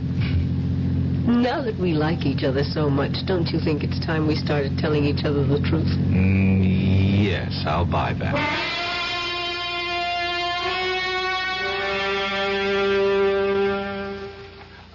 Écoutez-moi, operateur, well, never... You speaking? Okay. Well, look, I phoned the desk about an hour ago to get this room straightened up, and so far nothing's happened. Now, can you please just send someone up so I can sleep here tonight? Huh? Oh, while you're at it, where's our food? Wait a minute. That's a different department. Oh. I'll have to call room service again. Oh. Maybe you won't have to bother. Entree. Your dinner, monsieur. Madame? Merci. Monsieur would like me to serve. No, thanks. No, I think I can handle it myself. As monsieur wishes. Wait a minute. Don't I know you? I think not, monsieur. Now, wait, I've seen you before. I'm sure I've seen you. Paris is a large city, monsieur. One passes people on the streets and... The streets, that's it. You're the same guy who was at the Café Les Deux Magots. Monsieur is mistaken. What? Hey, wait a minute. Come back here. I want to talk to you. Oh, now don't go chasing him down the hall. Why not? Listen, Carol, I'm positive he's the same waiter. He'll just deny it and you can't prove it. But... Even if you could. What do you think it means? Well, it means... Well, I don't know. But if I get him to talk, maybe I'd find out something. I thought you were going to clue me in. Oh, yeah. Listen, have you ever heard of the Lancer collection? Of course. It's in the Louvre. Oh. The family of Comte de Lancer gave it to the museum after it was recovered when the Nazis fled Paris. What? Well, why does that shake you up so much? Because it can't be true. Come with me to the Louvre and I'll show it to you. Well, that changes everything. Come on. Where are we going? To the American consul.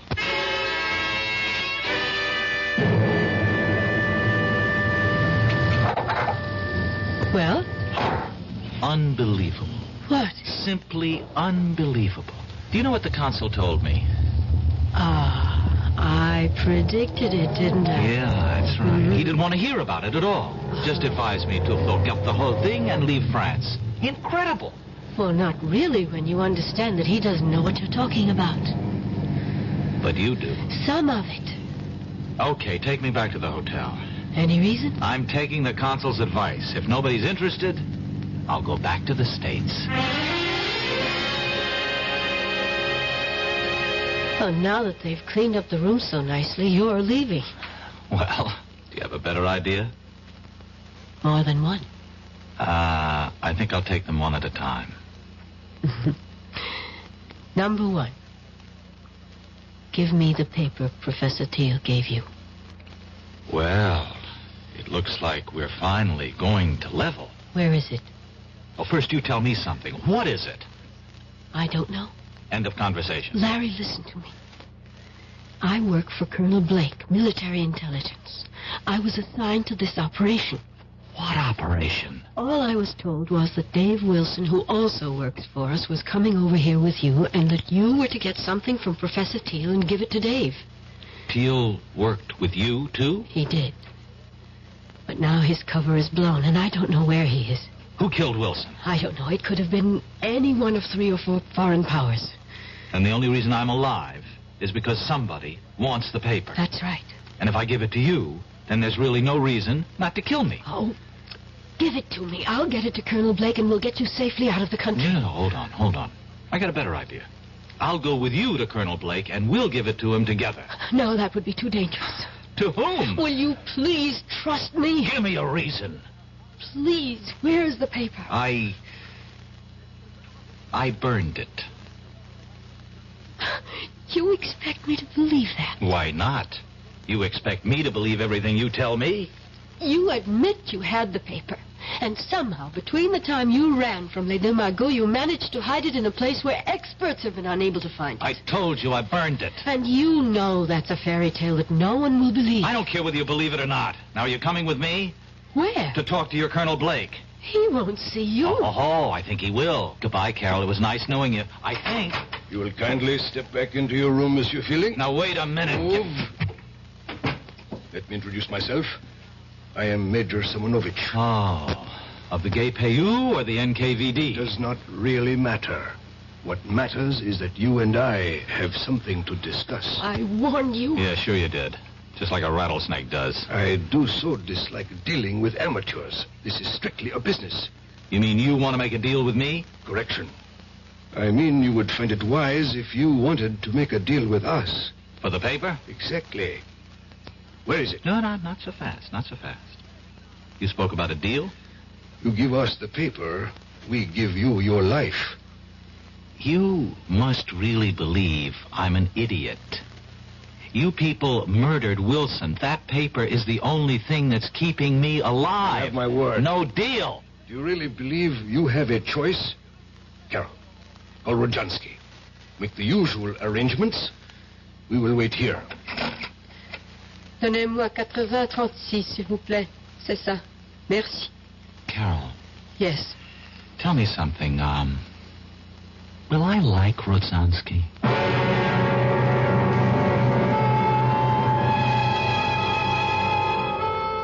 By this time, Larry Fielding realizes that he's been used. That he was never supposed to bring Dave Wilson a paper telling the location of the Lancer jewel collection.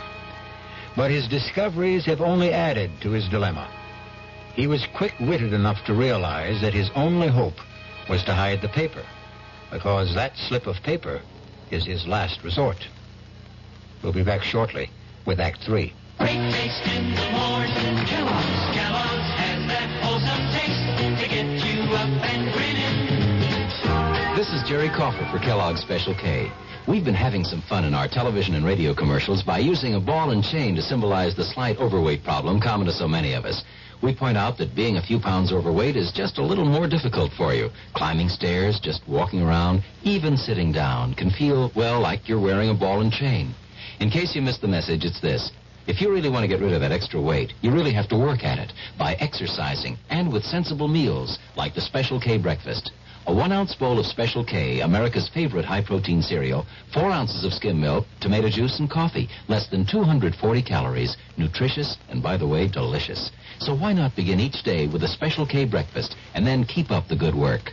Special K can't help you lose weight all by itself, but it really is a good start. Hi, I'm Hal Linden. There's a lot of talk these days about America's energy crisis. Talk about doing without heat, about doing without our cars, about what's going to happen if we run out of fuel. Well, we may not have to run out of fuel if we all work together to conserve the fuel we have. That means turning your thermostats down to 68 degrees during the day and turning them down to 60 at night. It means turning off lights, TV sets, and electrical appliances the minute we're finished with them.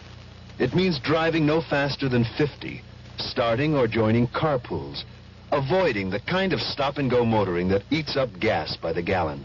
In short, it means saving every ounce of energy we can, every chance we get. So please, do your part to make the fuel supply stretch a little further. For your own sake, don't be selfish. Don't be foolish. Don't be fuelish. This message from the Federal Energy Office and the Advertising Council.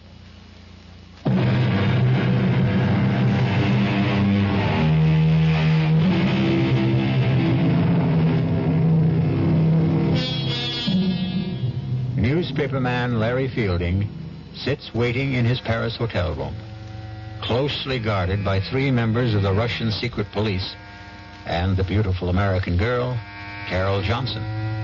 They are waiting for a man named Rosansky, who might very well be, for all Fielding knows, his executioner. You know we mean to obtain the paper. Rojansky is a doctor and a chemist. He'll be here shortly. You will be put to sleep painlessly. You'll be taken from here in an ambulance to a safe place, and there you will be injected with sodium pentothal, Fielding. You will tell us. Look, I don't suppose you'll tell me what's so important about this piece of paper? You have heard of the SAM-6 missiles, the surface-to-air weapons with deadly accuracy that we have developed and which were used so successfully in minor wars in Asia and the Middle East? Yes, I've heard of them. Good. We learned that someone whose identity we still seek has invented a jamming device which would render the SAM-6 almost worthless. We don't believe that any such system can be invented, but we do not take chances. We have reason to believe that the piece of paper that you carried away from Professor Teals has the information for building such a device. That will be Rojansky. Carol, admit him. Of course. Come in, Doctor. This is the patient. Now, look, I really don't think this is necessary. It will be easier if you don't fuss, young man. I don't intend to make... Hold him. Now, his arm. Hold it still. Good. You brought a stretcher? Of course. There. He'll be under in a moment, so we can leave.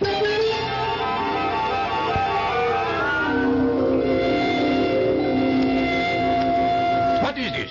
Gendarmes? It has nothing to do with us. We are taking a sick man to the hospital. Put this stretcher into the ambulance. Quickly. I must apologize, but we received a report from the hotel concierge that there was a dead man here. Absurd, Inspector. This is Dr. Jansky. The doctor will explain this to you, Inspector. This man became suddenly quite ill. I gave him a sedative to quiet him, and we're now taking him to the Lefebvre nursing home, as you can see by the ambulance. You say he is alive? Very much so. See for yourself. Mon Dieu. I know this man. Inspector, he must receive medical attention. Of course. But I suggest that instead of taking him to the nursing home, he go instead to the police hospital. Well, that's ridiculous. He's my patient. I am afraid I must insist. This young man has most recently been released from jail, where we were holding him on a charge of murder. If he has been released, then Released, yes. But he has not been completely cleared, so... Laurent, begone. Take this man to the police hospital.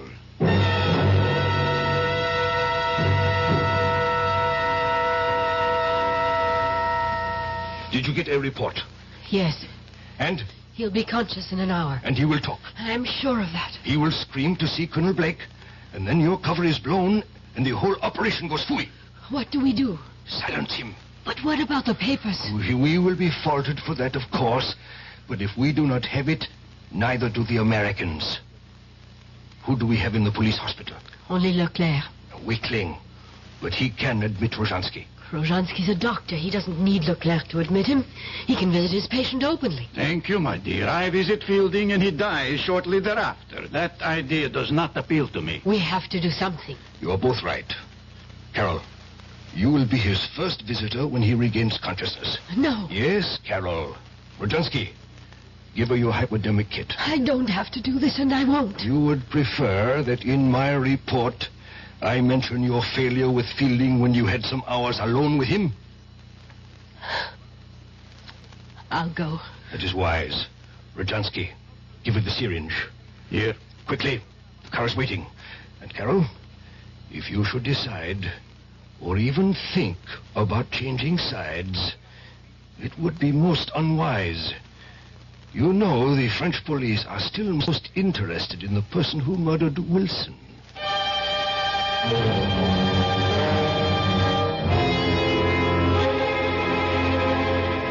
You awake now, Larry?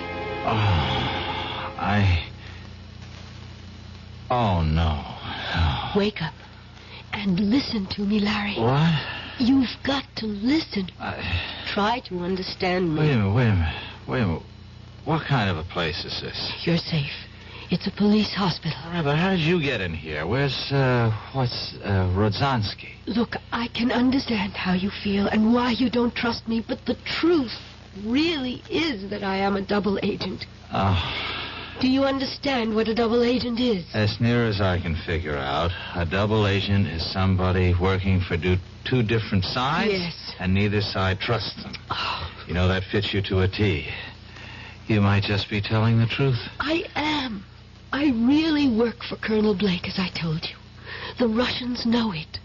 They think I've infiltrated the U.S. military intelligence. But in fact... Yes, I know. You've really done just the opposite, Yes. worked your way into the Russian apparatus. Exactly.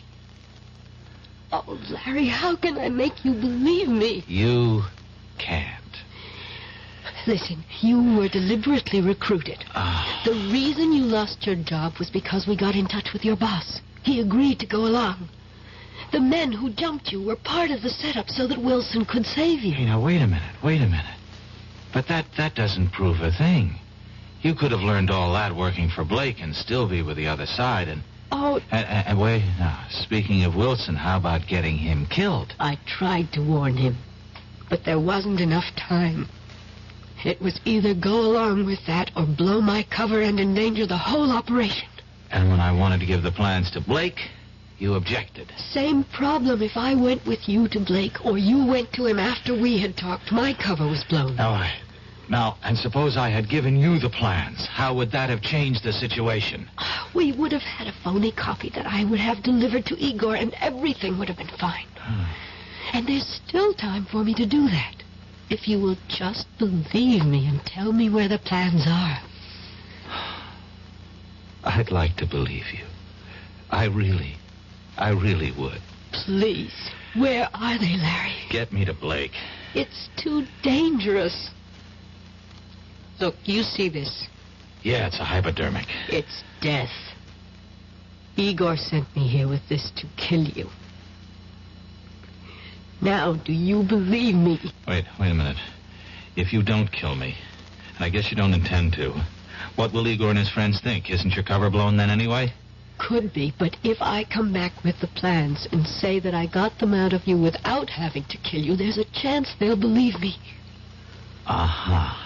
Well? I'm thinking. Who are you? One of the hospital guards, monsieur. Oh.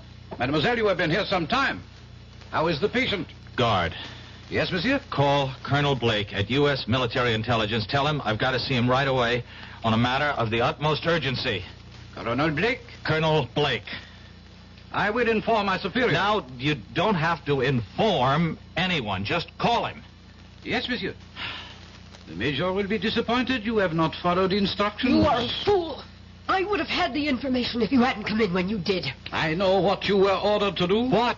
What's this? A moment of truth, I'm afraid, Larry. Oh, I know how highly the major regards you, mademoiselle.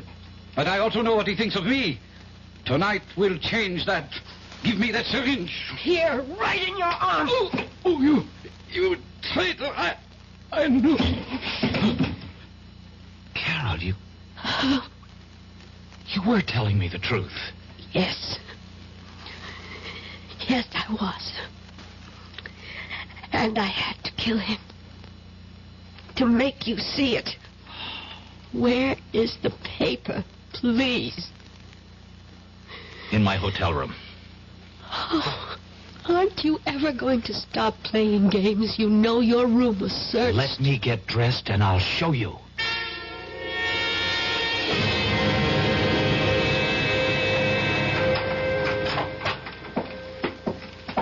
If it's not here, there's going to be the devil to pay. Don't worry, it's here. Now I'm the one who has to be shown. Trained operatives from 2 special branches went over this room with everything except Geiger counters. Okay. Where are we going? The bathroom. That was searched, too. Oh, I don't doubt it. Oh, we went through that cabinet. Did you now? What do you see? Towels, paper tissues, some of your toilet articles. We took your razor apart. And what else? A roll of toilet tissue, unopened. And as the French say, mademoiselle, voila. Oh. And now we unroll this toilet tissue and keep unrolling it, and... Oh, my God. Where did you learn to open a package and reseal it like that? When I was a kid, I was the best clerk in Roscoe's shipping department. Oh, thanks. It was nice knowing you. I really mean that, Larry. Hey, wait a minute. Surely I've earned the right to buy you dinner. I'd like to. Well, you'd better, or I'll start doing some talking. Blackmail? You said it. All right. I'll meet you at Les Deux Magots at 10:30. No way. Let's try the right bank, La Rotonde. That's a date. I'll see you. You better be there. Shirts, ties. Yes, I think that's everything. Come. Oh, it's you, Rojansky. Are you coming with me? I am staying. And we shall say goodbye. I do not have much time. The plane for Moscow leaves at... I do not think you'll be taking the plane. Are you insane? You know I've been recalled. Not precisely. What do you mean, not precisely? Moscow feels you have bungled badly. So? It's not the first time that an operation has been... First, you were duped by the American girl. You know she was a double agent? I know now. Did you know before she killed Leclerc? I was not in charge at that time. At that time? Now there are 2 murders that cannot be hushed up. The French police must have a murderer to satisfy the public. Then give them Carol. I only wish that we could. They want you. You have been chosen to be the murderer. I am replacing you as the head of this section. Ridiculous. I won't remain quiet. I have a lot I could and will say to the authorities if Moscow abandons me. Now you listen to me, Rojansky. I have no time to listen. Rojansky, wait. Don't... Igor, you should be pleased to know that your dying will serve a good cause.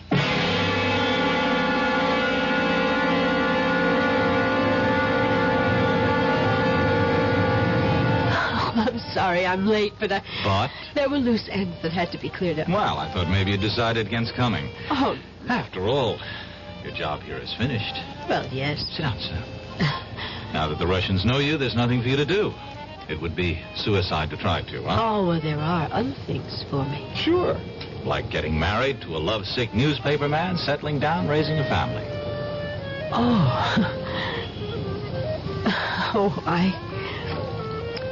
I take it I'm your first Matahari. Mm-hmm. First and only.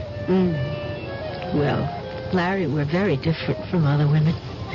In our business, you pay dues. And they're heavy payments. I don't get it. I'm talking about sitting at another cafe on the left bank. Sitting and knowing that an agent named Wilson was going to be killed.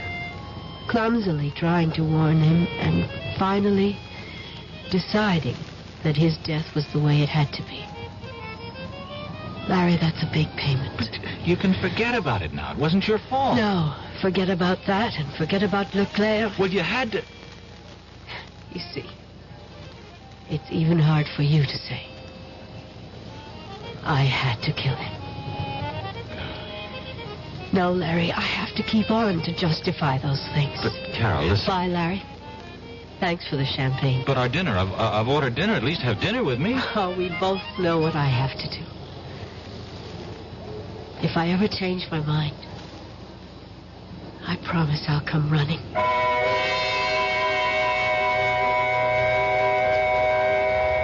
Larry Fielding sat in La Rotonde and watched her walk away. He knew she was walking out of his life. For a moment, he toyed with the idea of running after her and joining her world of spies. He flirted with the idea that he might even be some sort of an American James Bond. But then, the waiter brought the dinner. And to his surprise, he was hungry. And that realization made him wonder about whether or not he was truly in love. I'll be back shortly. Who knows how to help you solve your shopping problems? Your Better Business Bureau knows. knows? I saw this perfectly darling mirror in the showroom, so I bought it. But when the truck came, they delivered this thing I never saw before. Now what am I going to do? I'll tell you what to do, madam. But who are you? I'm the man from the Better Business Bureau. Now, the first thing to do is to call the store manager and tell him what happened. But in the future, when your merchandise is delivered, you should examine the item before the delivery truck leaves. And if it's to be delivered from a warehouse, have a clear understanding with the dealer that unless it is the same as the sample shown to you, you will not accept it or pay for it. Oh, thank you. Just part of my job, madam, to help people with their shopping problems.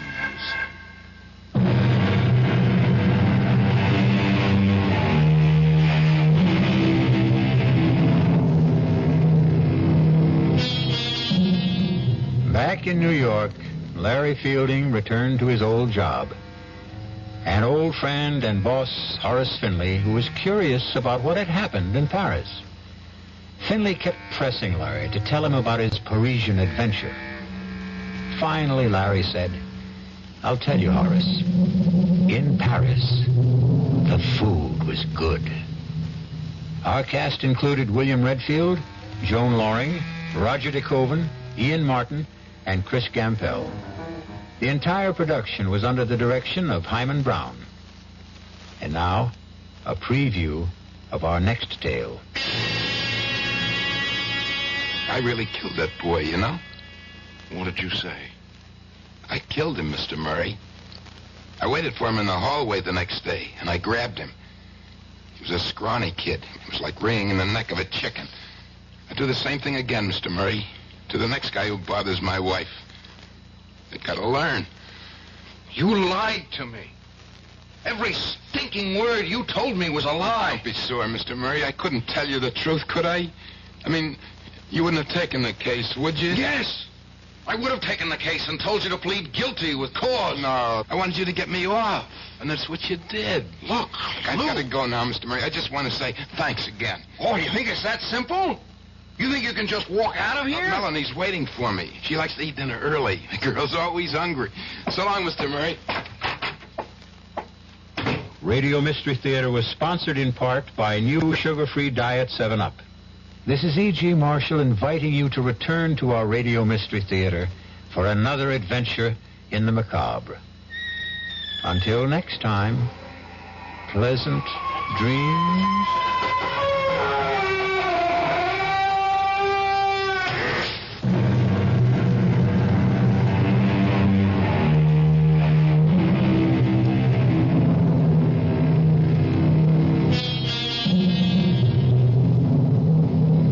WDAF, Kansas City, Missouri. Dick Falvey, WDAF local news at 11 o'clock at International Airport now. Temperature up to 63, and it's mostly cloudy. The amended forecast, newly revised for the remainder of tonight, chance for thunderstorms, possibly heavy at times. Low in the upper 50s, partly cloudy with showers ending on Sunday, high in the low 70s. The amended forecast reads flash flood watch tonight. A flash flood watch for the Kansas City metropolitan area. A meeting is scheduled for 10:30 tomorrow morning to decide whether a major construction strike will begin in metropolitan Kansas City on Tuesday. Carl Rogers of the Teamsters Union says business agents of the 10 unions involved will be on hand. The Builders Association rejected a proposed contract yesterday. The old contract expired on March 31st. 10 young persons were arrested last night in a drug raid in Trenton, Missouri by Grundy County Sheriff's officers and the Highway Patrol. Sheriff Forrest Fisher said the raid on a Trenton residence resulted in confiscation of marijuana and drug paraphernalia. WDAF News Time, 11 o'clock. News of the hour, on the hour, from American Information Radio. This is Dan Streeter from New York, and at this hour, published reports say the Senate Watergate Committee's investigation of a $100,000 contribution to the Nixon re-election campaign by Howard Hughes has been blocked by the Internal Revenue Service. An attorney for the Senate committee suggests that the IRS has succumbed to pressure from the White House. Vice President Ford says the Democrats are trying to exploit the Watergate scandal against the GOP. Speaking to California Republican officials in San Jose this afternoon, Ford said, "Let me point out what would happen if we don't stand together, if we don't bring people together. You could have a legislative dictatorship in the Congress, which would obviate the influence of the White House, would obviate to some extent the influence and the impact of the judicial system." Ford does admit that election defeats already suffered by the GOP this year are discouraging. Shut down at Silver Bay. That story coming up. We live in an age in which most handicaps can be dramatically reduced. The almost blind can be helped to see, and the almost deaf can be helped to hear. Retarded children can be taught to work and play with other children, and in many cases, to read and learn an occupation that will give them independence and a better life. Nearly 7 million American children have learning handicaps of one kind or another, and many parents don't know where or even how to look for schools with special education programs. Special education can help a child overcome his particular learning problems, whether physical, mental, or emotional. If you have a child with a learning problem, or know of such a child, you can find out, free, the location of special education programs or facilities in your state. Just write "Closer Look," Box 1492, Washington, D.C., 20013. That's "Closer Look," Box 1492, Washington, D.C.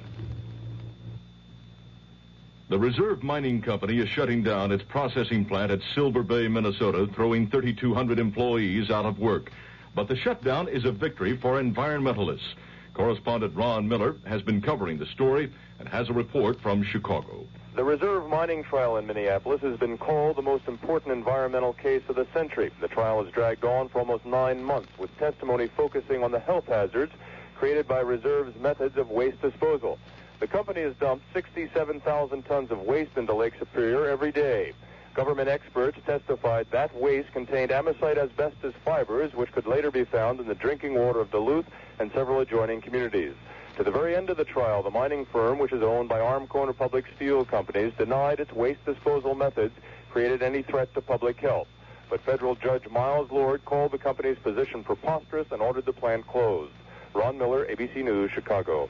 The Reserve Mining Company said tonight it would appeal the shutdown order. A federal energy official in Spokane, Washington, says much of the oil that will initially flow through the Trans-Alaska Pipeline will be exported. Jack Robertson says that in the early years of the Alaska Pipeline's operation, West Coast oil refineries won't have the capacity to process all of the oil that they'll be receiving. Louisiana voters apparently have approved a new state constitution. This would be Louisiana's 11th constitution, more than any other state. A new Gallup poll shows that a majority of Americans are still opposed to amnesty for Vietnam draft evaders. However, the Gallup poll says the opposition has shrunk in the past year from 67% to 58%. The Saigon Military Command says communist forces have cut off 1,000 South Vietnamese reinforcements trying to reach a besieged ranger base 35 miles northwest of Saigon. The South Vietnamese force has suffered many casualties. Secretary of State Kissinger addressed the Organization of American States in Atlanta at noon Saturday and said the U.S. was launching a good partner policy. This is Information Radio News. From the Kurt Mears Sports Desk, in NBA playoff activity, Milwaukee over Chicago 113-90, leading the best-of-7 series 3-0. In the National Hockey League playoffs, Philadelphia 3, New York 0. In the American Baseball League, Kansas City defeated Chicago 7-3. In the National Baseball League, it was St. Louis over Montreal 10-4. The Kansas City forecast for the rest of tonight, a chance of thunderstorms with a flash flood watch included. Possible heavy thundershower activity at times, a low in the upper 50s. Partly cloudy with showers ending on Sunday, a high in the low 70s. Partly cloudy and cool Sunday night, low in the 40s. Partly sunny on Monday, a high around 70.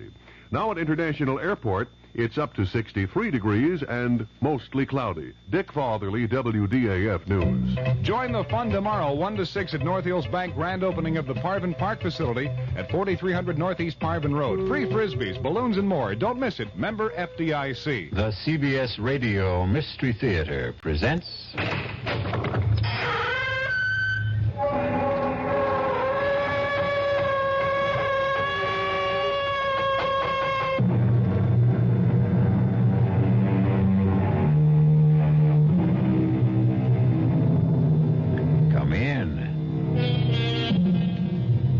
Welcome. I'm E.G. Marshall.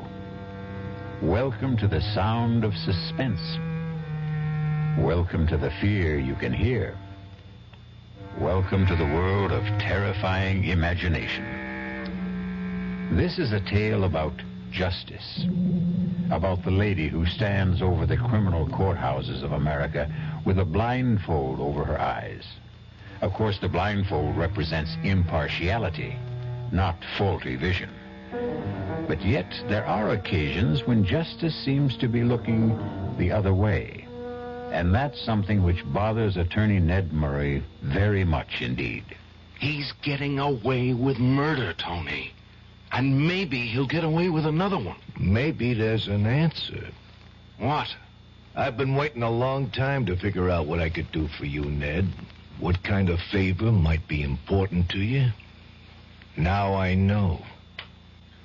Tony, you're thinking about killing Rydell.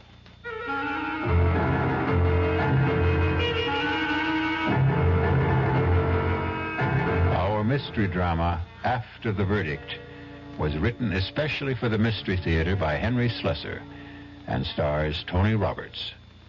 It is sponsored in part by new sugar-free Diet 7-Up and by the Kellogg Company, makers of Kellogg's Special K cereal. I'll be back shortly with Act One.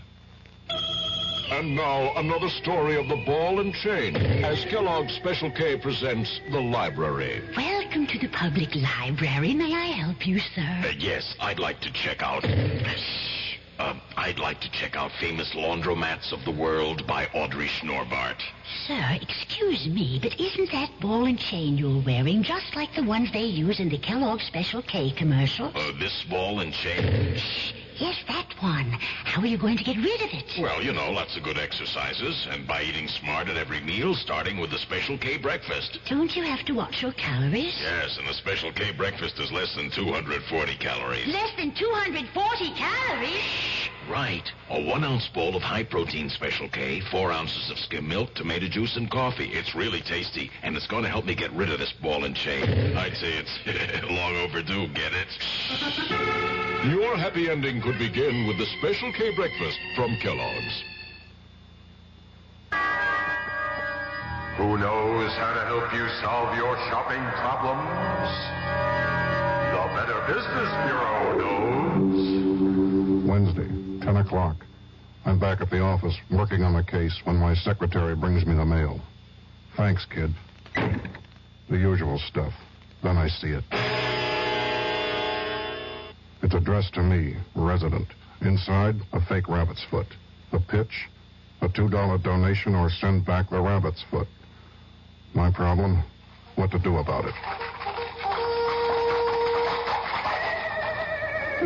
I'll help you with good advice from the Better Business Bureau. Oh, yeah? Spill it. If you receive unordered merchandise in the mail, you are under no obligation to return it or pay for it. Thanks, pal. You're okay. Just another consumer tip from your Better Business Bureau.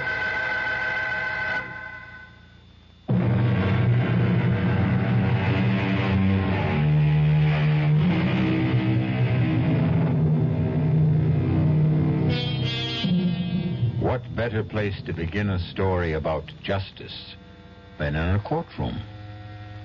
This one is packed today because it's the day the jury is going to return its verdict in the case of the People versus Louis Rydell.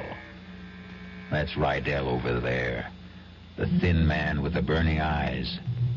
See the way he searches the face of every juror who takes his or her place in the jury box? It's only natural, of course, because Louis Rydell had been charged with murder. Shh, quiet now.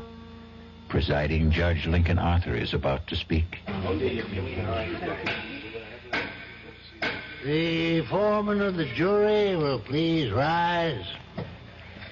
Has the jury reached a verdict in this case? We have, Your Honor. Please read your verdict to the court. We find the defendant, Louis Rydell, not guilty.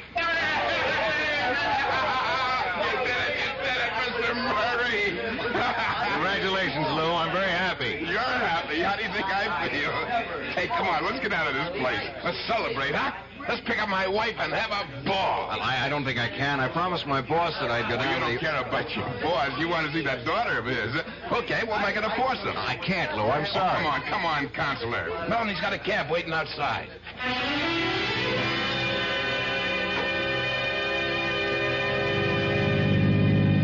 Boy, did I read those faces wrong.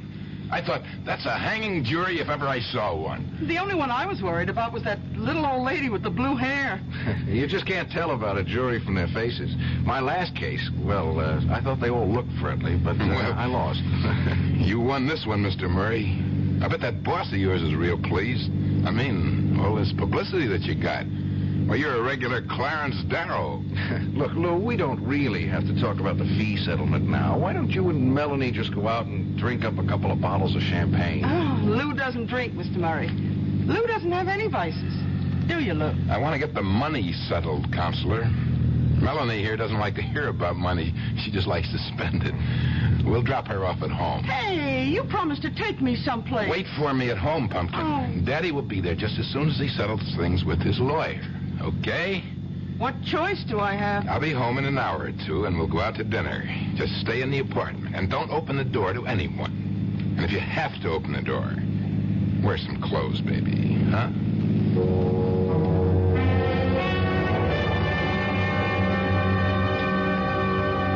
Yeah, this is a nice little office you got here, Mr. Murray. Only, strikes me as kind of small, isn't it? It's big enough, Lou. I mean, compared to that big office down the hall, Mr. Ostrow. Mr. Ostrow is the senior partner of this firm, Lou. Well, maybe when you marry his daughter. You are going to marry that chick, aren't you? Let's get down to business, okay? I mean, the way she was hanging around that courtroom every day of the trial, I figured she was pretty stuck on you. Lou, this meeting was your idea. You said you could manage to pay about $150 a month, and that's perfectly fine with me. Sure, Mr. Murray, anything you say. We could have settled this in the taxi. I guess I just didn't want to face Melanie for a couple of hours. I needed an excuse. You understand? I suppose so. She's beautiful, isn't she? Mrs. Rydell? No, yes, she's very lovely. She can't help herself, you know. The way men bother her all the time. They look at her, and right away they get ideas. It's not her fault. No. She's not smart about it, though. She doesn't know the way men think. Like the way she answers the door sometimes in that sloppy housecoat. She gives people ideas. Like that kid Yost. I feel sorry for that kid, you know? I know you do. It's just too bad that he got himself mugged the day after you threw him out of the house. You wouldn't have gone through all this. You wouldn't be owing me $150 a month. Yeah, I feel sorry for him. Kid delivers the groceries every day, gets the same eyeful every day. His tongue must have been hanging out. Lou, I really have to get on home. I've got a party at my boss's house tonight. But just the same, I'd do it again. That's the way I am. When a guy touches my wife, I get a red fire in my brain, and I can't stop myself. Now, I owe you a lot, Mr. Murray. More than money. Well, forget it. Just learn to keep your temper. I really killed that boy, you know? What did you say? I killed him, Mr. Murray. I waited for him in the hallway the next day, and I grabbed him. He was a scrawny kid. It was like wringing the neck of a chicken. I'd do the same thing again, Mr. Murray, to the next guy who bothers my wife. They've got to learn. Well, you better go now. Melanie's waiting for me. You lied to me. Every stinking word you told me was a lie. Don't be sore, Mr. Murray. I couldn't tell you the truth, could I? I mean, you wouldn't have taken the case, would you? Yes! I would have taken the case and told you to plead guilty with cause. No, that wouldn't have been any good. I wanted you to get me off, and that's what you did. Look, I've got to go now, Mr. Murray. I just want to say thanks again. Oh, you think it's that simple? You think you can just walk out of here? Melanie's waiting for me. She likes to eat dinner early. The girl's always hungry. So long, Mr. Murray. Oh, my God.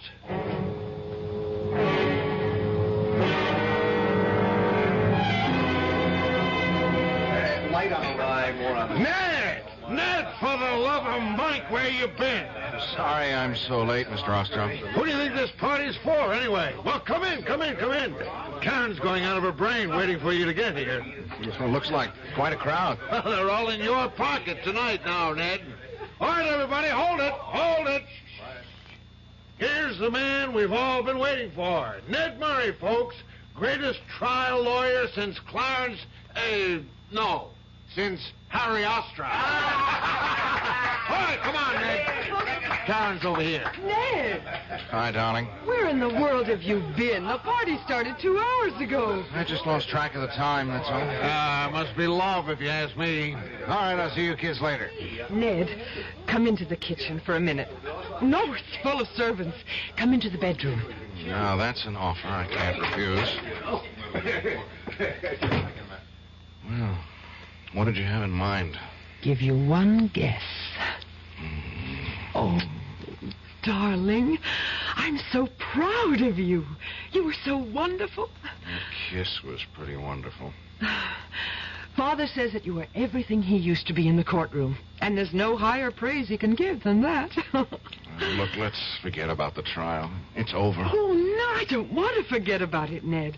I'm just so thrilled with the way you handled the case. That man Rydell seems so guilty. But there's too much fuss about all this, Karen. Father said that if you could win this case, you could do anything. That it would mean a lot of business to the firm. Do you know what I think? He's not going to wait on that promise about the junior partnership. I think he's going to do something about it right now. Are you serious? Don't tell him what I said, but I'm sure of it. Ned, you'll have to stop making excuses pretty soon, lover. You'll have to name the day. Oh, for heaven's sake. It's probably your father wanting me to join the party. Hiya, Ned. Ostrow told me you were here. Tony, for the love of Mike, I haven't seen you in ages. Yeah, that's right. Oh, hey, I am sorry I didn't know you had somebody with you. It's all right, Mr. Igo. I was just going to fix my makeup. See you later, darling. Yes, sure. Tony, I don't think I ever saw you at Ostrow's before. Yeah, you know me, Ned. I don't like to mix with all these big shots. Hey, you still talk to ordinary people? Big celebrity like you, huh? I'll talk to you anytime, Tony. Listen, I was in court today. I've been there the last 4 days. Bet you didn't even notice, huh? Well, that was nice of you. Busy man like you. Well, I got a personal interest. You know that. Sure. Tony... I was real glad you won, kid. Reminded me all over again what you did for me 2 years ago. Getting me off that murder rap. It was like seeing the whole thing again. It wasn't the same, Tony. For one thing, you didn't kill it. I mean, come on, let's go out and get a drink. Not for me. Since I seen you last, I got me an ulcer. That's the price of success, you know, in my business, just like yours. That's too bad. You know something, Ned? You don't look so healthy yourself. I'm okay. You look great in that courtroom, only now... Yeah, you don't look like a guy who won a case. You look like a loser. I'm just tired. Let down, you know. Yeah, sure. Hey, look, Ned, you remember what I told you once, huh? You got any troubles you can't handle, I want to hear about them. You got a favor coming from me, and it bothers me not to pay off. That was a long time ago. You don't owe me anything. I keep good books. Don't tell me who I owe. Hey, go on, Ned. Find that girl of yours. Maybe she can cheer you up, huh? Tell you the truth, Tony, I need a couple of minutes all by myself. You know how it is. Yeah, sure, I know how it is. Sometimes too much is too much. Yeah, that's right. See you around later, kid. Okay? Yeah, later. Sometimes too much is too much. I really killed that boy, you know. He killed him. He killed him, and I let him get away with it. I killed him, Mr. Murray. Oh, God. I'll do the same thing again to the next guy who bothers my wife. I'll do the same thing, Mr. Murray. The same thing.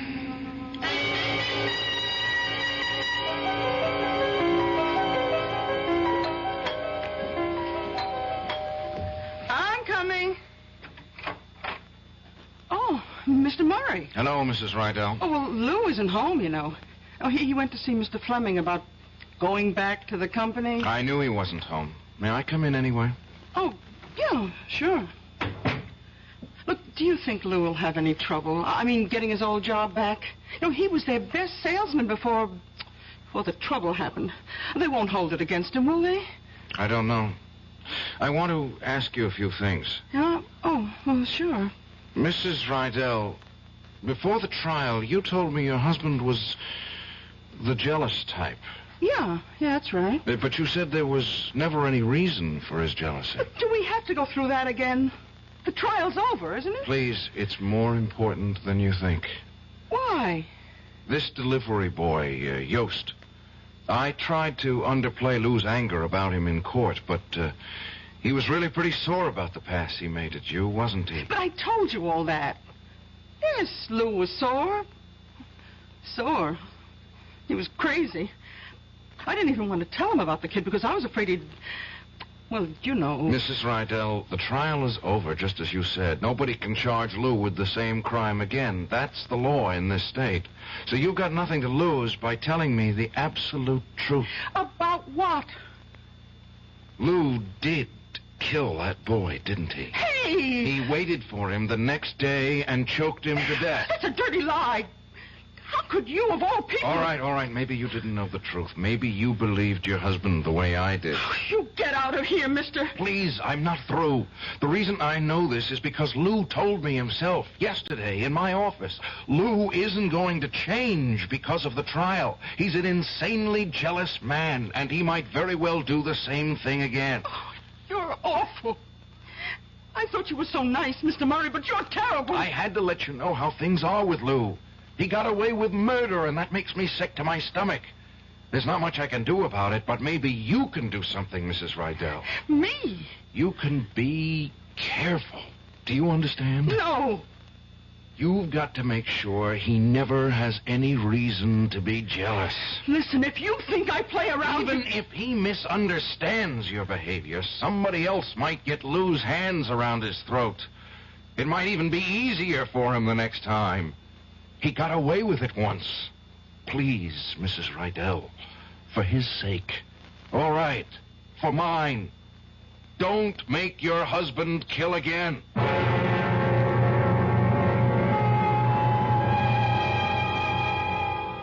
I don't know about you, but I think Mr. Murray's request is very reasonable.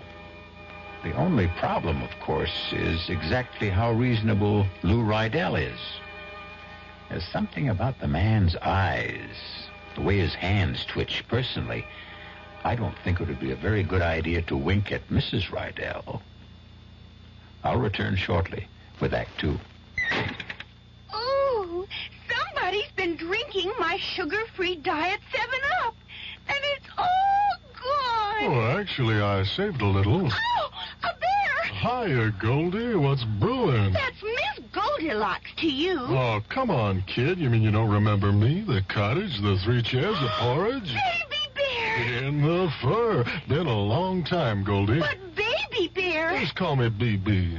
You drank all the sugar-free Diet 7-Up, and I have to conduct another diet drink taste test today. Well, yeah, I saw the sign on the door, a professional taste tester, huh? But how can I conduct my taste test now? Why bother? I tried those other diet drinks, too. You'll notice there's still plenty of them around. Why not ask me? Well, okay, BB. Tell me, why did you drink all the sugar-free Diet 7-Up? I like the taste. Light, fresh, natural. Sugar-free Diet 7-Up is definitely unbearably delicious. Mm-hmm. People can reach, people can touch, people can help, people so much. If you can remember World War II, you can remember when people spoke about cancer in a whisper. Once it was known someone had cancer. Nobody talked about it. I'm Paul Newman. Today we talk about cancer quite openly, except for one form of it. The one nobody likes to talk about still. Cancer of the colon and rectum. It's the most common form of internal cancer. Yet doctors estimate 3 out of 4 patients could be saved by early detection and treatment. That means when you have your regular health checkup, especially if you're over 40, talk to your doctor about a Procto. Fight cancer with a checkup and a generous check when your American Cancer Society volunteer calls. Cancer Crusaders, people who care about people.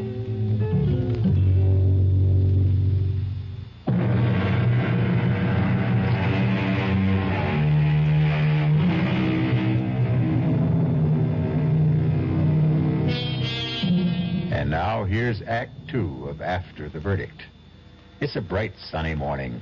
The kind of morning that fills promising young men like Ned Murray with enthusiasm for life.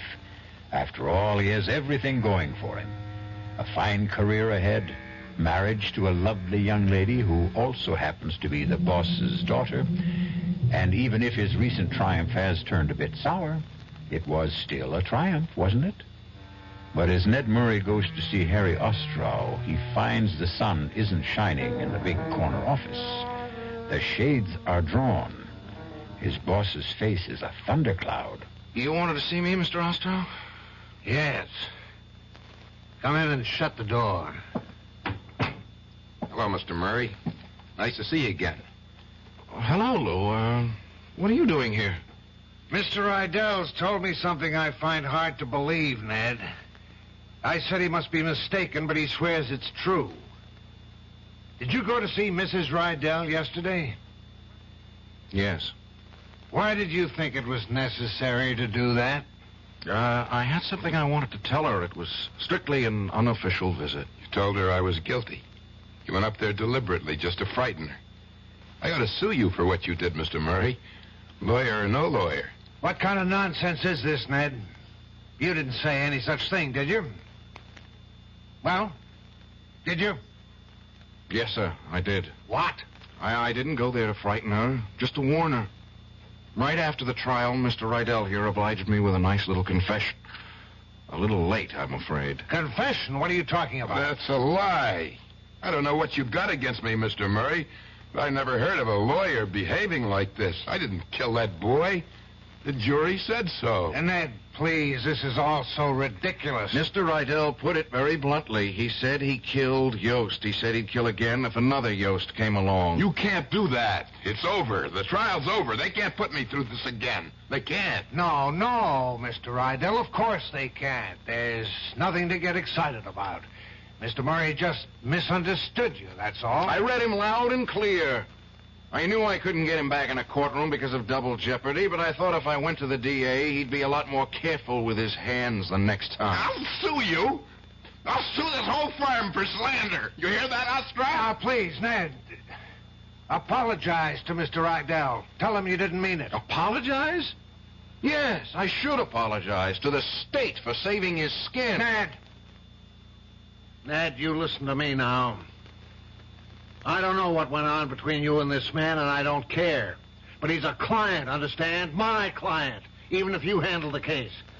And there's such a thing as lawyer-client privilege. Since when does it include murder? Shut up and listen to me.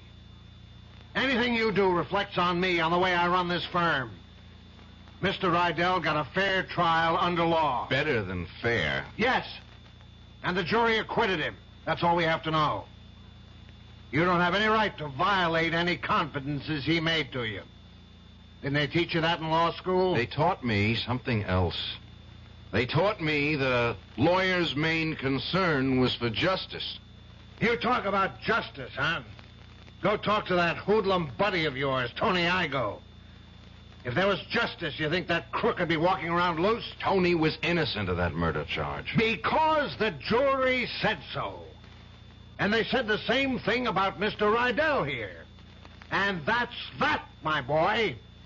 Understand?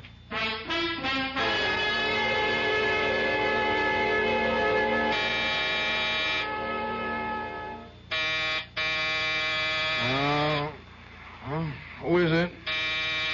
Oh, for Pete's sake. Can't they let a guy get some rest in his own home? Well, have I caught you with the blonde? You caught me with a bottle. And just in time, obviously. Well, The least I can do is make sure you don't drink alone. Not enough for the two of us. Even if I give you this? What is it? A present. Open it. It's that pipe you were so crazy about. The one with the ivory carving. I was saving it for some special occasion, but your birthday isn't for 6 months. It's a beauty. If you're going to bribe me, I prefer cash. Really? And I thought I'd use sex appeal. I understand that's surefire.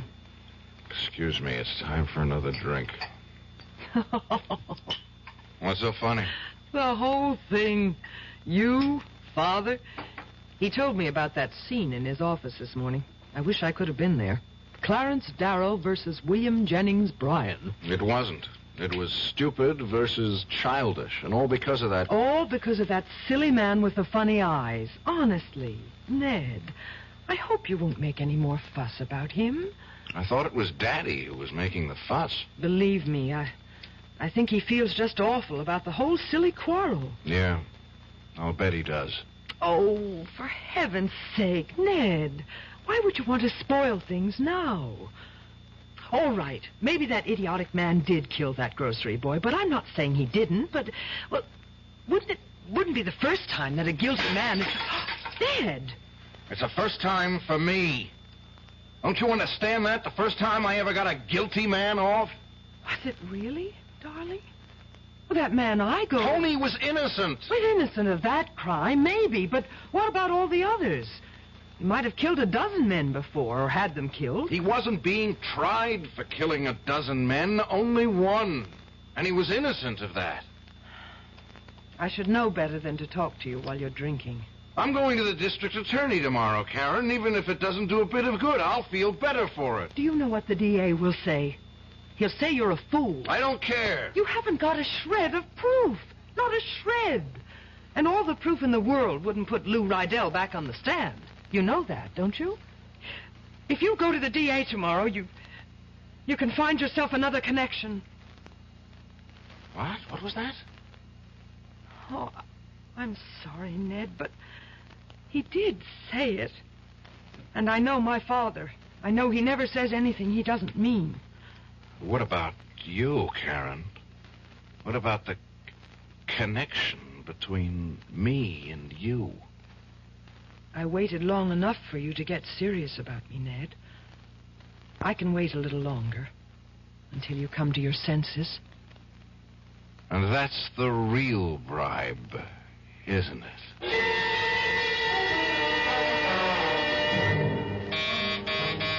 Hey, Ned!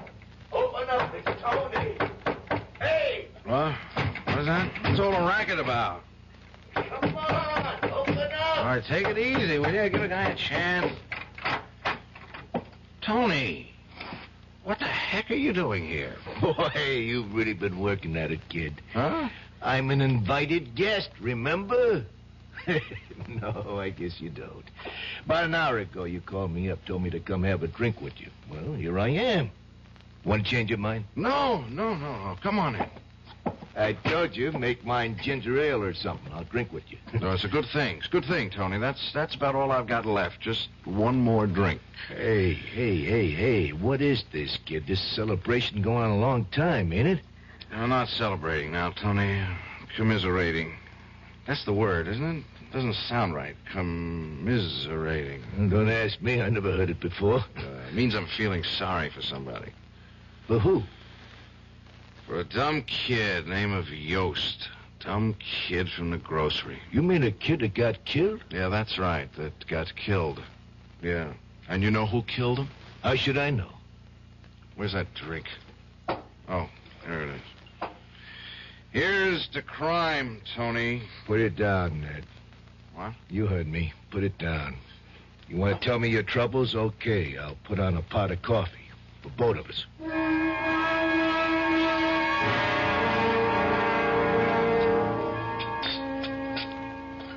That make you feel any better? No. Well, give it time. Tony, were you listening to me? Did you hear what I told you? Yeah, I heard you. This guy Rydell is a kookaboo. He's getting away with murder, Tony. And maybe he'll get away with another one. Nah, next time will be different. you'll know different from one thing. Meantime, somebody gets killed. Well, what's that to you? I'm sorry. Sir, I forgot the kind of guy I'm talking to. What am I going to feel like when it happens, Tony? Well, there must be some way to nail this crumb. No, there isn't. The law protects him. Double jeopardy. A man can't be tried twice for the same crime. That's how it goes, Tony. One trial to a customer. Yeah, it's a shame, all right. They hung better guys than that, and he's walking around free as air. That's the law, Tony. Yeah, the law. Okay, if it bothers you so much, stop him. Tell me how. Everybody else has to pay the penalty, right? Why not him? It's too late. It's too late, Tony. For the law, maybe. Huh? Want some more coffee? No. I think I'll get myself a cup. Yeah, maybe there's an answer. What? I've been waiting a long time to figure out what I could do for you, Ned. What kind of favor might be important to you. Now I know. How do you mean, favor? Well, it won't be just for you. I'd be doing everybody a favor, the whole state, right? Only when it happens, I mean it for you, Ned. Remember that. Hey, it's good coffee. Well, see you around. Tony, wait a minute. Oh, it's getting late, kid. I have to go. What was that you just said? What's in your mind? Nothing. Come on, I did my good deed for day. Let me out of here now, huh? I want to know what you meant by a favor. You know what the word means. You're thinking of killing Rydell. Oh, you see too many movies. Tony, don't be crazy. I don't want that kind of favor, understand? Yeah, sure. Just let him loose, huh? So what if he gets away with murder, huh? Killing him is no answer. Sure, so let some other slobs get knocked off, huh? That's better. I didn't mean all those things I said, Tony. You got the wrong idea. This guy didn't kill a grocery boy. He's killing you too, buddy, and that's what I care about. But you got nothing to be afraid of. Nothing's gonna rub off on you. I know my business, just like you know yours. So long, kid. Tony! Usually, it's a very good thing to have friends. Loyal friends who are always willing to do you a favor. But it looks as if Tony Igo is going to do a good deed by committing a very bad deed. The question is, can one murder avenge another? We'll find out shortly when we return with Act 3. You've seen the Budweiser commercials on television, and maybe you've wondered how long people have been putting that famous Bud label on things. Well, not as long as the brewers of Bud have been putting things on the label. Things like a list of Bud's most important ingredients. Quote, brewed by our original process from the choicest hops, rice, and best barley malt. And things like the following statement. This is the famous Budweiser beer. We know of no brand produced by any other brewer which costs so much to brew and age. Our exclusive Beechwood aging produces a taste, a smoothness, and a drinkability you will find in no other beer at any price. Unquote. Yes, brewing beer right does make a difference. Read the Bud label. Taste the king of beers, and you'll agree, when you say Budweiser, you've said it all. Anheuser-Busch, St. Louis. You're 17. Well, that's plenty old. Old enough to know about things like grass and speed and acid and smack. We probably can't tell you anything about the stuff you haven't already heard, or maybe even found out for yourself. So we don't intend to give you any advice. You wouldn't listen. But the trouble is, neither will your kid brother. He doesn't know half of what you know. He doesn't know how dope can affect your body. He's never spent a violent night hugging a friend who was on a bad trip, or watch a guy nod off in class and fall to the floor. He's just a kid, and a real setup for anybody out there selling the stuff. We'd like to warn your little brother. Too bad he doesn't trust us. We can't get to him. But maybe you can. An advertising council campaign.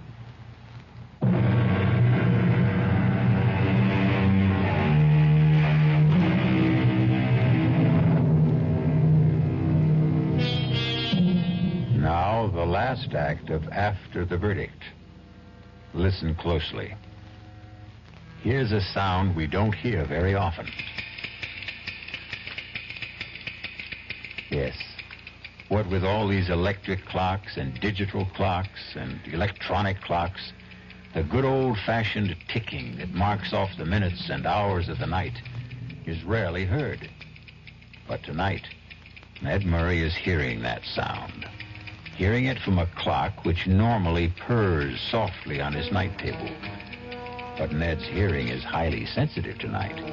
His brain is tuned like a high-frequency instrument, picking out the slightest vibrations, tuning in on voices he doesn't want to hear. Sure, I killed that boy, Mr. Murray. I waited in the hallway and I grinned. It was like wringing the neck of a chicken. It won't be just for you, Ned. I'd be doing everybody a favor, the whole state, right? Yes. That's true enough. They hung better guys than that, and he's walking around free as air. Yes. Everybody has to pay the penalty, right?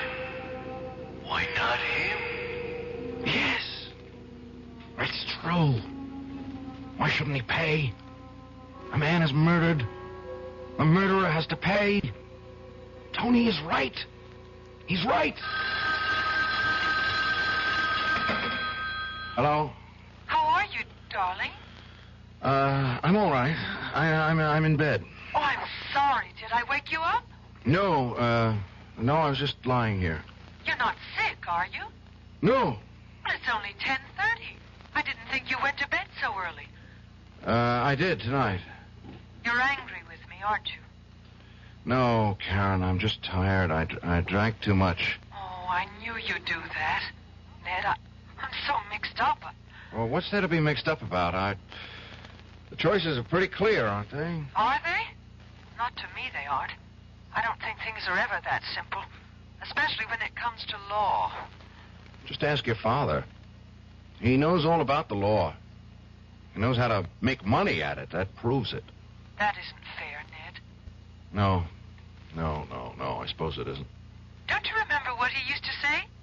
That if the time ever comes when right and wrong are absolutely clear, there won't be any need for lawyers. Your father didn't say that, Karen. He was quoting someone. Who? Judge Lincoln Arthur, as a matter of fact, the judge at Rydell's trial.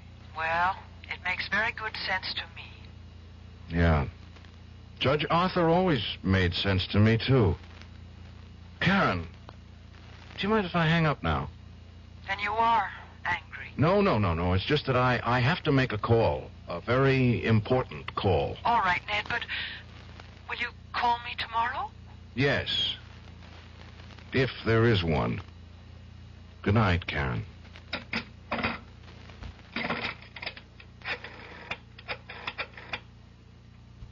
Information? Can you give me the number of Judge Lincoln Arthur?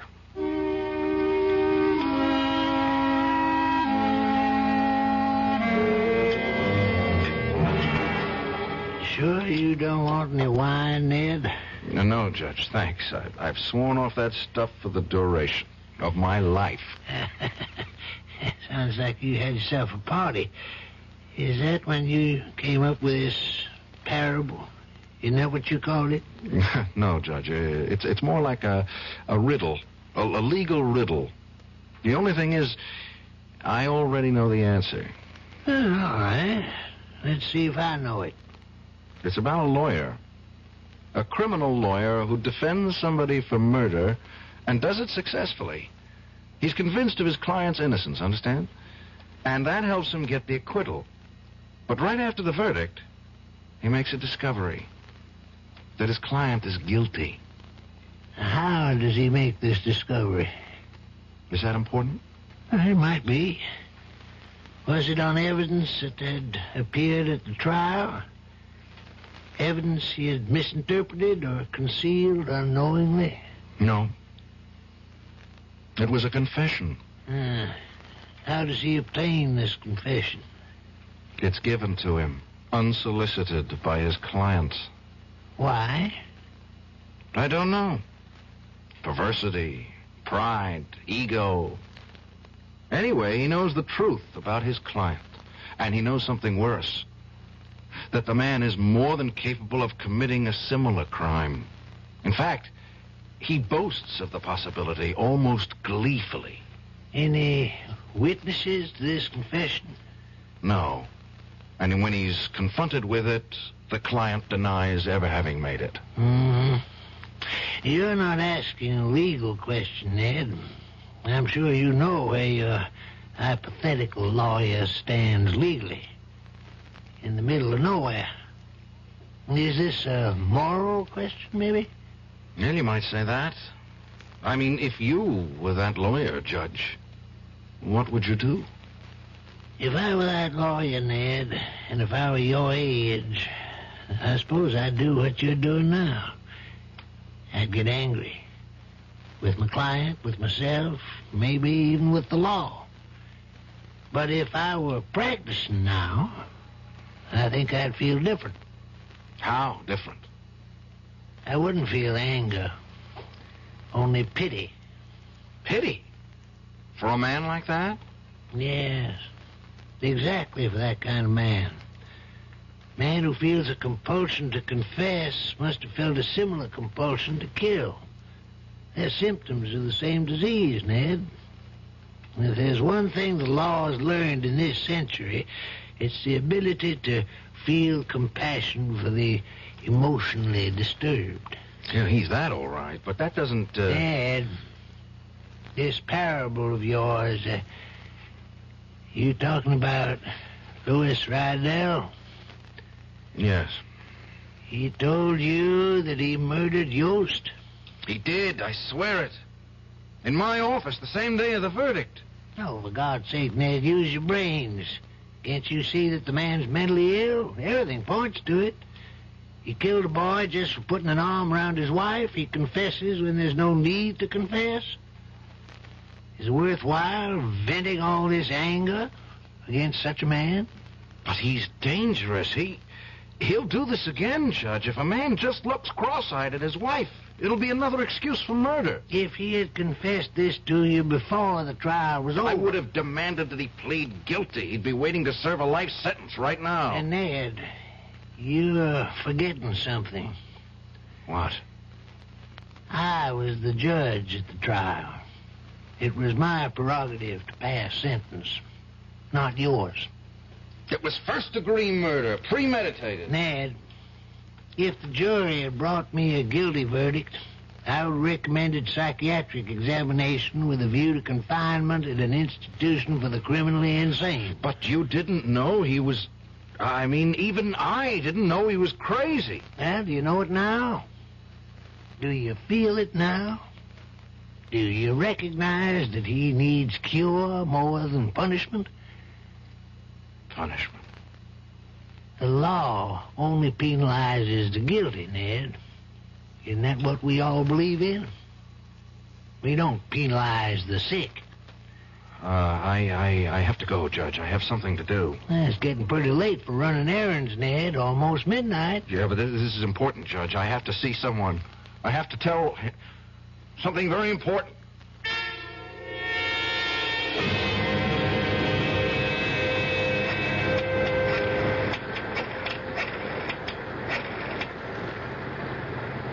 Hello? Is this Lucerne Dispatching? My name's Ned Murray. I'm a friend of Tony Igo. No, Murray. That's the last name, not the first. Look, it's very important that I reach Tony as soon as possible, only this is the only number he ever gave me to reach him. But he's got to have a home phone, right? So help me, it's important. It's a matter of... Look, who am I speaking to? Lady, please, I'm in a phone booth and it's pouring like hell and I'm getting soaked. No. I'm sorry. I didn't mean to talk to you that way. Yes, I realize that, but if you could make this one exception. Well, how do you know he isn't home? For God's sakes, it's after midnight. Yes, all right. He couldn't have gone there tonight. He couldn't. Taxi!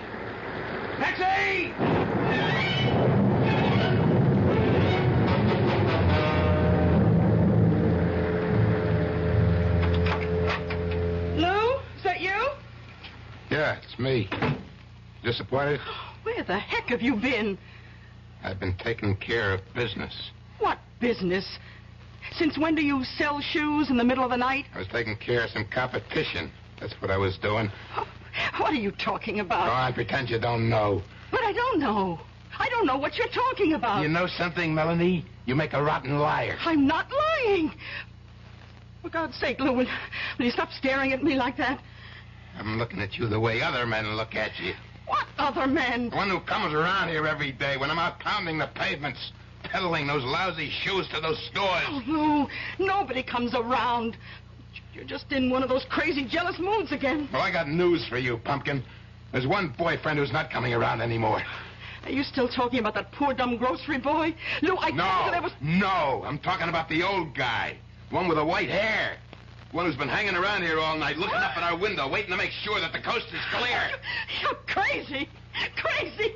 I don't know any white-haired guys. Well, you'll never get to know this one, because he's got something wrong with him, baby. He's got a carving knife in his stomach. Lou. Oh, my God, no. Lou, you didn't. Yes, I did. So you can forget about seeing your lover boy tonight, baby. You can just forget it. You'll have to be satisfied with just me. Lou, just tell me it isn't true. Tell me you didn't kill anyone. It wasn't the first time, Pumpkin. If you keep up the way you're going, it won't be the last. In fact, the next one might be you. Oh, my God. Those police cars.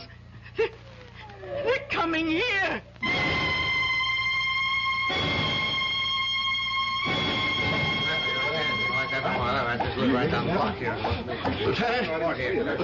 Lieutenant Gerhardt. Oh, hi, Ned. What are you doing here? What's going on? What's all the crowd about? Oh, wait a minute. You know the victim, don't you? Is that why you're here? You get a tip or something? Victim? Who? Tony Igo. Tony? Somebody used a knife on him. Oh, God. Ironic, isn't it? Probably a dozen guys wanted Tony Igo knocked off, and how does he get it? From a jealous husband. Is he dead? Yeah, he's dead. And it was your ex-client who did it, that guy Rydell. He caught Tony hanging around the building watching the place. Rydell claims he was after his wife. You know about this, Ned? It's not true. It's not true, Lieutenant. He didn't even know the woman. Then what was he doing here? A favor. He was doing somebody a favor. What are you talking about? Look, where is Rydell now? Upstairs, answering questions. He won't get away. Not like the last time, Counselor. Yes, it won't be like the last time. Excuse me. Hey, where do you think you're going? I want to see him. He's entitled to talk to a lawyer, isn't he? You must be nuts yourself. Half a dozen witnesses saw him do it. Can I go up, Lieutenant? You mean you'll defend that screwball again? He's out of his mind. Don't you know that? Yes, I know. And that's what I'll try to prove. Now, will you please let me see my client?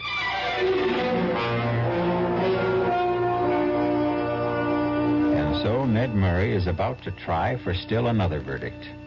This time a verdict which will carry a punishment more befitting to the crime.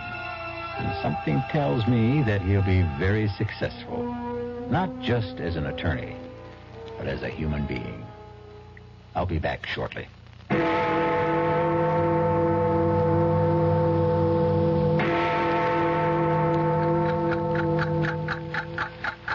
The time has come for action. Birth defects are forever unless you help. A time to be born, a time to die. The March of Dimes fights birth defects. A time to heal. Through medical service programs, scientific research, a time to and speak. public education. These are the times that try men's to souls. protect the bodies and minds of our children today and That's why tomorrow. it's time for a change. So much to do. So little time. We must see to it that every child is born healthy, whole, Now is perfect. the time for all good men to come To the aid aid of the March of Dimes in its drive to prevent birth Make defects. time stand still.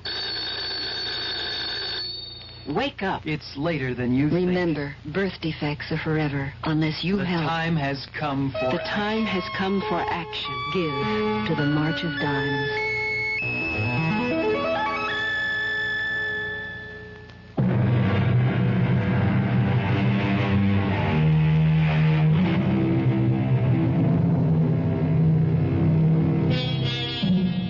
Some time ago, a man named Thomas de Quincey said, "If once a man indulges himself in murder, very soon he comes to think very little of robbing. And from robbing, he comes next to drinking and Sabbath breaking. And from that, to incivility and procrastination." Let that be a lesson to all of you. This quotation and this story have come to you through the courtesy of our Radio Mystery Theater. Our cast included Tony Roberts, Joseph Julian, Bryna Rayburn, Barbara Caruso, Robert Dryden, and Sam Gray. The entire production was under the direction of Hyman Brown. And now, a preview of our next tale. I take it you are referring to Miss Helene Friend? Where is she? Back at her hotel. I had her sent back immediately. We did not want to speak to her, just you. Okay. You have the floor, Mr. Colodanos. Colodinus, Monsieur Nash. It is an old name.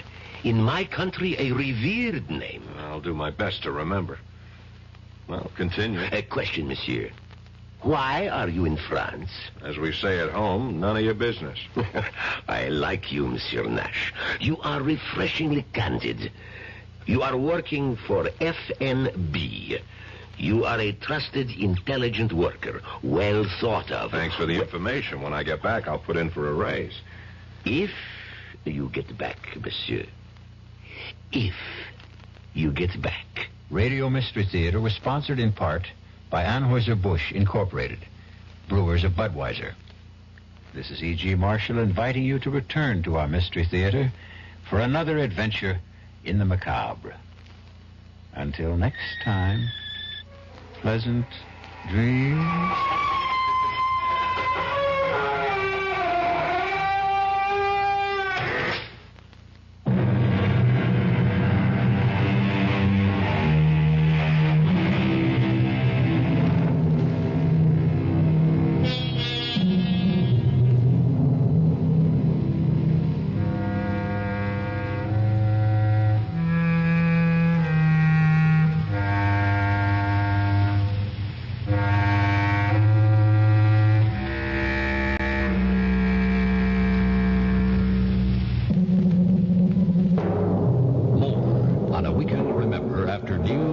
And sports.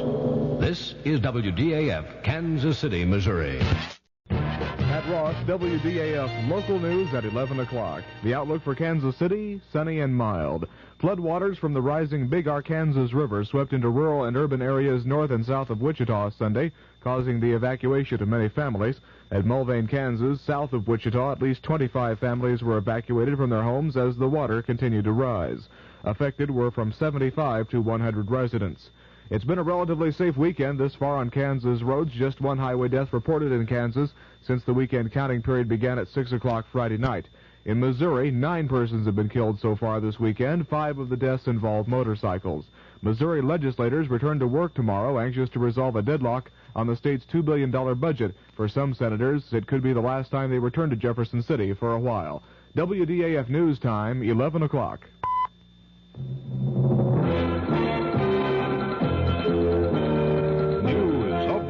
On the hour from American Information Radio.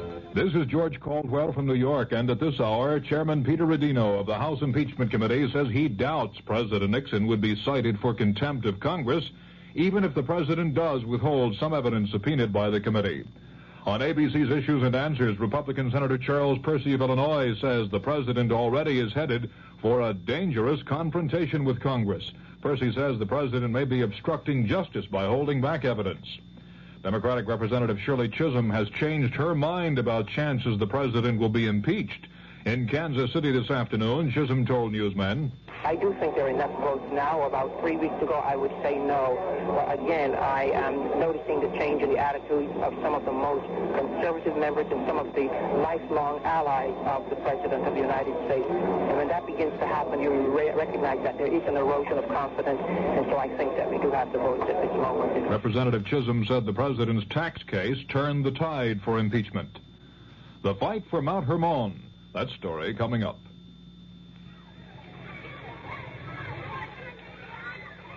Pollution, crime, substandard housing, energy crisis, corruption, inequality, vandalism.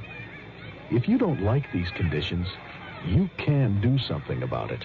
Law Day, May 1st, reminds us that the great thing about our system is that people can have a voice in improving it if they understand it and if they use that voice in the many ways possible.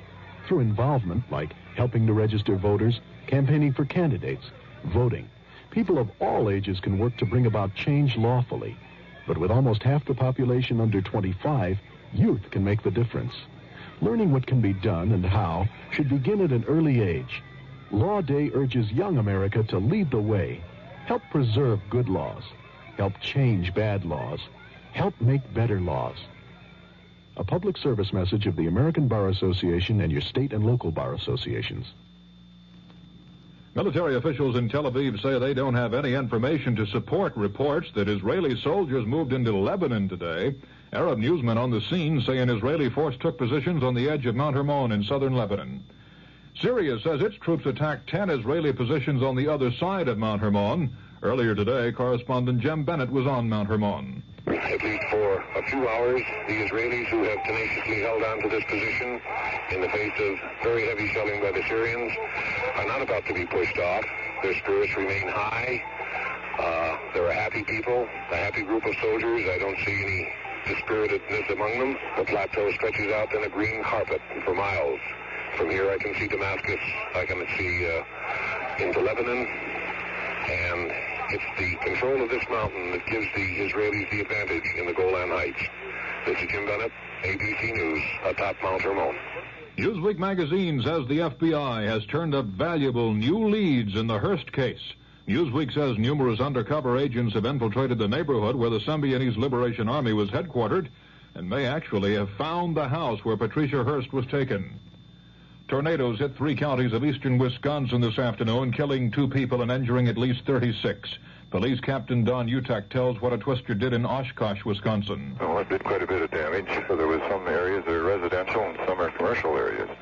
Broke windows, tore roofs off. Some of the homes were torn apart completely. And it seemed to touch down, then raise up and skip an area, and then touch down again. Utek said there were about 20 injuries in Oshkosh.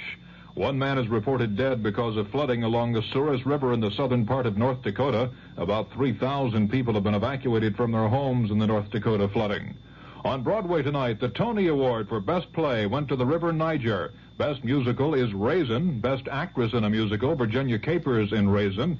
And the Tony for Best Actor, Michael Moriarty for Find Your Way Home. This is Information Radio News. From the Kurt Murray Sports Desk, the Chicago White Sox scored 7 times in the 6th inning and went on to an 11-7 victory over the Kansas City Royals today. The highlight was Brian Downing's bases-loaded triple. Downing also homered. John Mayberry had a 2-run homer for the Royals, while Tony Soleta added a solo shot. California's Lee Stanton hit a 3-run homer to cap a 6-run rally in the 8th inning and lead the Angels to a 9-5 victory over the Oakland A's. The uprising came against 3 Oakland pitchers, Vida Blue, Raleigh Fingers, and Darrell Knowles. Stanton's homer was his 4th of the season. A 3-run double by Mike Phillips and a tie-breaking single by Steve Ontiveros in the 8th inning boosted the San Francisco Giants to a 6-4 triumph over the Los Angeles Dodgers. The Dodgers' Andy Misser Smith entered the frame with a 4-hitter and a 4-1 lead before the Giants exploded for 5 runs.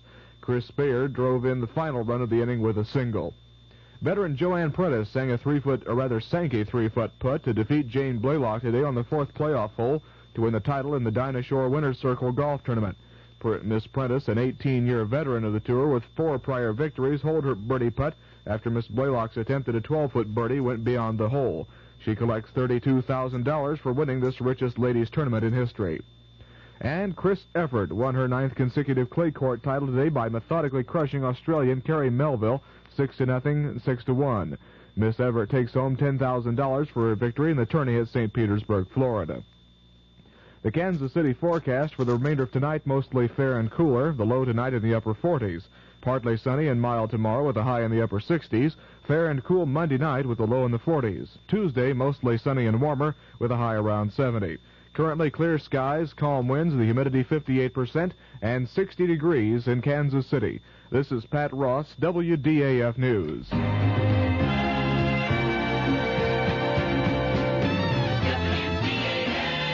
The CBS Radio Mystery Theater presents...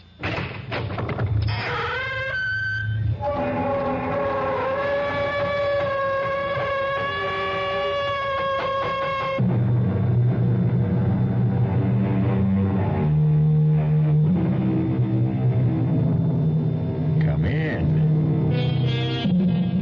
Welcome. I am E.G. Marshall. Welcome to the terrifying world of your own imagination. I have an unusual story about foreign intrigue, murder, and love. Interesting combination?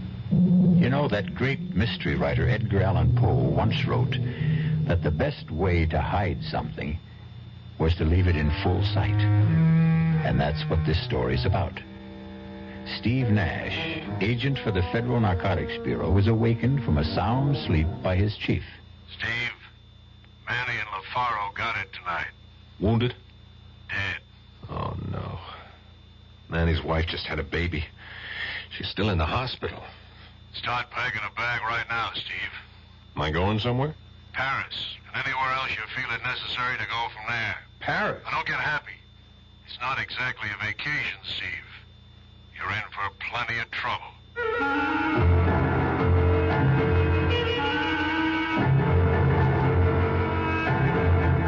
Our mystery drama, Conspiracy to Defraud, was written especially for the Mystery Theater by Sidney Sloan and stars Paul Hecht. It is sponsored in part by the Kellogg Company, makers of Kellogg's Special K cereal, and by Anheuser-Busch Incorporated, brewers of Budweiser. I'll be back shortly with Act One.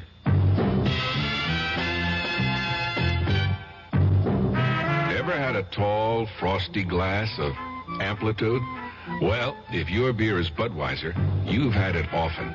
Amplitude is a fancy word for the entire taste phenomenon, the total experience of flavor. Next time you take a healthy swallow of Bud, watch what happens. Think about the sensations you're experiencing. Notice how the flavor of Bud comes on nice and easy. Not too strong, not too quick. Just right. Notice the clean, crisp togetherness of Bud's taste. Everything in perfect balance, with no single element jumping out at you. And there'll be no aftertaste either, no hanging on. And you'll be refreshed and ready for another glassful. Actually, Bud drinkers have been experiencing Amplitude for years, but they never phrase it that way. They just say Budweiser, and that says it all. Anheuser-Busch, St. Louis. Hello, this is Steve Allen. You are? Then I must be Jane Meadows. I hope so. Now, do you want to tell them, darling, or shall I? Ladies first, sweetheart. The microphone's all yours. Okay.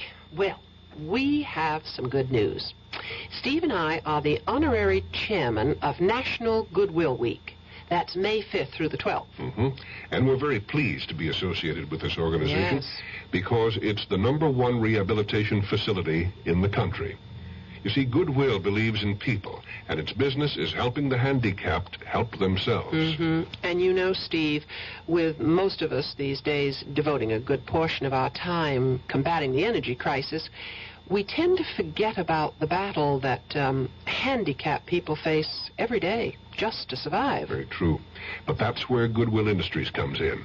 It offers them a chance to learn a trade, earn a living, and regain their self-respect. Yes. Well, our time's about up, Jane, so remember, folks, be good to Goodwill. Especially during the week of May 5th through the 12th.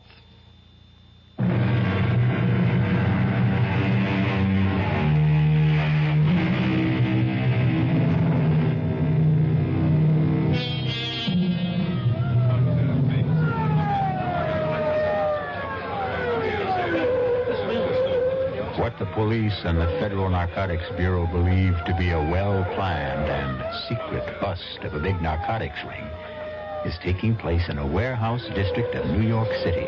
Stand by, Sergeant. I'm going to talk to them on a bullhorn. If they don't come out, we go in. Right, I got it. You are completely surrounded. I repeat, you are completely surrounded.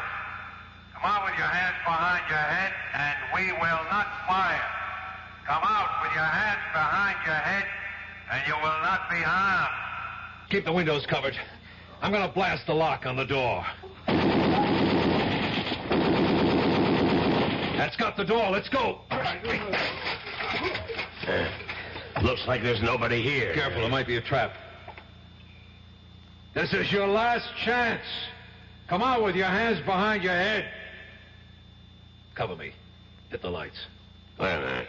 There's the body. Careful. Careful. Chief, it's Manny. He's dead. Manny. Alfaro may be here, too. He's here, Chief. Still alive? No. Dead. They got him, too.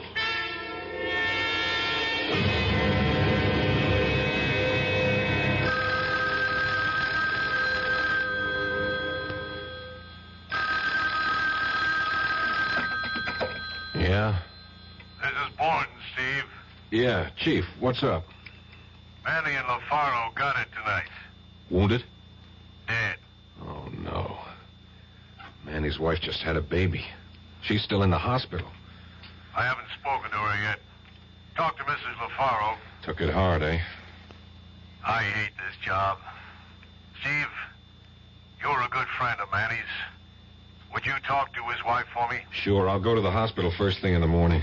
Rotten business. Better start packing a bag right now, Steve. Oh, am I going somewhere? Paris.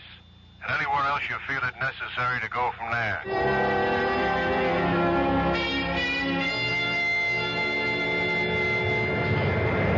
I beg your pardon? Yeah. What? This seat. Seat? Oh, I'm sorry. Am I in the wrong seat? No, I am. Oh.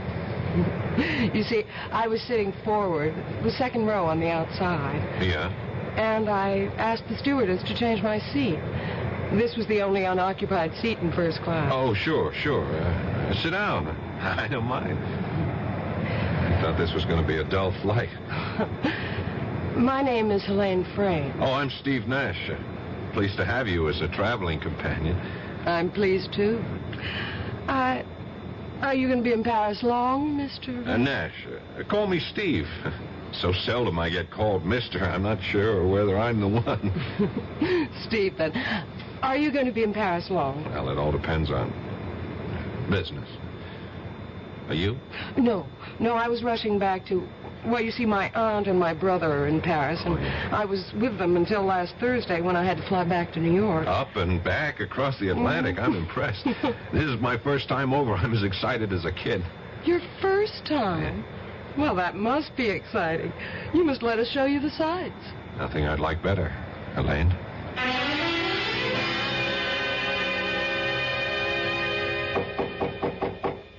Entrez. Inspector Boivin? Oui. You are Stephen Nash, Federal Narcotics Bureau? That's right. Entrez. Come in, please. I've been expecting you. May I say that we are not pleased by this visit? I'm sorry, I didn't set it up. Oh, it is not personal, you understand.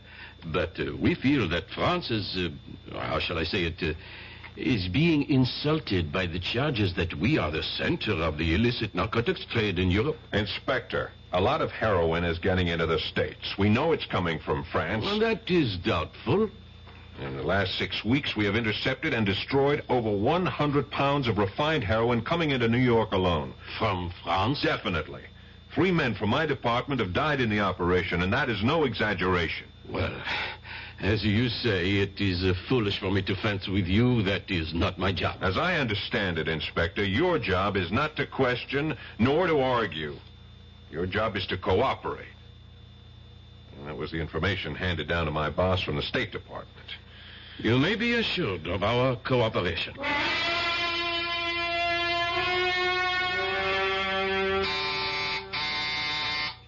Entree. The door is open. Oh, hello.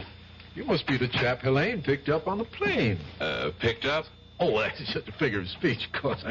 I'm Harrington Frame, Helene's brother. Oh, hi, I'm Steve Nash. Yes, well, hello. Sit down. Helene should be back in a minute. Just stepped out to do a bit of last-minute shopping. That you, Helene? Oh, Auntie. This is that chap that Helene met on her flight back, Mr. Stephen Nash. This is our Aunt Phyllis, Mrs. Starrow. Oh, how do you do, Mr. Nash? How do you do, Mrs. Starrow? Oh, please, call me Phyllis. Mrs. Starrows reminds me of that I'm an old widow woman. You're going to be in Paris long, Stephen? Oh, 2, 3 weeks, perhaps longer. Auntie thinks of herself as an unofficial tourist bureau, feels she must take her fellow countrymen under her wing and show them her Paris. Oh, you be quiet, Howard. I just want to be pleasant. Don't you like people who are pleasant, Steve? Oh, yeah, of course. I don't suppose that Harrington or Helene has told you of our trouble. Oh, good Lord, Phyllis, must you tell everyone you meet?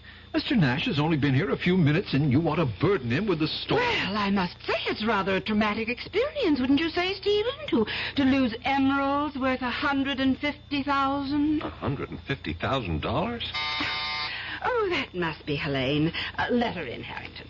Phyllis is angry with me. She always calls me Harrington when she's annoyed. Oh, Helene. Mr. Nash here yet? Oh, indeed, yes. Phyllis and I have been staging a little domestic spat to keep him amused. Well, I wasn't amused, and I'm sure that this nice Mr. Nash wasn't amused either. I'm certain he wasn't. Hello, Steve. Helene. Sorry I was late and allowed my abrasive brother and aunt to put on a show for you. I enjoyed every moment, Helene.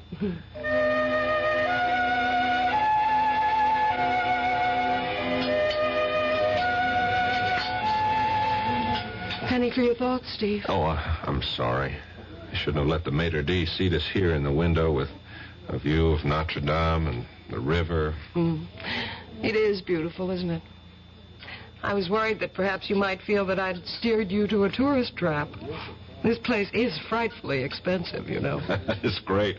I'm on an expense account. Stop worrying. All right, I shall. And speaking of worry, you seem to have something bothering you. Is it something personal? Well, it's about my aunt and Harrington. Yeah? Well, you see, my aunt has lost a very valuable piece of jewelry. The emeralds. You know. One of the first things she told me when I called, worth $100,000 or more. They're insured for $120,000. Why should she worry? She's not worrying. I am. The emeralds are not lost, strayed, or stolen. What? It's just a stunt to bilk the insurance company. Well, she's being very foolish. She's desperate. She's completely without money. For that matter, both Harrington and I are, too. If they go through with this insurance swindle, they're going to be in big trouble.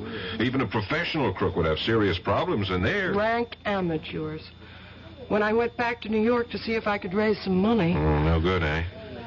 Aunt Phyllis has been to the well too often. No credit. Well, why doesn't she sell the emeralds, honestly? Well, I believe it's Harrington's idea, but he wants her to sell them to some... Fence?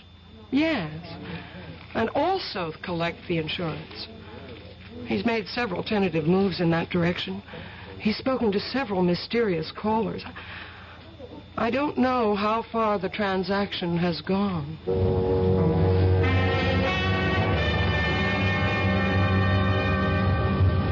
Taxi! Taxi! I can find you a taxi, monsieur. What? You want a taxi? I can get one for you. No, thanks, sir. What a town. Even the taxi drivers have agents. You will not make a move, monsieur.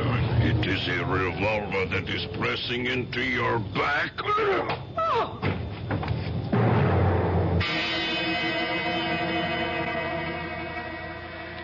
Perhaps you underestimated your strength, Gab. The blow on the head... No, he'll be all right. We dropped her at the Concord. That is the hotel where she is staying, is it not? Yes. Nash, can you hear me? Ah, you are opening your eyes.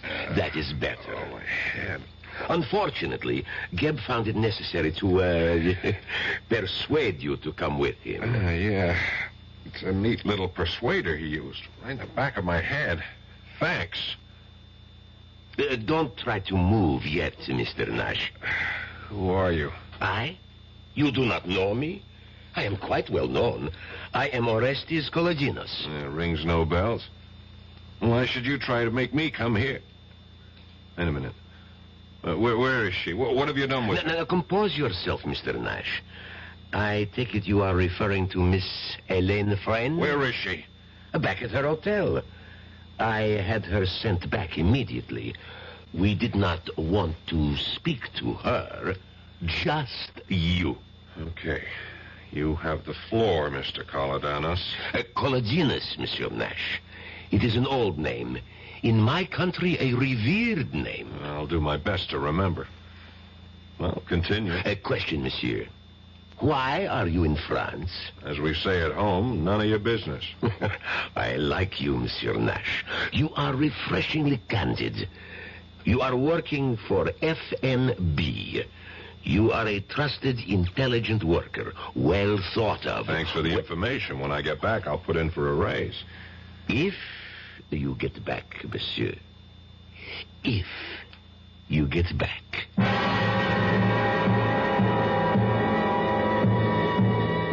There is no doubt in Steve's mind that Kolodinos would and could carry out his threat. 3 men had already been permanently silenced, and it was not likely that Kolodinos would hesitate at the 4th. I'll be back shortly with Act 2. Great taste in the morning. Kellogg's has that wholesome taste to get you up and grinning. This is Jerry Coffer for Kellogg's Special K. You know, for years we've been talking about the Special K breakfast, a great way to start the day if you have a weight problem. You may have seen or heard our latest commercials, which symbolize the problem of being a few pounds overweight by using this ball and chain. That's the sound effect. But so many people have come to know the Special K breakfast that can help solve weight problems, they sometimes forget that Special K is America's favorite high-protein cereal. It has 8 essential vitamins and iron, and so delicious that lots of folks, kids as well as adults, eat Special K just for the sheer good taste of it. So we don't want you to think that you have to wear a ball and chain to eat Special K. All you need is an appreciation for the finer things of life, a 1-ounce bowl of Special K, 4 ounces of skim milk, tomato juice, coffee, and maybe a little sugar. The Special K breakfast can help you lose weight all by itself, but it really is a good start. The Marine Corps Reserves are looking for a few good men to help keep the peace. We're looking for men who understand that nobody likes to fight, but somebody has to know how. We want men who want to see their children grow up in an age of peace. Men who will do more than wish for it. Men who will work for it. Men who don't need the draft to know there's a job to be done.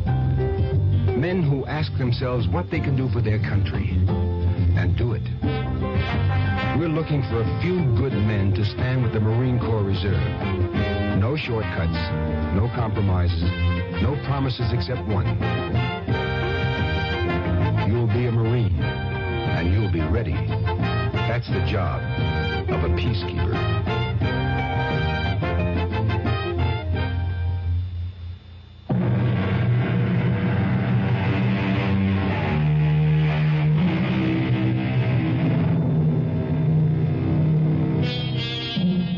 After his meeting with Kolodinos, Steve was taken back to his hotel. It was too late to do anything but call Elaine to reassure himself of her safety. It may have occurred to him that his feelings for her were more than that of a casual friend, and the sound of her voice on the phone convinced him of her personal concern for his safety. Steve, you're safe. Oh, I was so worried. They told me that you'd been driven back to your hotel, but I wanted to be sure. I saw that man hit you. There was a car waiting. He forced me into the car, and they dragged you in. Oh, you were so white, I thought... With my hard head, you needn't have worried. I'll tell you all about it when I see you. Well, when? When will I see you? so many things to ask you. I'm sorry, I can't tell you what time. I'll call you again.